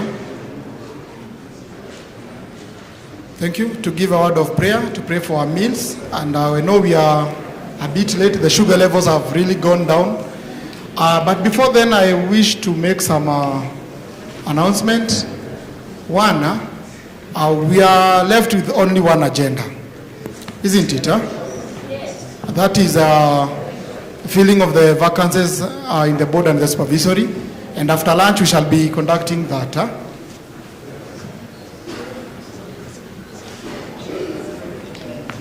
All right. Or do you wish that we can do the elections and go break for the lunch?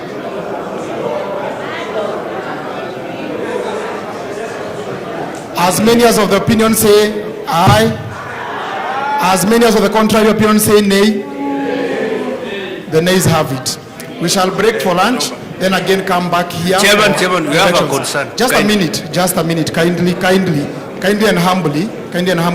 So the announcement that I was to make is that, hello leaders, hello. Let us not have that anxiety. The announcement that I was to make is that having adopted and declared the dividends and interest, we shall be disbursing this money today by overnight. Yeah. Thank you. Thank you very much, leaders. Can you have a volunteer by the order of prayer? Any concern? It's a concern, yes. Okay, kindly, Piatich, take us through the prayers. No, it's not a prayer, it's a concern, please. Vetting and clearance of candidates before they are presented formally to the members during the ADM. And since I can see a number of members of the nomination committee, I would want to request them, because the nomination committee consists of a representative from the cooperative department, and Madam Roslyn Muthiga is the one who represents the department. The other members are the CEO. We have your Sacco auditor or internal auditor. Then we also have a member from the Institute of Certified Public Accountants of Kenya, ISPAC. So if you're in the meeting, you can just stand and wave. Thank you. Let's appreciate Elizabeth Kenywa is a representative from ISPAC. We also have representative from LSK. You can also wave to the members. So that is a team that is responsible for vetting and clearing respect to the board position. Then we had 3 applications that were cleared for supervisory position. And as the requirement in our bylaw, every year we have 1/3 of the board retiring. I think the names were somewhere in the chairman's report. Retiring, but they are also eligible for re-election. In the supervisory, out of the 3, 1 member retires every year, so members have an opportunity every year to vote in their preferred directors. So I want to go straight away to the names of those who are cleared. Fortunately, all the applicants for board position were cleared, having met the minimum requirements set out in your bylaws. And I'm going to read out the names of those 7 who are cleared to contest for the 3 vacant positions in the board. That is Evans, Madisi. Evans, you can come forward. So he's one of those cleared applicant or contestant. Then we have, but before we move to then we have Nuni Kiboi. Nuni can come forward. They have been serving you as board of as directors. They are required to retire and seek fresh mandate. Then we also have Rama Kuto Mazera. Rama Kuto Mazera. Then Nancy Kadure Mwenda. Nancy Mwenda. We also have Richard Gatukui. Richard, come forward. Then Neville Mwashao. Neville Mwashao. And then finally, we have Eliakim Oucho Latha.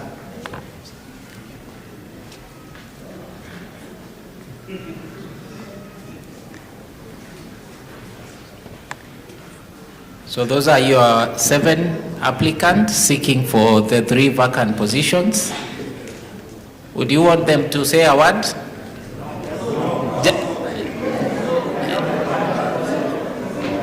You know them? Yeah. Fine. But they can just say the name as you propose them. Let's start with Evans Mandisi. Who is proposing Evans? Let's have a proposer and a seconder. I'm seconding.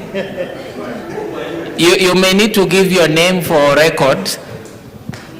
The proposer. I second. Member 35775. Name? Lydia Omolo. Yes.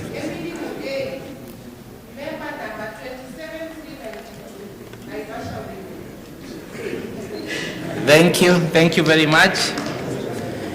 Next is Nuni Kiboi, who is proposing. Nuni. I propose member number 33925, Jerry. I second member number 30646. Give your name also. We are also recording. Nahashon Chirchir, Kibet. John Jagi. The next is Rama Kuto Mazera. Patrick Charom, I propose 32820. Number 27175, Joshua Okar, second. Okay. Then next, Nancy Kadure Mwenda. I propose Georgie Makana, Kisumu Medium Prison. I second Violet Akinyi, Migori Women. Okay, done. Then next is Richard Gatukui. pass the mic. I second. The one with the mic, you can second. I second. Member 32H29, Felicitas Koech, PHQ. Felicitas Koech. Next is Neville Mwashao. I propose Kamileta Anyango Wanyama, membership 28603. Okay, proposed. I do second 2676, Richard Koros Eldamarabe. Your name? Richard Koros. Then finally we have Eliakim Latha. I propose member number 27244, Geoffrey Otieno, Shikusa Farm. I second Samuel Mbinda Mutunga, member 32823. Thank you very much. Those are board of directors. I'm sure you have taken note of the names. We can also get the supervisory, so that once we start issuing ballots, I know the tradition here is that we vote through secret ballot, isn't it? So we can also get the supervisory applicant proposed and seconded, and then thereafter we can issue ballots for all of them. So let me ask Oliver Rapando.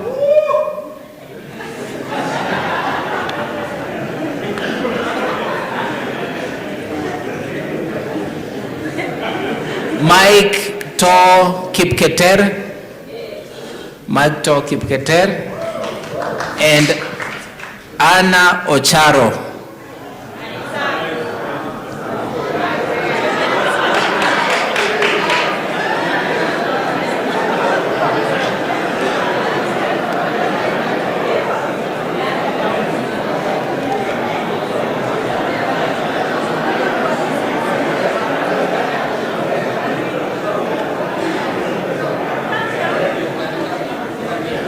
Mike.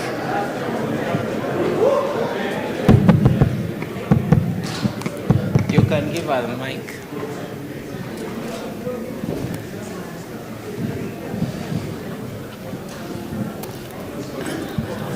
Okay. She's the one who wanted, she says she has a message, so.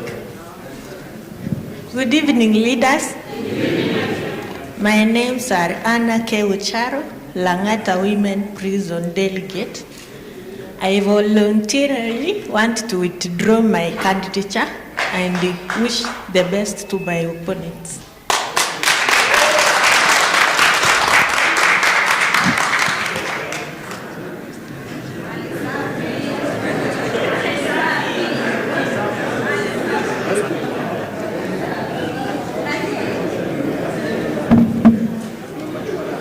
Okay.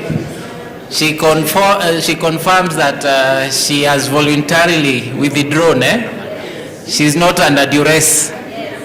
Okay, so then that means we have two applicants. Let's have a proposer for Oliver Rapando. Maurice Odiambo Dt, member 34912, Kibos Maximum, RAPS. Kamileta Anyango. Kamileta Anyango. Member 28603. Okay, order. Let's give others a chance, Robert yes, Piatich. Go ahead. I propose Robert Piatich. I second Robert Piatich, membership 36337. Did you say your name? Robert Piatich is a difficult name. Robert Kipngetich. Piatich, PY. Okay. Thank you. Then Mike To Kipketer. I propose member number 32893. Just as Gitonga proposes, and then you can have I him. second Lemin Peter Kemba, Nyamira Prison. You need to come up again, Clement Peter Pemba, 3597, Nyamira. Okay, thank you. Did you get that? Okay, fine. So members, we have ballot papers that we are going to issue. If I can have one.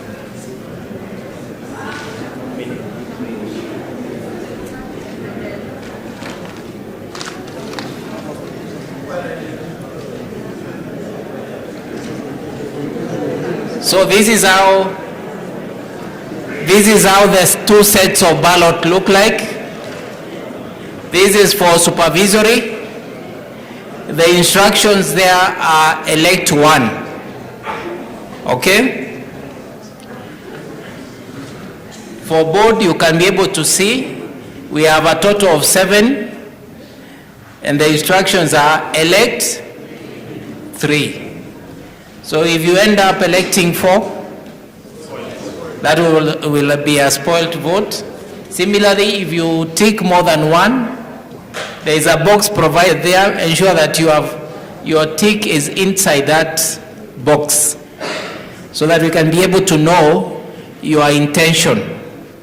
Otherwise, if it is closing 2 boxes, then it might also be deemed to be a spoiled vote. Okay? Hapo tumeelewana? So then any question in regard to the voting, because we now want to start the voting. Yes?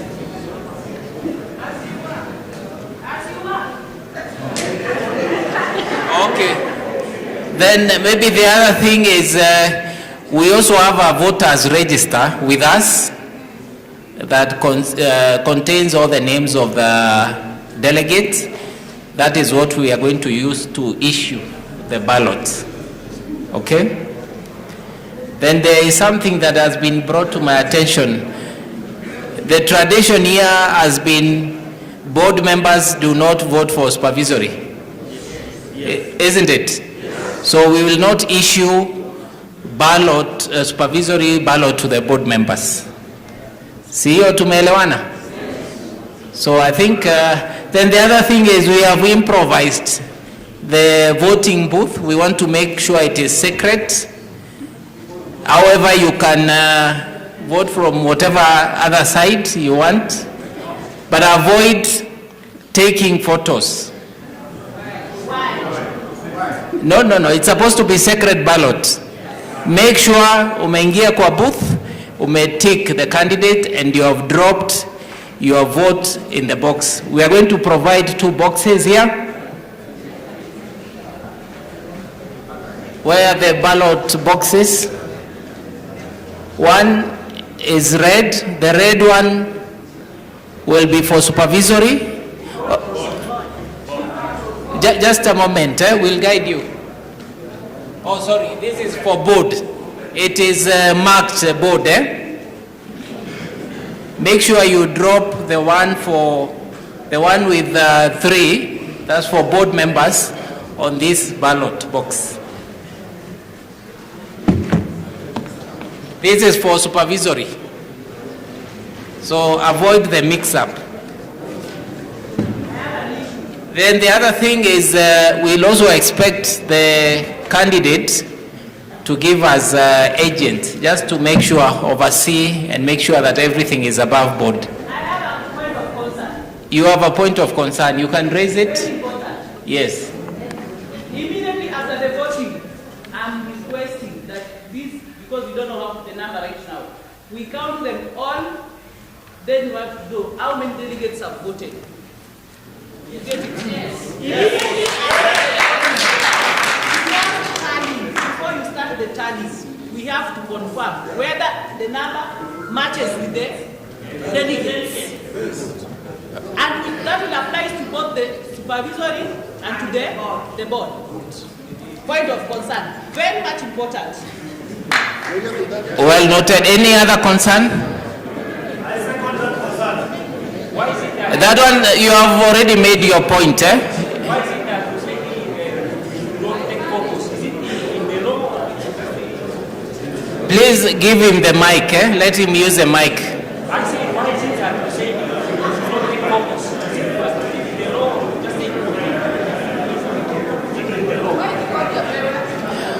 if I got him correctly, the question is raising is why are we asking you to vote for 3 candidates for board?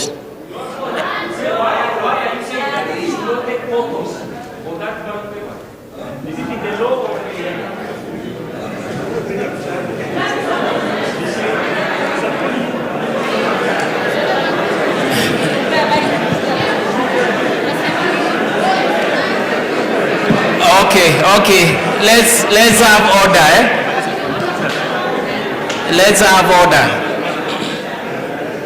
have order. I think we can ask of course we'll make sure that the votes or the ballots that have been issued tally with the final vote, isn't it? And that is why we also want the agent to observe the entire process from the ballot as they are being issued, because we have the ballot and they are serialized. Okay? We'll be able to know how many have been issued and how many are remaining, how many have been used, and the number of course, the delegates who have voted. So that will tally. That is what will ensure the integrity of the entire process. So can we have the agents for each of the candidates?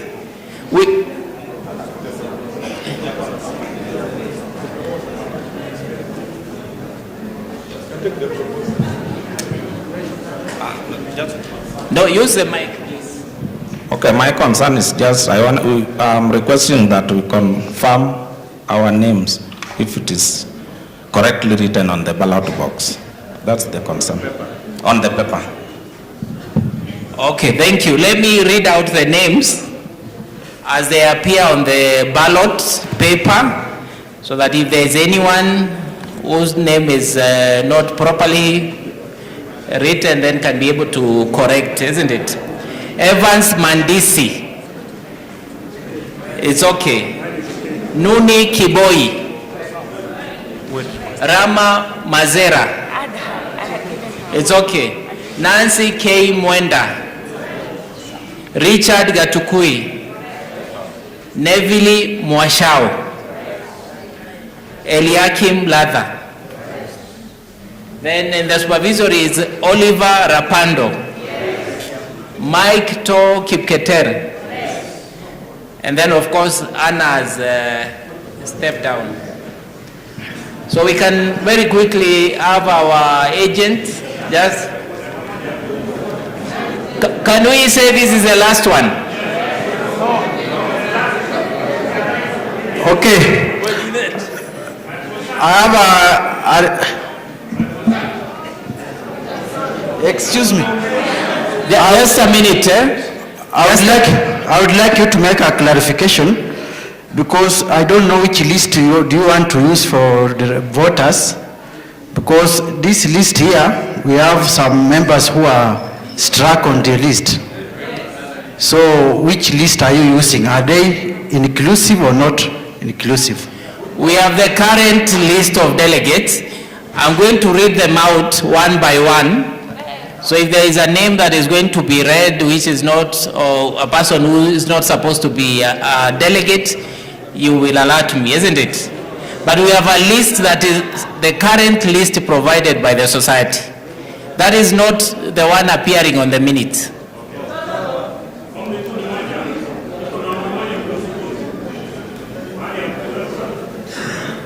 Next time I request that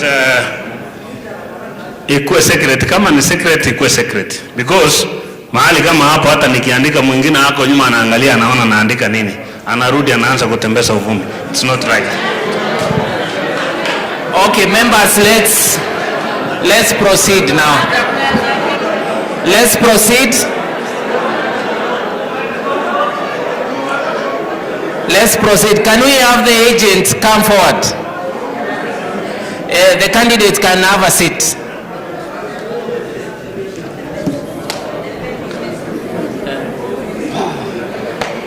Okay. So can we have the proposers? The proposer for each coming in as the agent.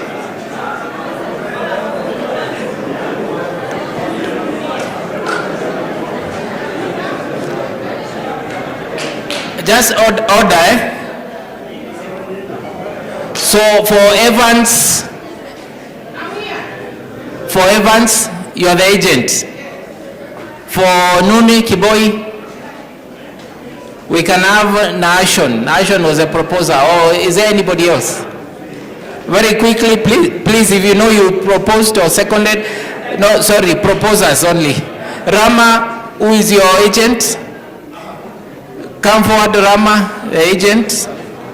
Nancy Mwenda, agent.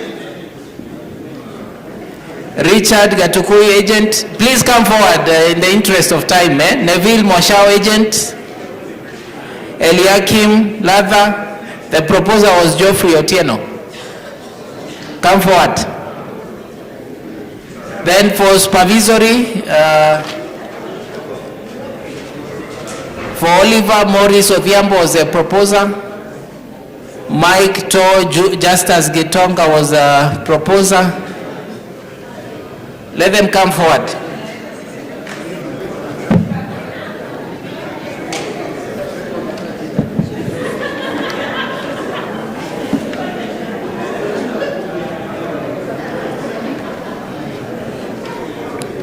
So they will assist us.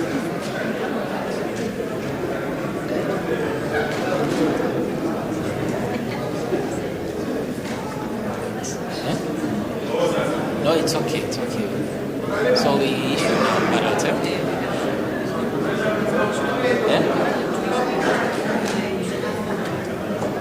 Just to observe. They will also be issued. So I want to read out the names of the delegates, and then they will come over, collect the ballot papers, and then they proceed to vote. So we'll start with the Central Region, delegates from Central Region, then we go to Coast Region.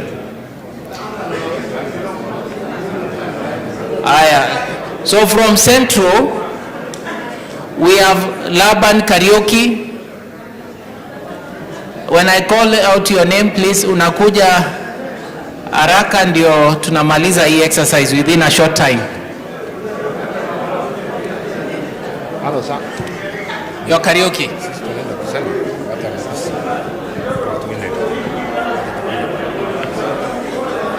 Wacha nimalize ya Central kwanza.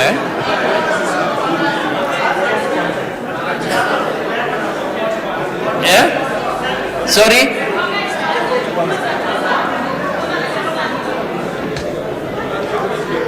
Oh, the agent to sit down. Agent, you can take your seat. Sawa.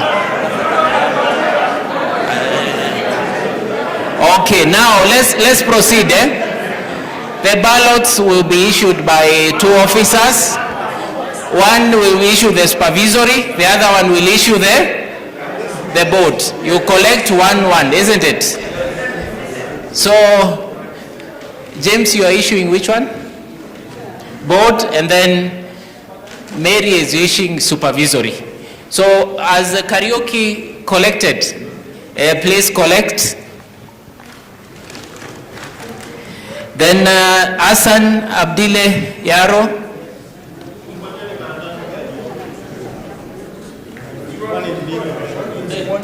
Unachukua ballot, then you proceed and vote. Gideon Musia Timothy.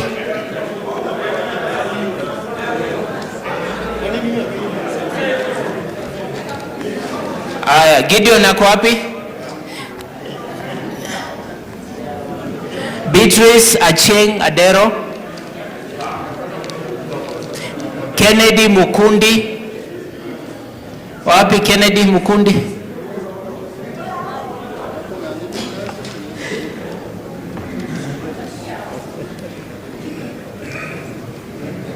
You can vote from any side, anywhere.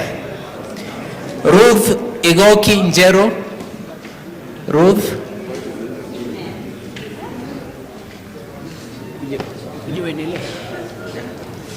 Alexander Mugambi Njage.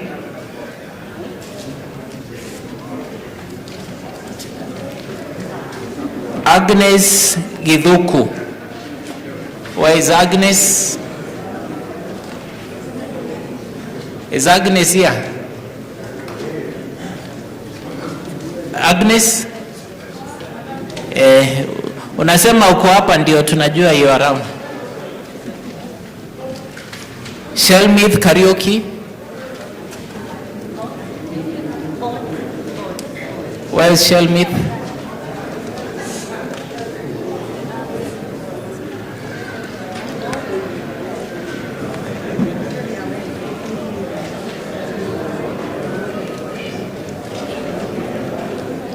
Masi Kaime?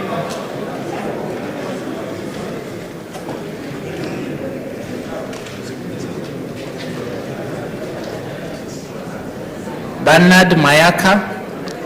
So for Mayaka, you don't issue for supervisory, yeah?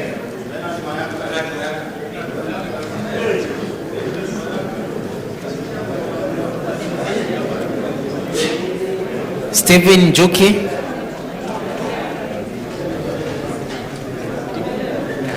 Stephen Juki yako wapi? Yeah. Paul Ndeche? If you can assist Paul so that he can vote from wherever.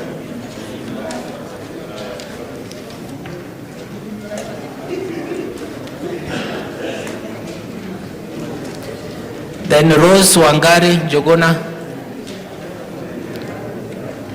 So we are done with Central. Everybody has voted. There was a request from Northeastern that we allow them. They are going for prayers. And they are only 4, isn't it? So Mohamed Dagane Omar. Wapi Mohamed? You are Mohamed, eh?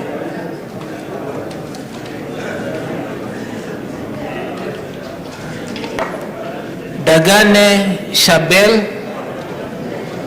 Where is Shabel, eh? Please don't come before I call you, eh? Hata kama uko na haraka, eh? Farush Salat Ibrahim.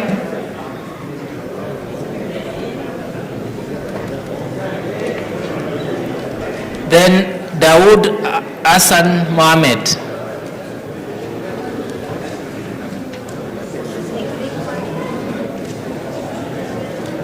Northeastern have also voted. Let's go to Coast Region. Rama Kuto Mazera.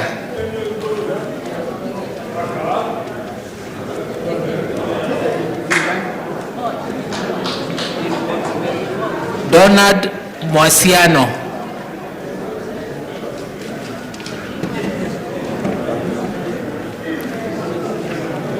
Robert Yatich.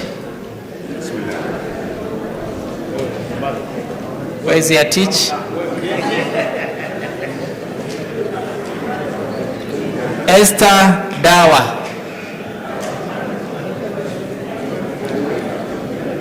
That is Esther. Harrison Mwagambo.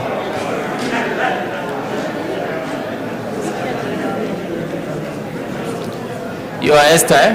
Harrison. Washington Omondi.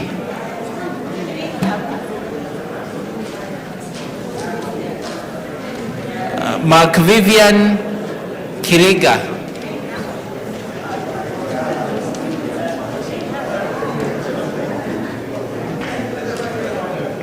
Thomas Mongare. Afuatwa na John Gitonga Ikunga. Where is John?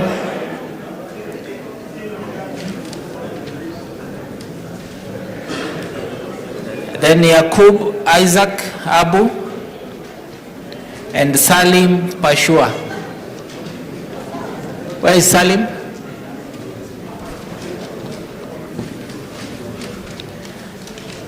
Then Eunice Kenga. Eunice Kenga and Esther Mbute.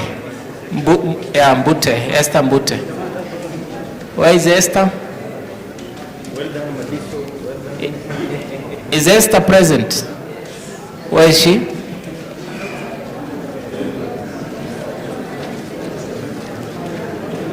Esther?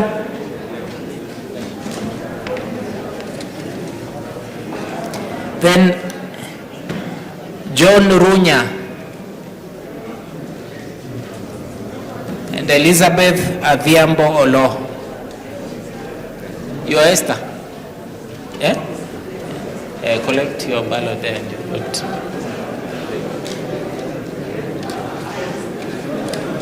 Has Elizabeth voted? Then Florence Kate.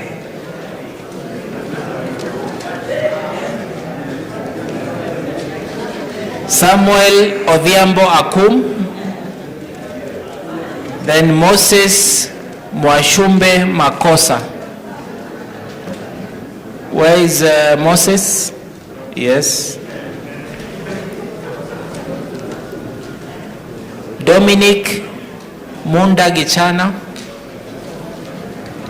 Where is Dominic? Then James Boit. Cisse Boit.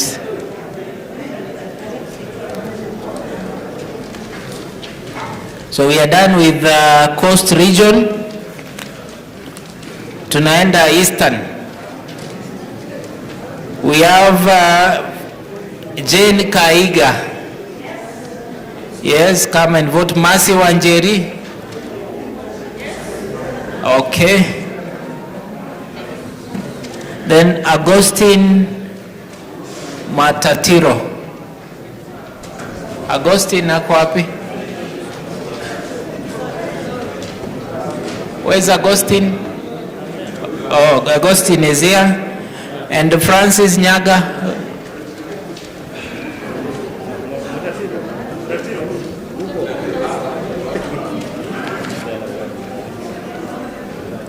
Then Margaret Ruthi and Benson Kiswili. Margaret and Benson. Then Galgalo Huka and Morris Itabari.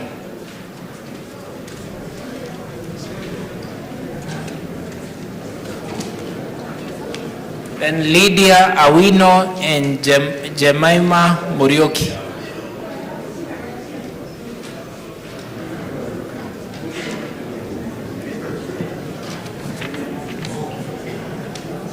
Ibrahim Gisharo and Samuel Mutunga. Mutunga? Okay.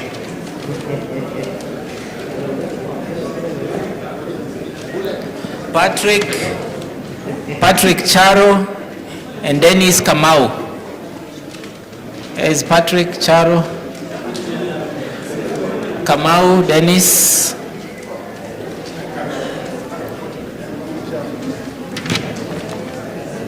Alkano Buddha and Jacinta Muikali. Jacinta.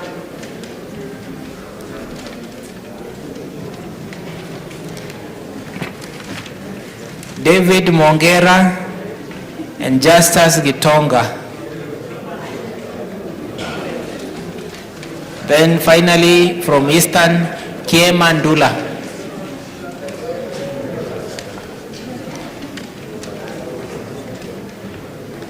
Kiema, you have voted?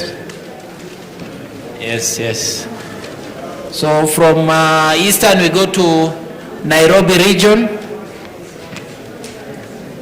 Richard Gatukui. Wapi Richard? Na Jonah Washira. Jonah Washira. Rose Muliro.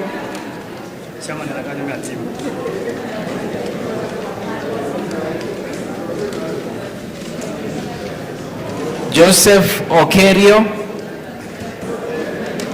and Nancy Mwenda.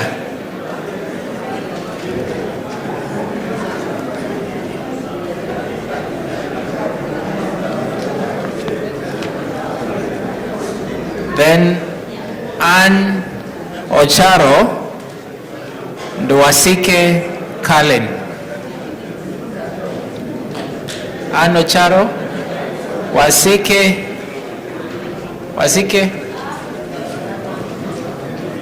it's you. Okay. Then Nora Ngusia and Godwin Makoa Ouma.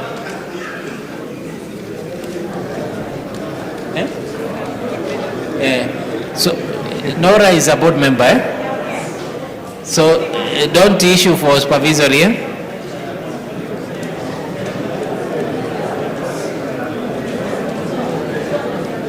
Then Timothy Chepkonga and Nicholas Mombo. Wapi Chepkonga? Okay. Then Emily Kirote and Samuel Osoro.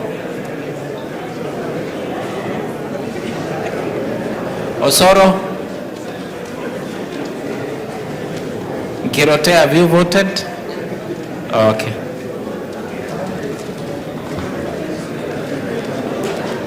Moses Nyaga and James Frederick Murangiri.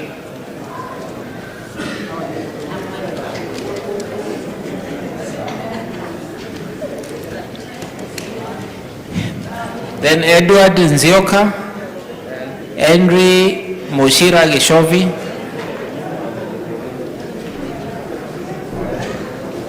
Henry,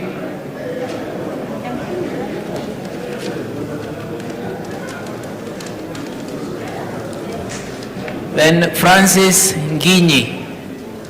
Wapi Francis? Then James Keremi. James.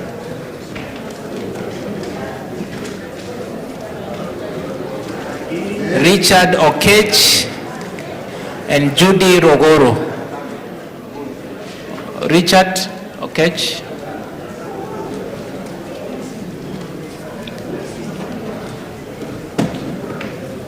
Then Fariz Kenywa Njero and John Ongori.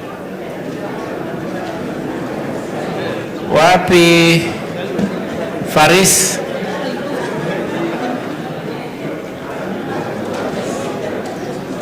Then Felista Jebkoskei with Neville Mwashao.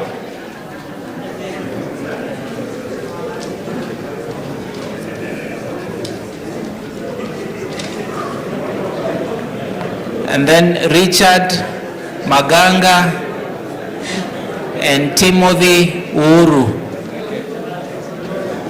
Wapi Uhuru?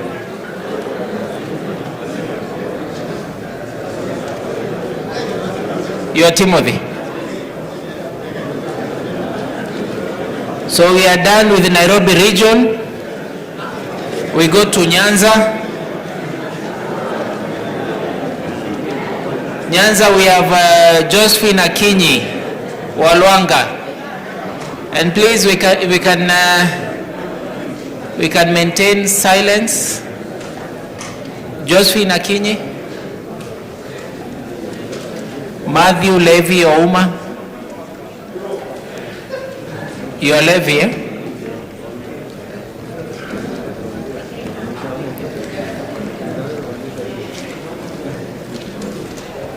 Davis Olu Ekirapa.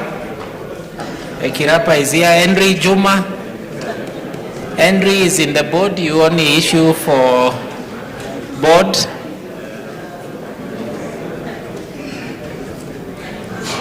Then Douglas Gesaka is here. George Makana. Where is George Makana? Makana is here.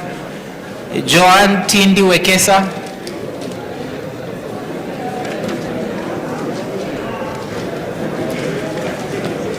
Then Morris Onditi.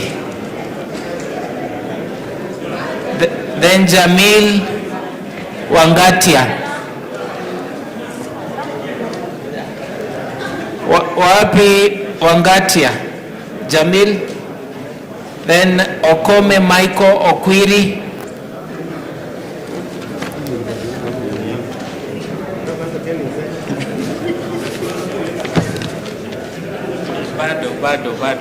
Bado. Ezron Oko Ndaga. Wapi Ndaga? Ndaga is in the board, eh? No, he's not. Eh? Then Marietta Mutinda. Marietta? Okay. Then Oliver Rapando.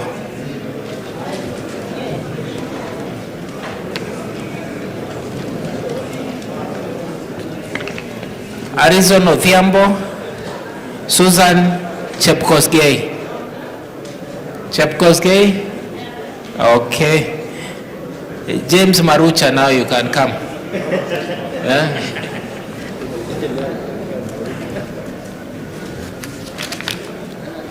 Violet Akinyi and Leman Peter Pemba. Then Stephen Oyolo. Samuel Onsinyo. Where is Samuel? Okay. And then finally from Nyanza we have Frederick Odera.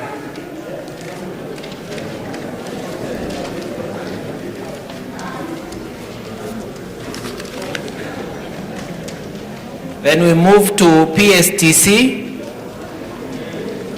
We have Bernard Atika Akama, Raymond Kimani. So Kimani, you issue board only.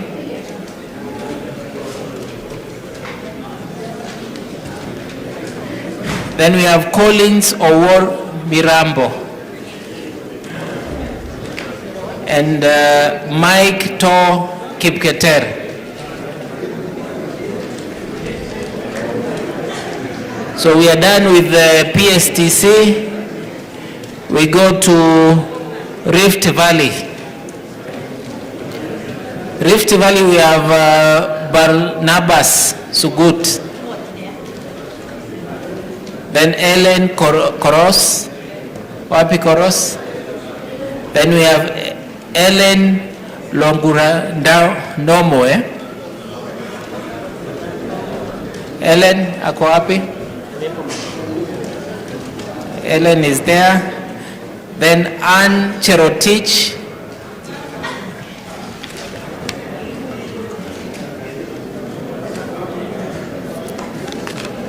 Then Innocent Abuya.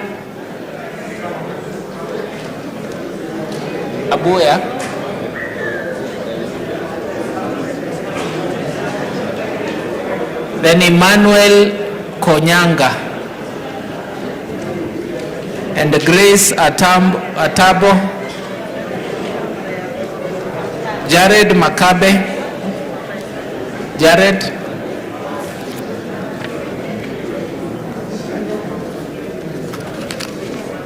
Richard Chirchir. Salina Jemtai Kieng. You are Selina, eh? Thomas Chebon. Then we have Richard Koros. Eliakim Latha. Eliakim is here.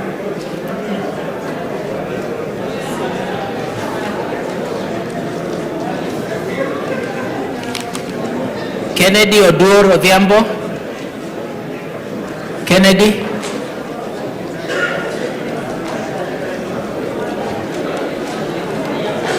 Where is Kennedy? Emily Mudei. Robert Ruto is here. Then Alice Kipterei. Wapi Alice? Where is Alice? Okay.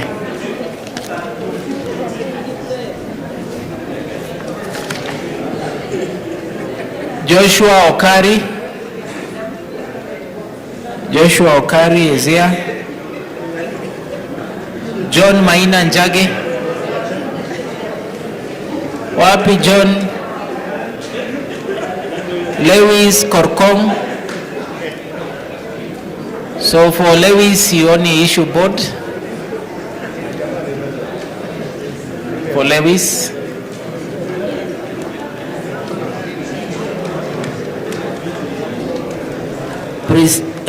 Priscilla Morogo. Wapi Priscilla? Priscilla is absent.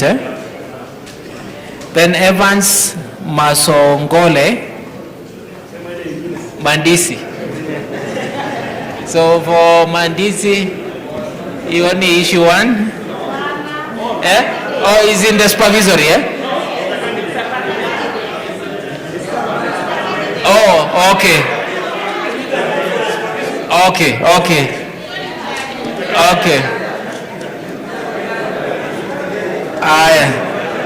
Then, order. We are almost finishing, Let's remain silent. Then Dina Limo, afuatwe na James Kirwa, afuatwe na John Achuma Nekiru, then Agri Wekesa. Wekesa ako wapi? Wekesa,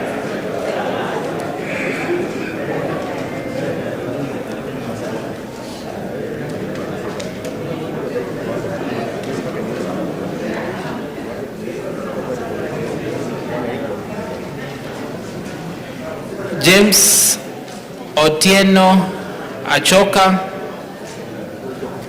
Lawrence Chelanga ako wapi? Mishek Bogweka, Faith Karambu Mugambi,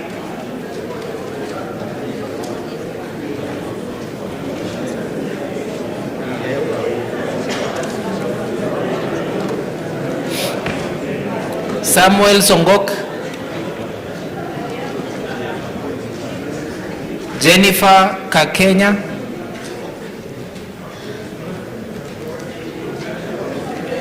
Maxwell Chai Kalama. Wapi Kalama? Then Castro Luchu.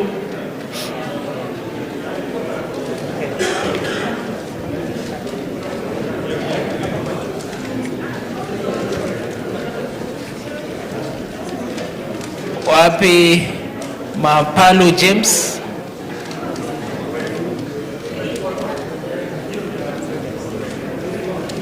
Then Regan Awiti. Wapi Awiti?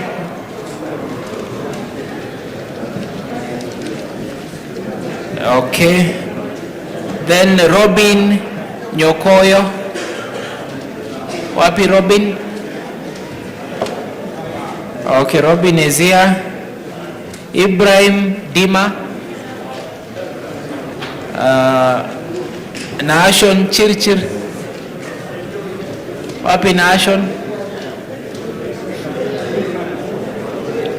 Is Nashon here? Then Kennedy Avoka.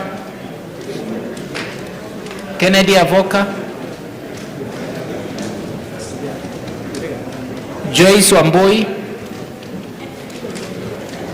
Wapi Joyce Wamboi? Okay. Then Jadiel Kibaru Mwangi.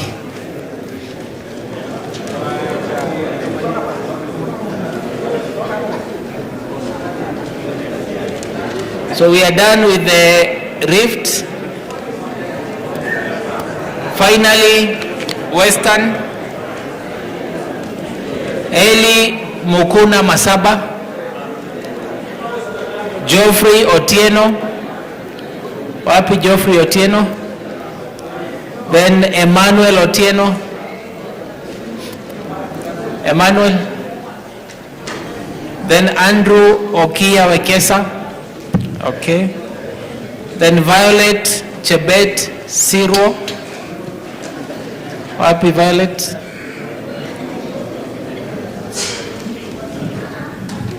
Nuni Kiboi Chemno.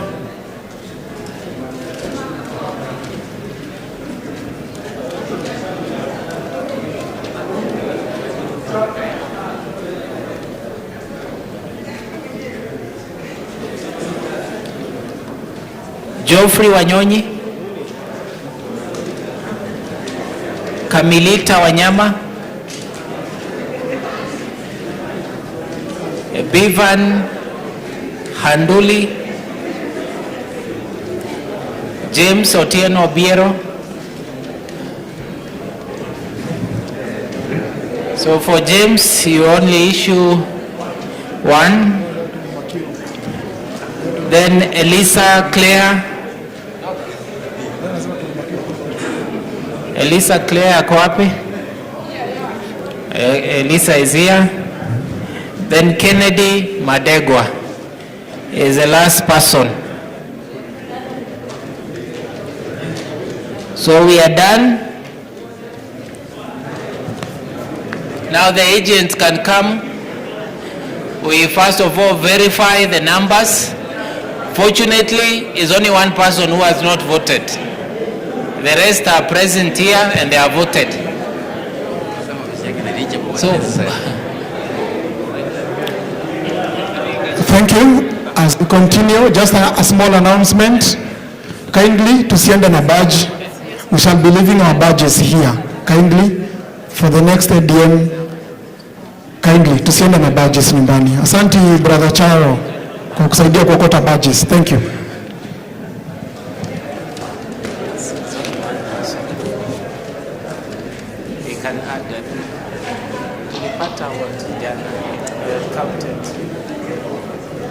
Where the agent?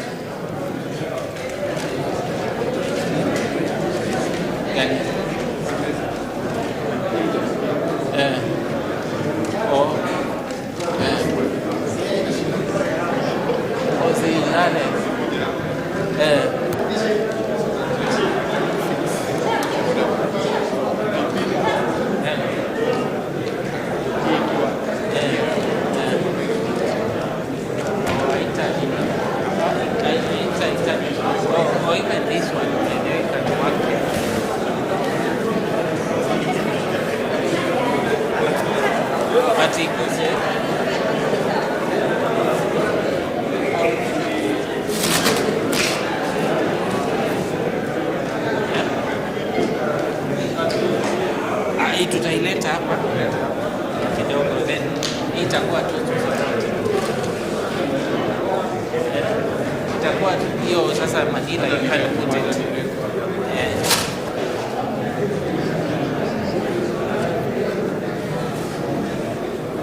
Where the agent, we want to start tallying,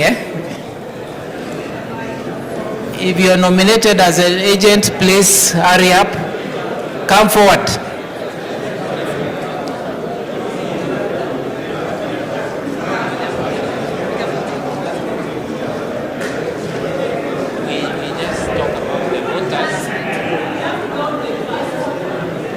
That's the work of the agent, Are you an agent? Yes. Please kindly have a seat if you are not an agent. Can we have the agent come forward, please?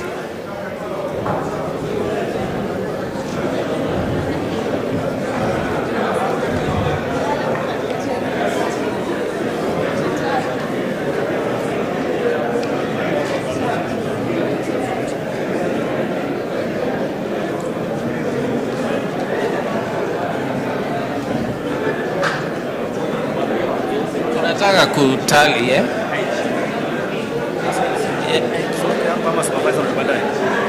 wote ni vizuri mkue tu hapa. Or you want to start with the board, We start with the board and then supervisory. So, yes. So you are for supervisory? Yeah. We will call you.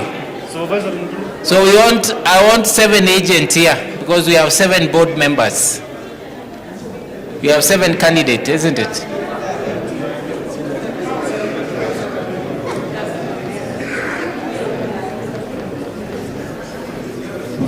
You have verified the numbers. How many are they?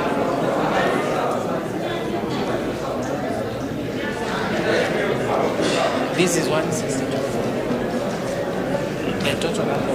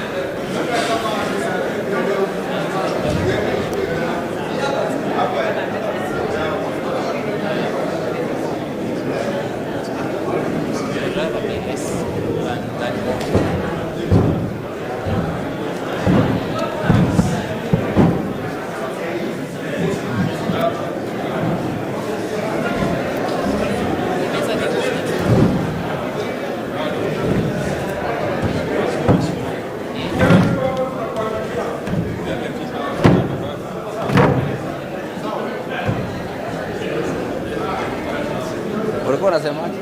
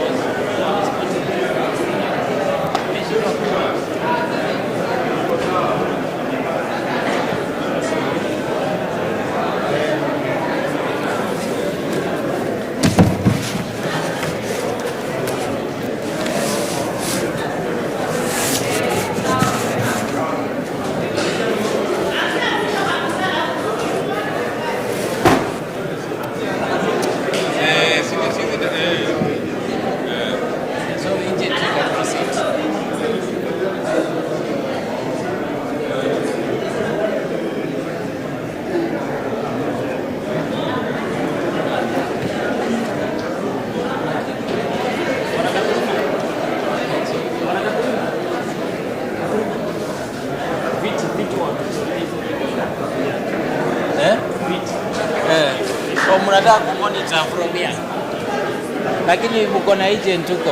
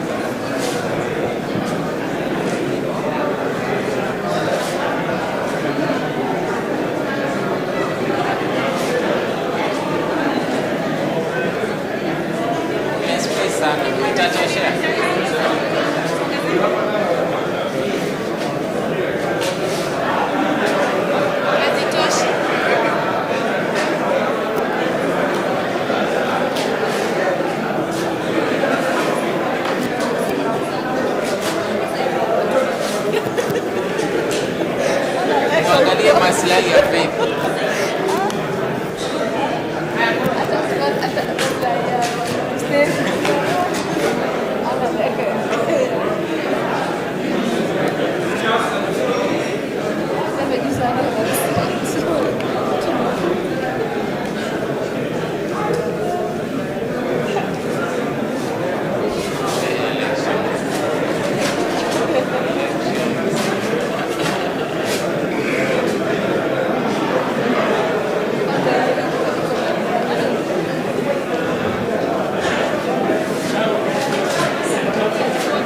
It's okay. Itatoshea hata ukiweka tu.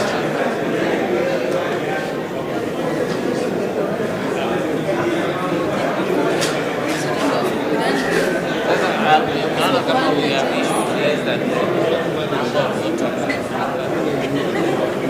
Basi kulikuwa na zingine zilitolewa. Hata si mbili.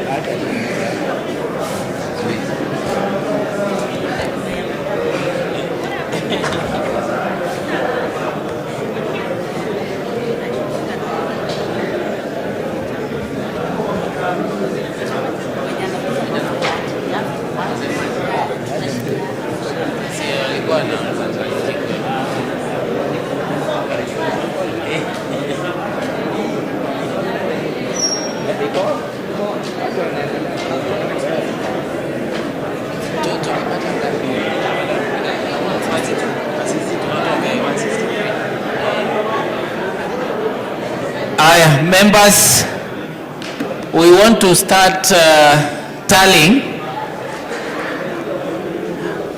I want to confirm out of the 163, it's only one person who is not present who has not been issued ballot. So we will be reading out the names, and then the agent here together with all of us, because all of us are agents, will be checking. But first of all, tutafungua hii, and then we organize them in a way that it will be easy to read. Tuko pamoja? So agent are doing, observing what we are doing. We'll start with the board and then supervisory.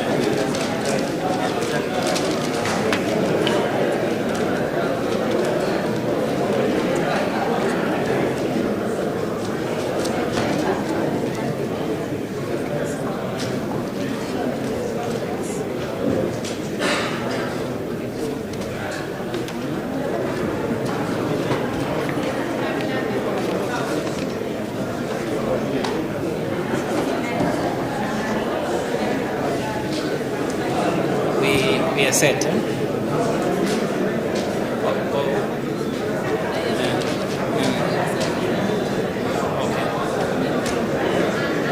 So members, we want to start tallying, but we want to also inform you there is one, I think we'll make a decision on this one later.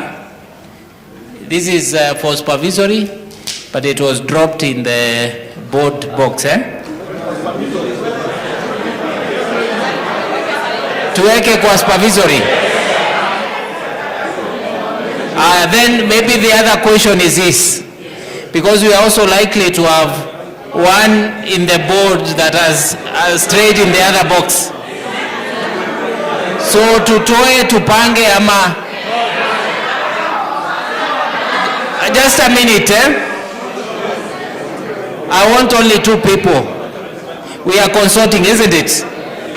I want only 2 people, because there is also a possibility that there is a board vote that has strayed in the supervisory. Then there is a proposal that we can also open the supervisory. No. Now, when everybody speaks, I'm not able to understand what you are saying. Let's have 2 people. Yourself.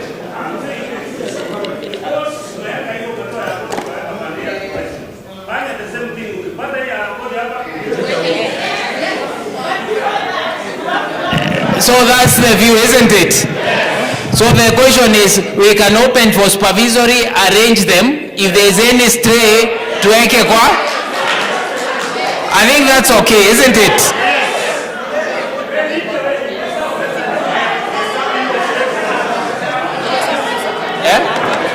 Weka hii hapa.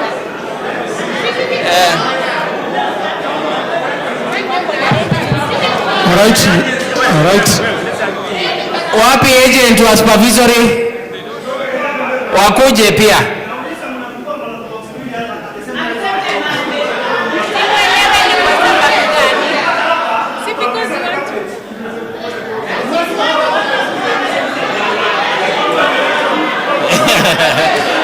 All right. Chairman. All right. Thank you. Asante kidogo leaders, kidogo to patience. Patience kidogo. Let's proceed. Chairman, I think we will proceed and open for supervisory. The agents are here, they can be able to see. No one has interest on these things. Let's proceed, open the ballot box.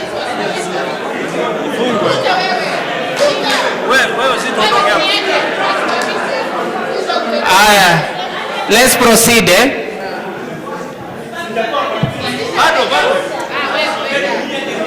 Let's proceed.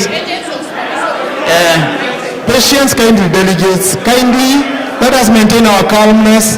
Tafadhali. Agent wako pale, tafadhali.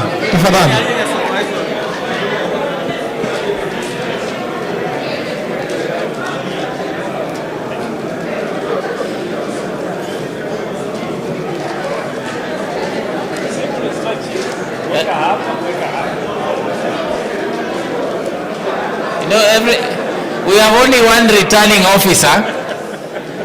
The rest, let's just observe.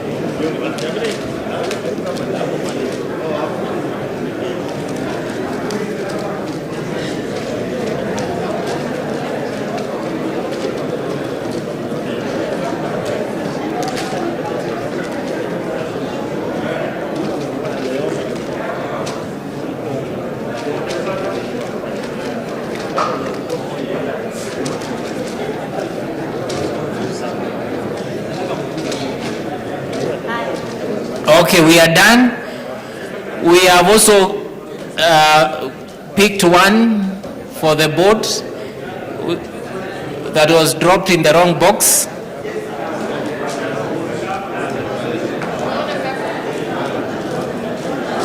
Now we can ask the agent for supervisory to take a seat so that we are only left with the agent for the board.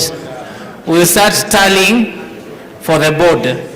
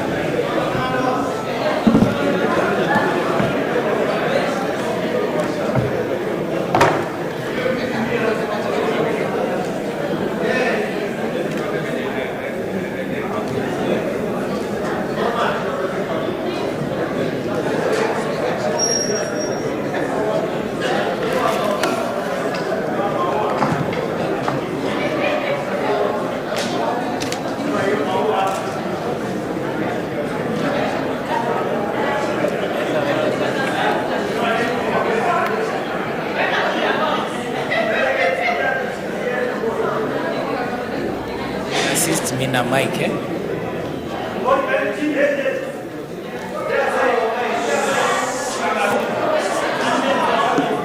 Let us agree, we require the agents to also be around here, because I'm going to read just to confirm that what I'm reading is what is marked, isn't it? Yeah.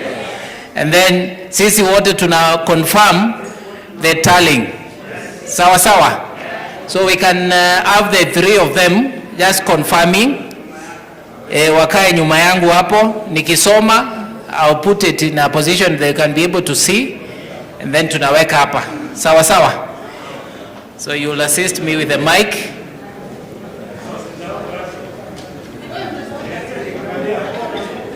Aya, tunaanza pole pole, then we'll move faster.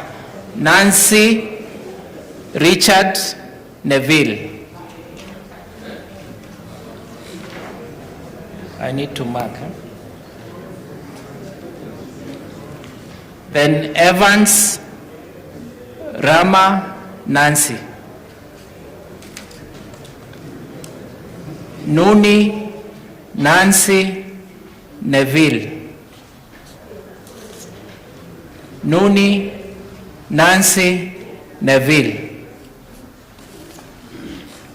Nuni Nancy Neville. Nuni Nancy Neville. Nuni Nancy Neville. Evans Rama Eliakim. Nuni Nancy Neville. Nuni Nancy Neville. Nancy Neville Eliakim. Nuni Nancy Neville. Evans Rama Eliakim. Evans Rama Eliakim. Evans Rama Eliakim. Nuni Nancy Neville.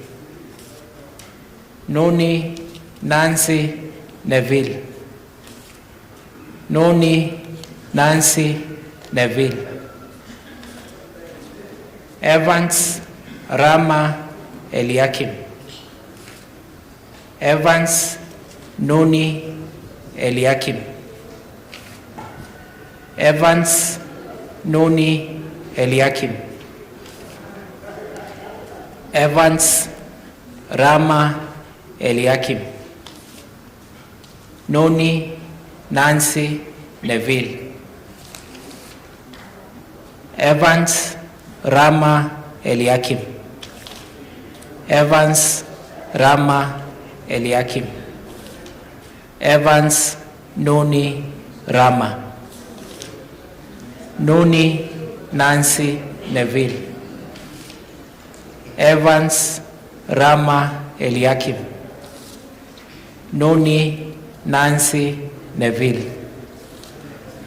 Noni Nancy Neville. Noni Nancy Richard Gatukui. Noni Nancy Neville. Evans Rama Eliakim.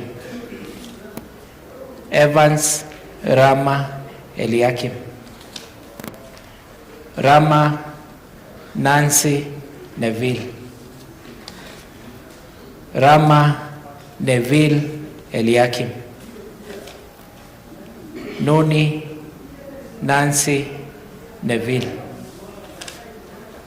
Evans Noni Nancy.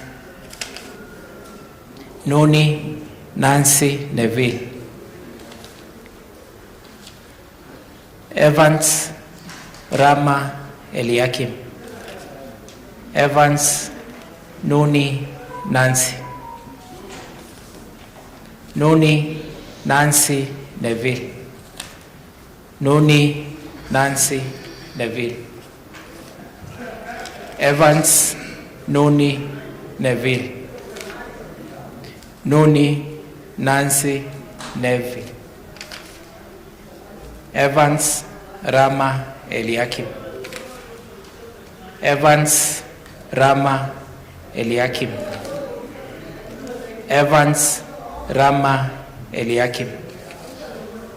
Evans Rama Eliakim. Noni Nancy Neville. Noni Nancy Neville. Evans Rama Eliakim. Noni Nancy Neville. Evans Noni Eliakim.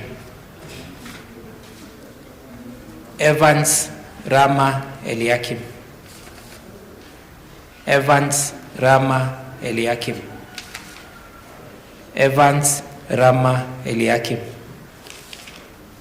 Noni Rama Eliakim. Noni Nancy Neville. Noni Nancy Neville. Noni Nancy Neville. Noni Nancy Neville. Evans Noni Nancy. Evans Rama Eliakim. Evans Noni Neville. Evans Rama Eliakim. Noni Nancy Neville. Noni Nancy Neville. Evans Rama, this one you'll have to remove. This is spoiled, I may tick 4 instead of 3. So those two you can note.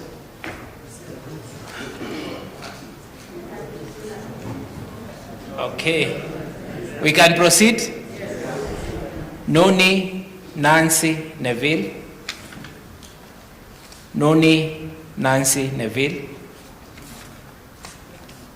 Evans Rama Eliakim. Noni Nancy Neville. Noni Nancy Neville. Noni Nancy Neville. Noni Nancy Neville. Rama Nancy Eliakim. Evans Rama Eliakim. Evans Noni Rama. Noni Nancy Neville. Evans Rama Eliakim. Evans Rama Eliakim. Noni Rama Eliakim. Noni Nancy Neville. Evans Noni Neville. Noni Nancy Neville. Evans Noni Eliakim. Evans Rama Eliakim. Evans Rama Eliakim. Evans Rama Eliakim. Noni, sorry, no. This one I think we'll have to agree. Chachueke hiyo kando kidogo. Then Noni Nancy Neville. Evans Noni Eliakim. Evans Rama Eliakim. Noni Nancy Eliakim. This one is Eliakim, only one. Noni Nancy Neville. Noni Nancy Neville. Evans Rama Eliakim. Noni Nancy Neville. Evans Rama Eliakim. Evans Rama Eliakim. Evans Noni Nancy. Evans Rama Eliakim. Evans Rama Eliakim. Noni Rama Nancy. Evans Rama Eliakim. Evans Rama Eliakim. Evans Noni Rama. Evans Rama Eliakim. Evans Noni Rama. Noni Nancy Neville. Evans Rama Nancy. Evans Rama Eliakim. Noni Nancy Neville. Evans Rama Eliakim. Noni Nancy Neville. Noni Nancy Neville. Noni Nancy Neville. Noni Nancy Neville. Evans Noni Eliakim. Noni Nancy Neville. Noni Nancy Neville. Evans Rama Eliakim.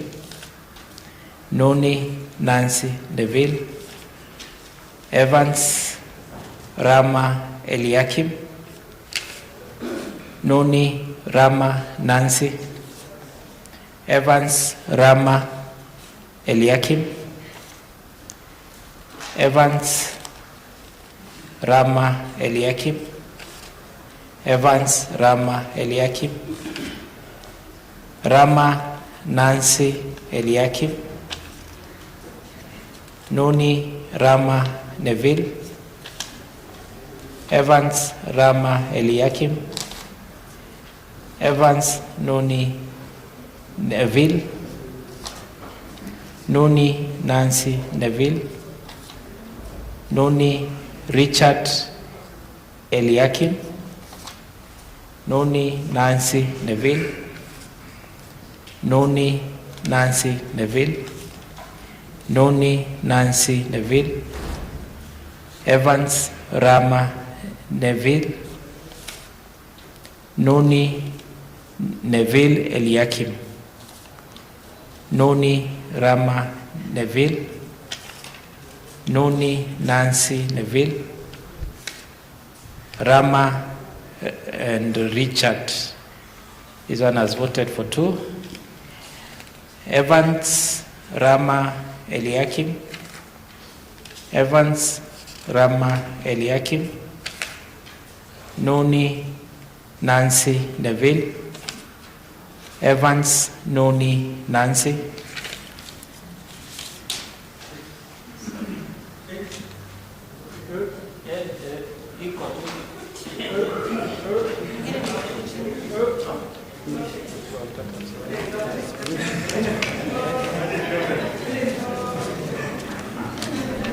In control, tuendelee. Nitaiona. Evans Rama Eliakim. Rama Nancy Eliakim. Evans Rama Eliakim. Evans Rama Eliakim. Evans Rama Eliakim. Rama Neville Eliakim. Evans Rama Eliakim. Then Nuni Nancy Neville. Evans Rama Eliakim. Evans Rama Eliakim. Rama Nancy Eliakim. Evans Rama Nancy.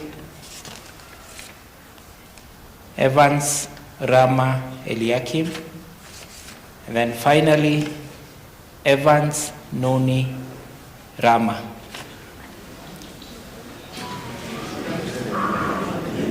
Then the agent can come, before we count, before that,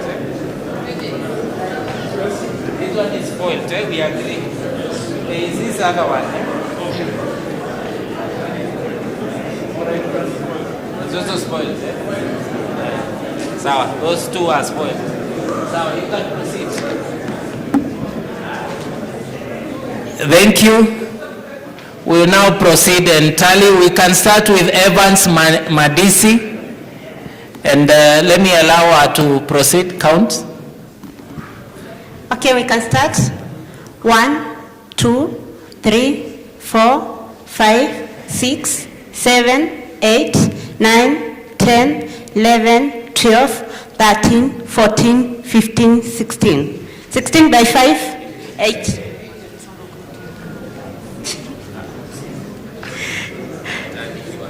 Okay, for Nuni Kiboy, 1, 2, 3, 4, 5, 6, 7, 8, 9, 10, 11, 12, 13, 14, 15, 16, 17, 18. Oh, sorry, 17. 17 times 5? 85 plus 4. 89.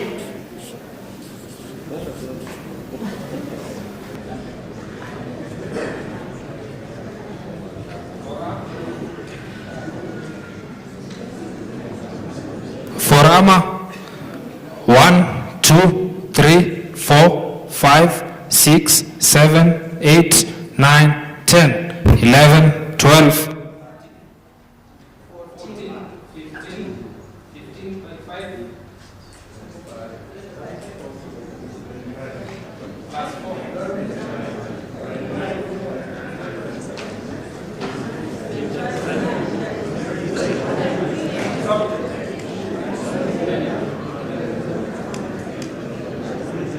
Nancy, we have 1, 2, 3, 4, 5, 6, 7, 8, 9, 10, 11.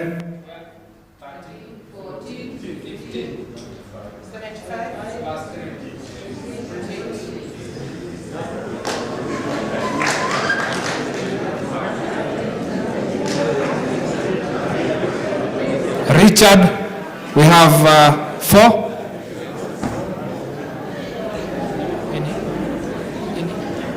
Nelvin, we have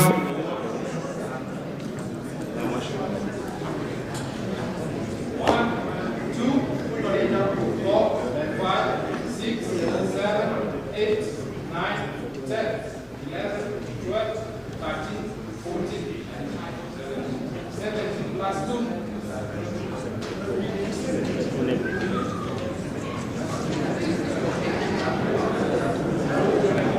Eliakim, we have 1, 2, 3, 4, 5, 6, 7, 8, 9, 10, 11, 12, 13, 14, 15.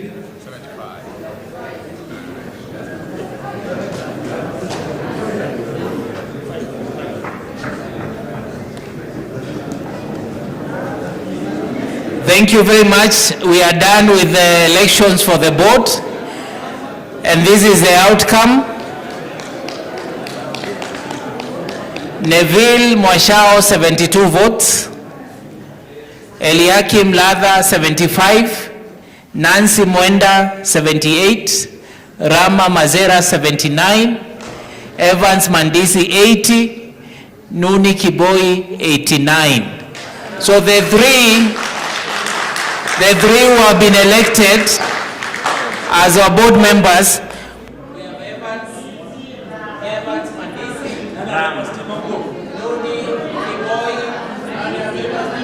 and Rama Mazera.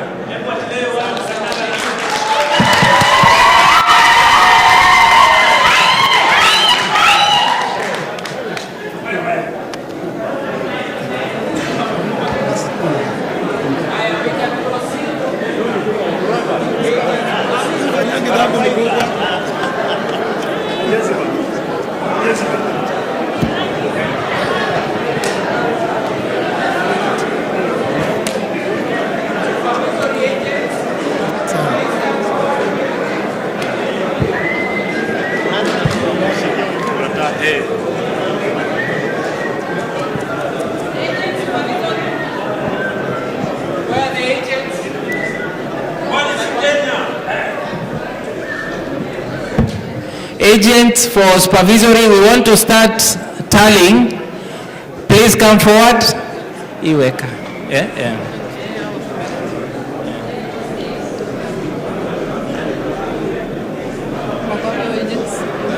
The two agents.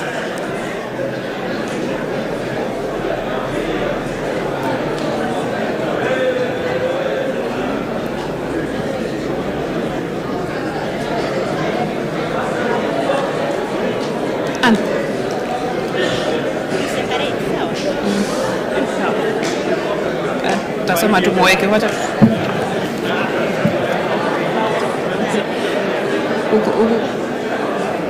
Agent for the two candidates, agent for Oliver, agent for Mike To. Where are they? We will proceed without the agent. Okay. Mike To, Oliver Rapando, Mike To. Wacha kushika. Nani? Mike To, Oliver Rapando, Oliver Rapando, Oliver Rapando, Oliver Rapando, Oliver Rapando,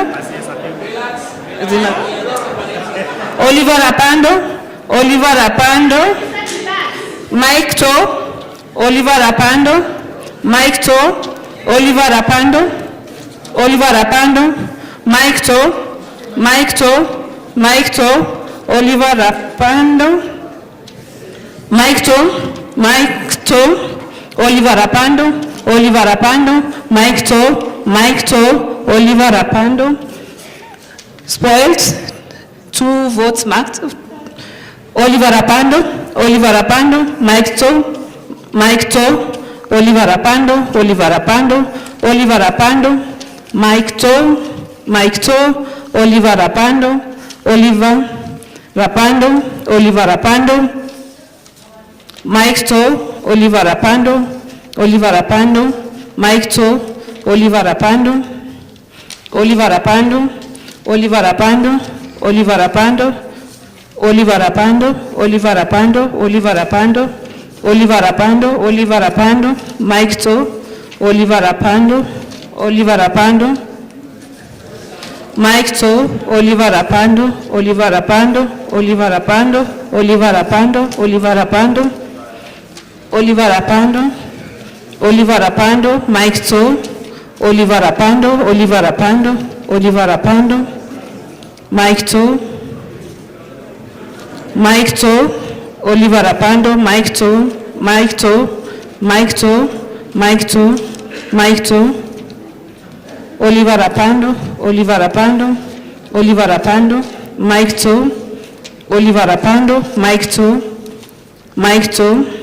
Oliver Rapando, Oliver Rapando, Oliver Rapando, Mike To, Oliver Rapando, Oliver Rapando, Oliver Rapando, Oliver Rapando, Mike To, Oliver Rapando, Mike To, Oliver Apando, Oliver Apando, Oliver Apando, Oliver Apando, Mike To, Oliver Apando, Mike To, Mike To, Oliver Apando, Mike To, Mike To, Mike To, Oliver Apando, Oliver Apando, Mike To, Oliver Apando, Oliver Apando, Oliver Apando, Oliver Apando, Mike To, Oliver Apando, Mike To, Oliver Apando, Oliver Apando,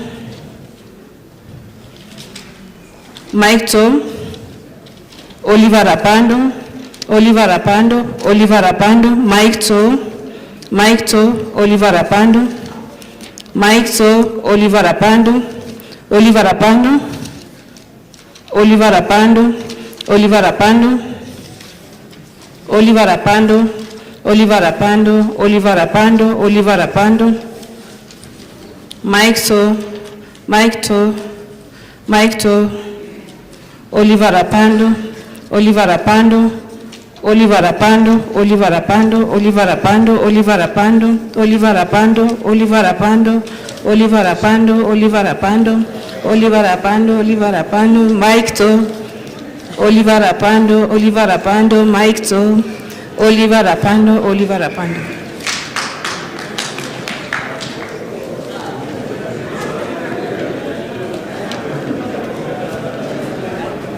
We can count.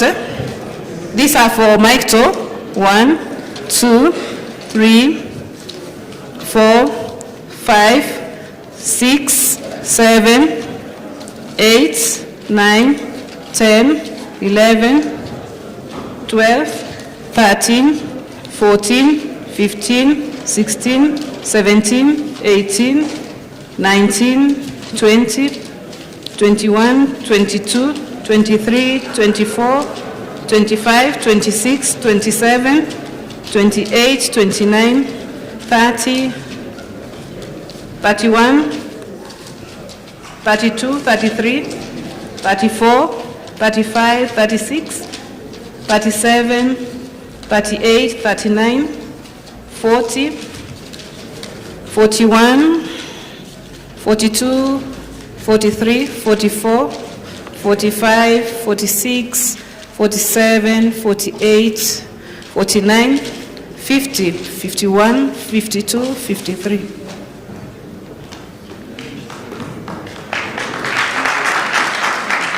One, 2, 3, 4, 5, 6, 7, 8, 9, 10, 11, 12, 13, 14, 15, 16, 17, 18, 19, 20, 21, 22, 23, 24, 25, 26, 27, 28, 29, 30, 31, 32, 33, 34, 35, 36, 37, 38, 39, 40, 41, 42, 43, 44, 45, 46, 47, 48, 49, 50, 51, 52, 53, 54, 55, 56, 57, 58, 59, 60, 61, 62, 63, 64, 65, 66, 67, 68, 69, 70, 71, 72, 73, 74, 75, 76, 77, 78, 79, 80, 81, 82, 83, 84, 85, 86, 87, 88, 89, 90, 91, 92, 93, 94, 95, 96, 97, 98, 99, 100, 101, 102.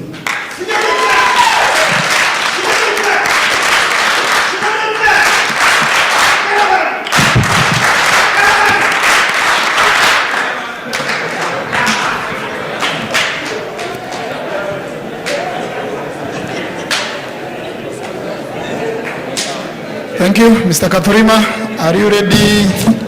Any other comment from your side? Thank you very much, leaders.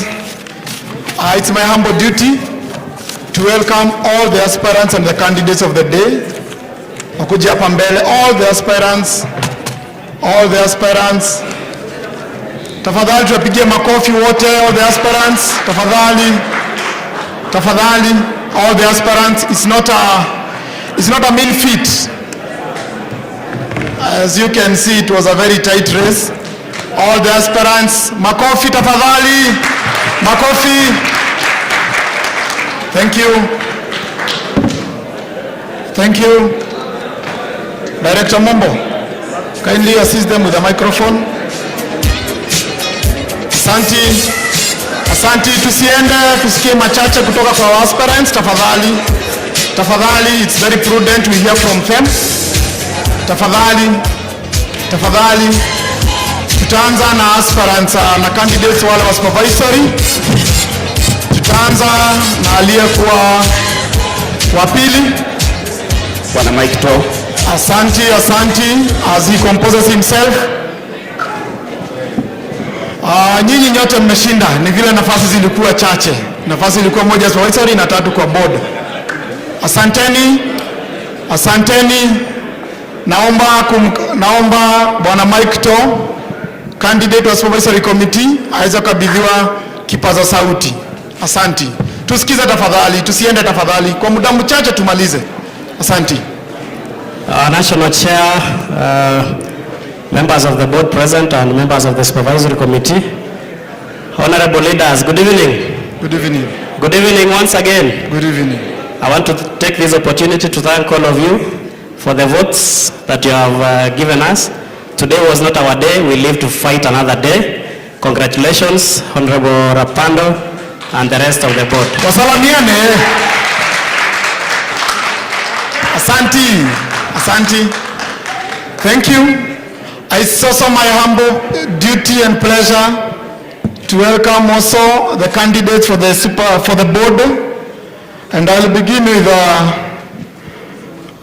Eliakim. Neville. Delegates power. Well, tumevipiga vita vyema na najua ushindi wenzangu ameshinda, na ningependa kuwashukuru, kuwapongeza wote kwa ushindi ambao mmepata. Najua safari bado inaendelea. Aliuta continue. Asanteni sana. Thank you very much.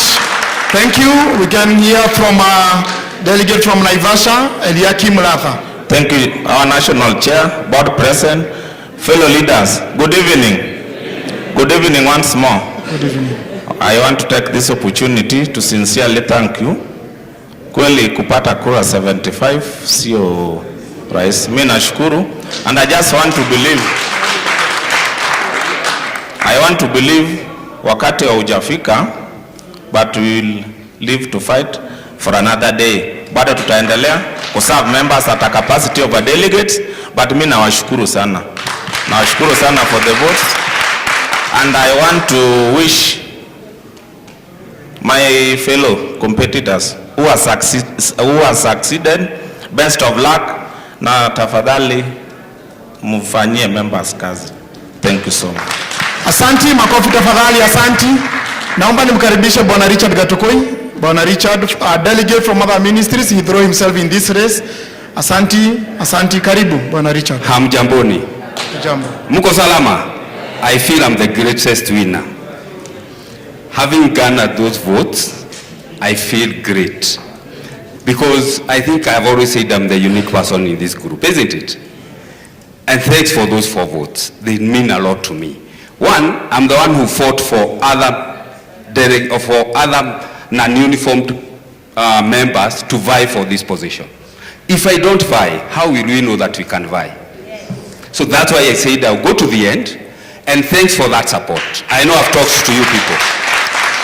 I know you know my capability, and I'm happy that you have given me those votes. So I'm very happy, and that's why I've said thank you very much. For me, I think I've gotten a lot of support.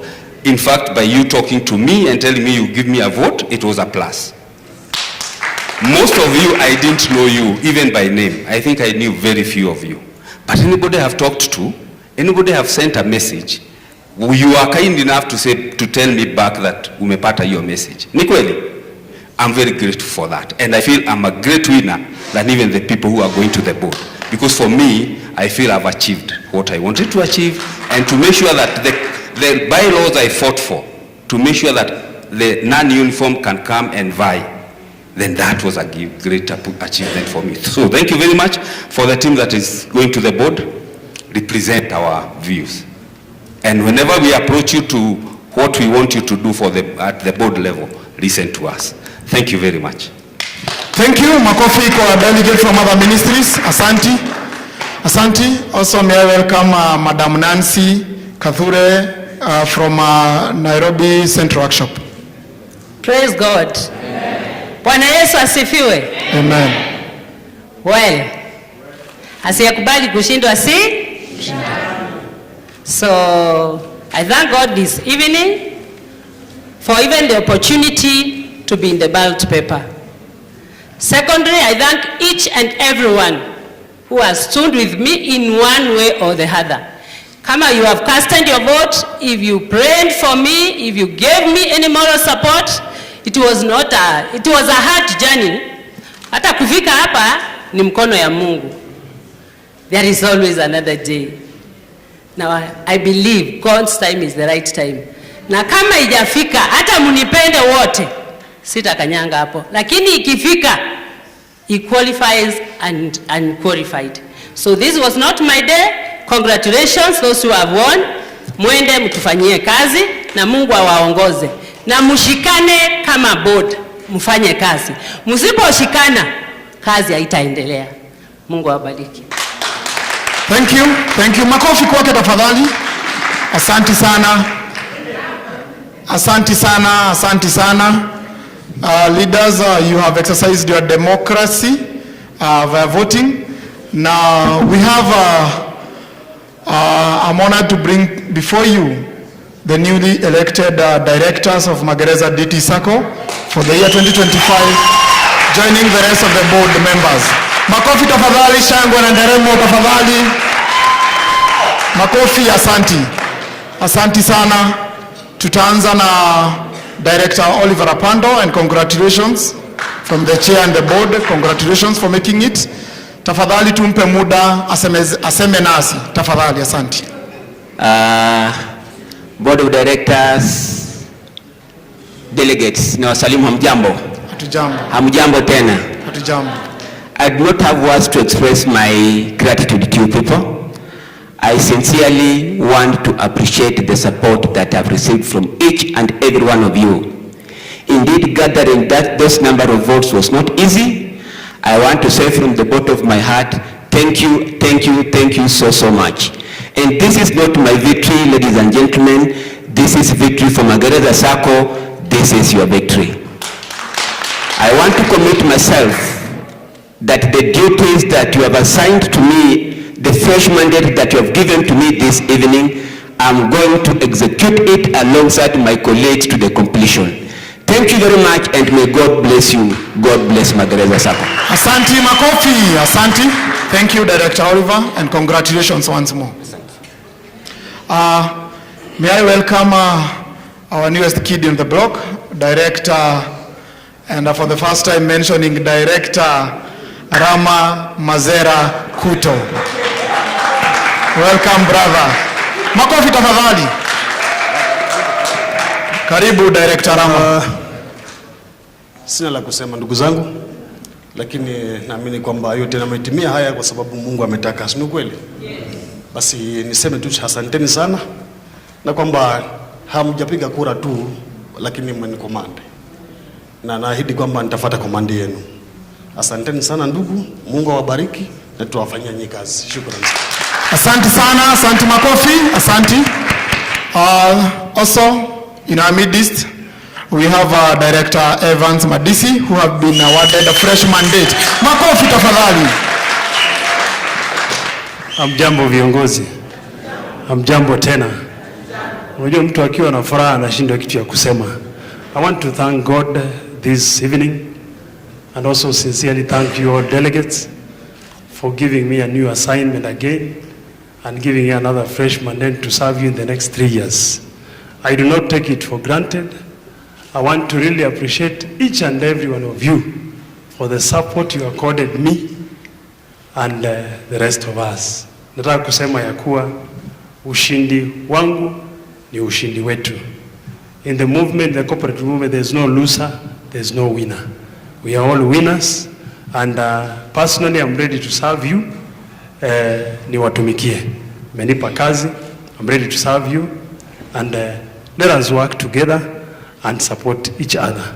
Kwa wale ambao tulikuwa nao na wamepoteza pia, bado ni viongozi, tutashirikiana kufanya kazi, because they equally had good ideas za kupropel this society to another level. So thank you so much, all delegates. I want to sincerely, from the bottom of my heart, to thank you and say, may the Lord bless you. You will not regret electing Madisi back to this board. Thank you so much, and I want to wish you a safe journey as you go back to your various stations. Mungu wabariki na asanteni sana. Asanti, makofi. Asanti.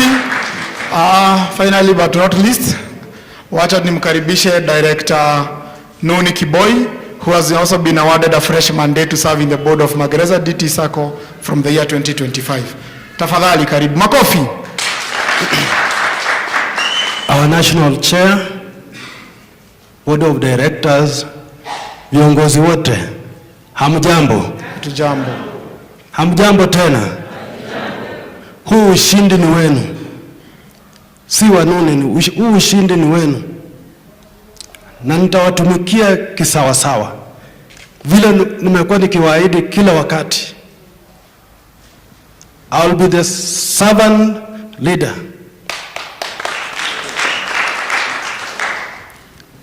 Nitakuwa kwa miguu zenu. Na naomba sana, hata wakati nimekuwa nikifanya kampeni zangu, kuna kitu niliwaambia. Uongozi inahitaji ukweli. Na ukweli ndio imenipatia ushindi. So tafadhali viongozi, tusimama na ukweli, tutumikie members wetu, kwa sababu member asipokuwa na furaha, hata wewe kiongozi ni bure. Wacha niwaambie tu ukweli, member asipofurahi, hata wewe hauna amani kwako. So naomba tushirikiane. Tumekuwa na mirengo tofauti, saa hizi sisi ni kitu kimoja. Tafadhali tushikane, tufanyie members wetu kazi. Na tukishikana, Magereza yetu haitabaki penye ipo, itaenda juu na juu na juu zaidi. Mungu awabariki na muwe na jioni njema. Asante sana, thank you. Kabla tuondoke, asanteni sana, tuweza chukua nafasi zetu. Asanteni sana directors. Kabla tuondoke, ningependa pia nami kwa niaba ya board kuwashukuru nyote kwa kuweza kuvumilia mkutano wa leo. Tulikuwa tumetumaia kwamba tutaongeza kumaliza by muda wa saa 7, but we thank the Almighty God, the journey has been so smooth, even though we have taken a lot of time. Let me take this opportunity to thank our stakeholders. Mr. Kathorima and your team, the cooperative officers, tafadhalini kwa mikono. Tuwapigie makofi tafadhali. Thank you very much. We really appreciate for this credible, fair, democratic exercise of voting. Asanteni sana. And convey the same to Madam Muiviga, Starehe Sub-County officer. Also to the Nairobi Director for Cooperatives, Madam Dolphin Aremo, upwards to still to the Commissioner for Cooperatives. Asanteni sana. Thank you. In our midst also, Madam from the Vetting Committee, Madam from the ISPAC. Asanti sana kwa kuvumilia the entire exercise kuwa na sisi. Asanti sana. To our high savers, super savers, all the guests invited, leaders, delegates, and all protocols observed. Thank you very much. Wish you safe journey as you travel back to your stations. Communication ile tumesema kwamba the dividend we shall be releasing them by tomorrow. Every member atakuwa amepata dividend. Asanteni sana. May the Almighty God bless you and keep you safe. Journey masses back to your various home. And I cannot forget to say that thank you very much also from where I'm seated. Thank you for giving me an opportunity to serve you as the chair, Magereza Dt Sacco for the year 2024, and I wish you the best of luck.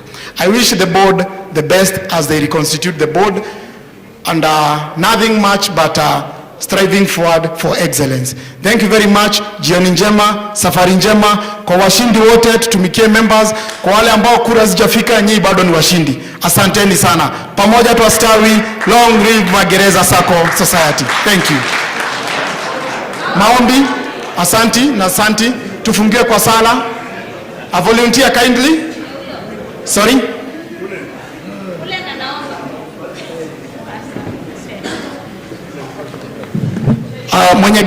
Mwenye gari kidogo. Hello, mwenye gari KDP 651G asonge hapo nyuma, aone mtu wa security akona key zake. Asanti. A volunteer kwa sala tafadhali, a volunteer. Asanti, Kalen Wasike. Haya. Kwa majina naitwa Kalen Wasike.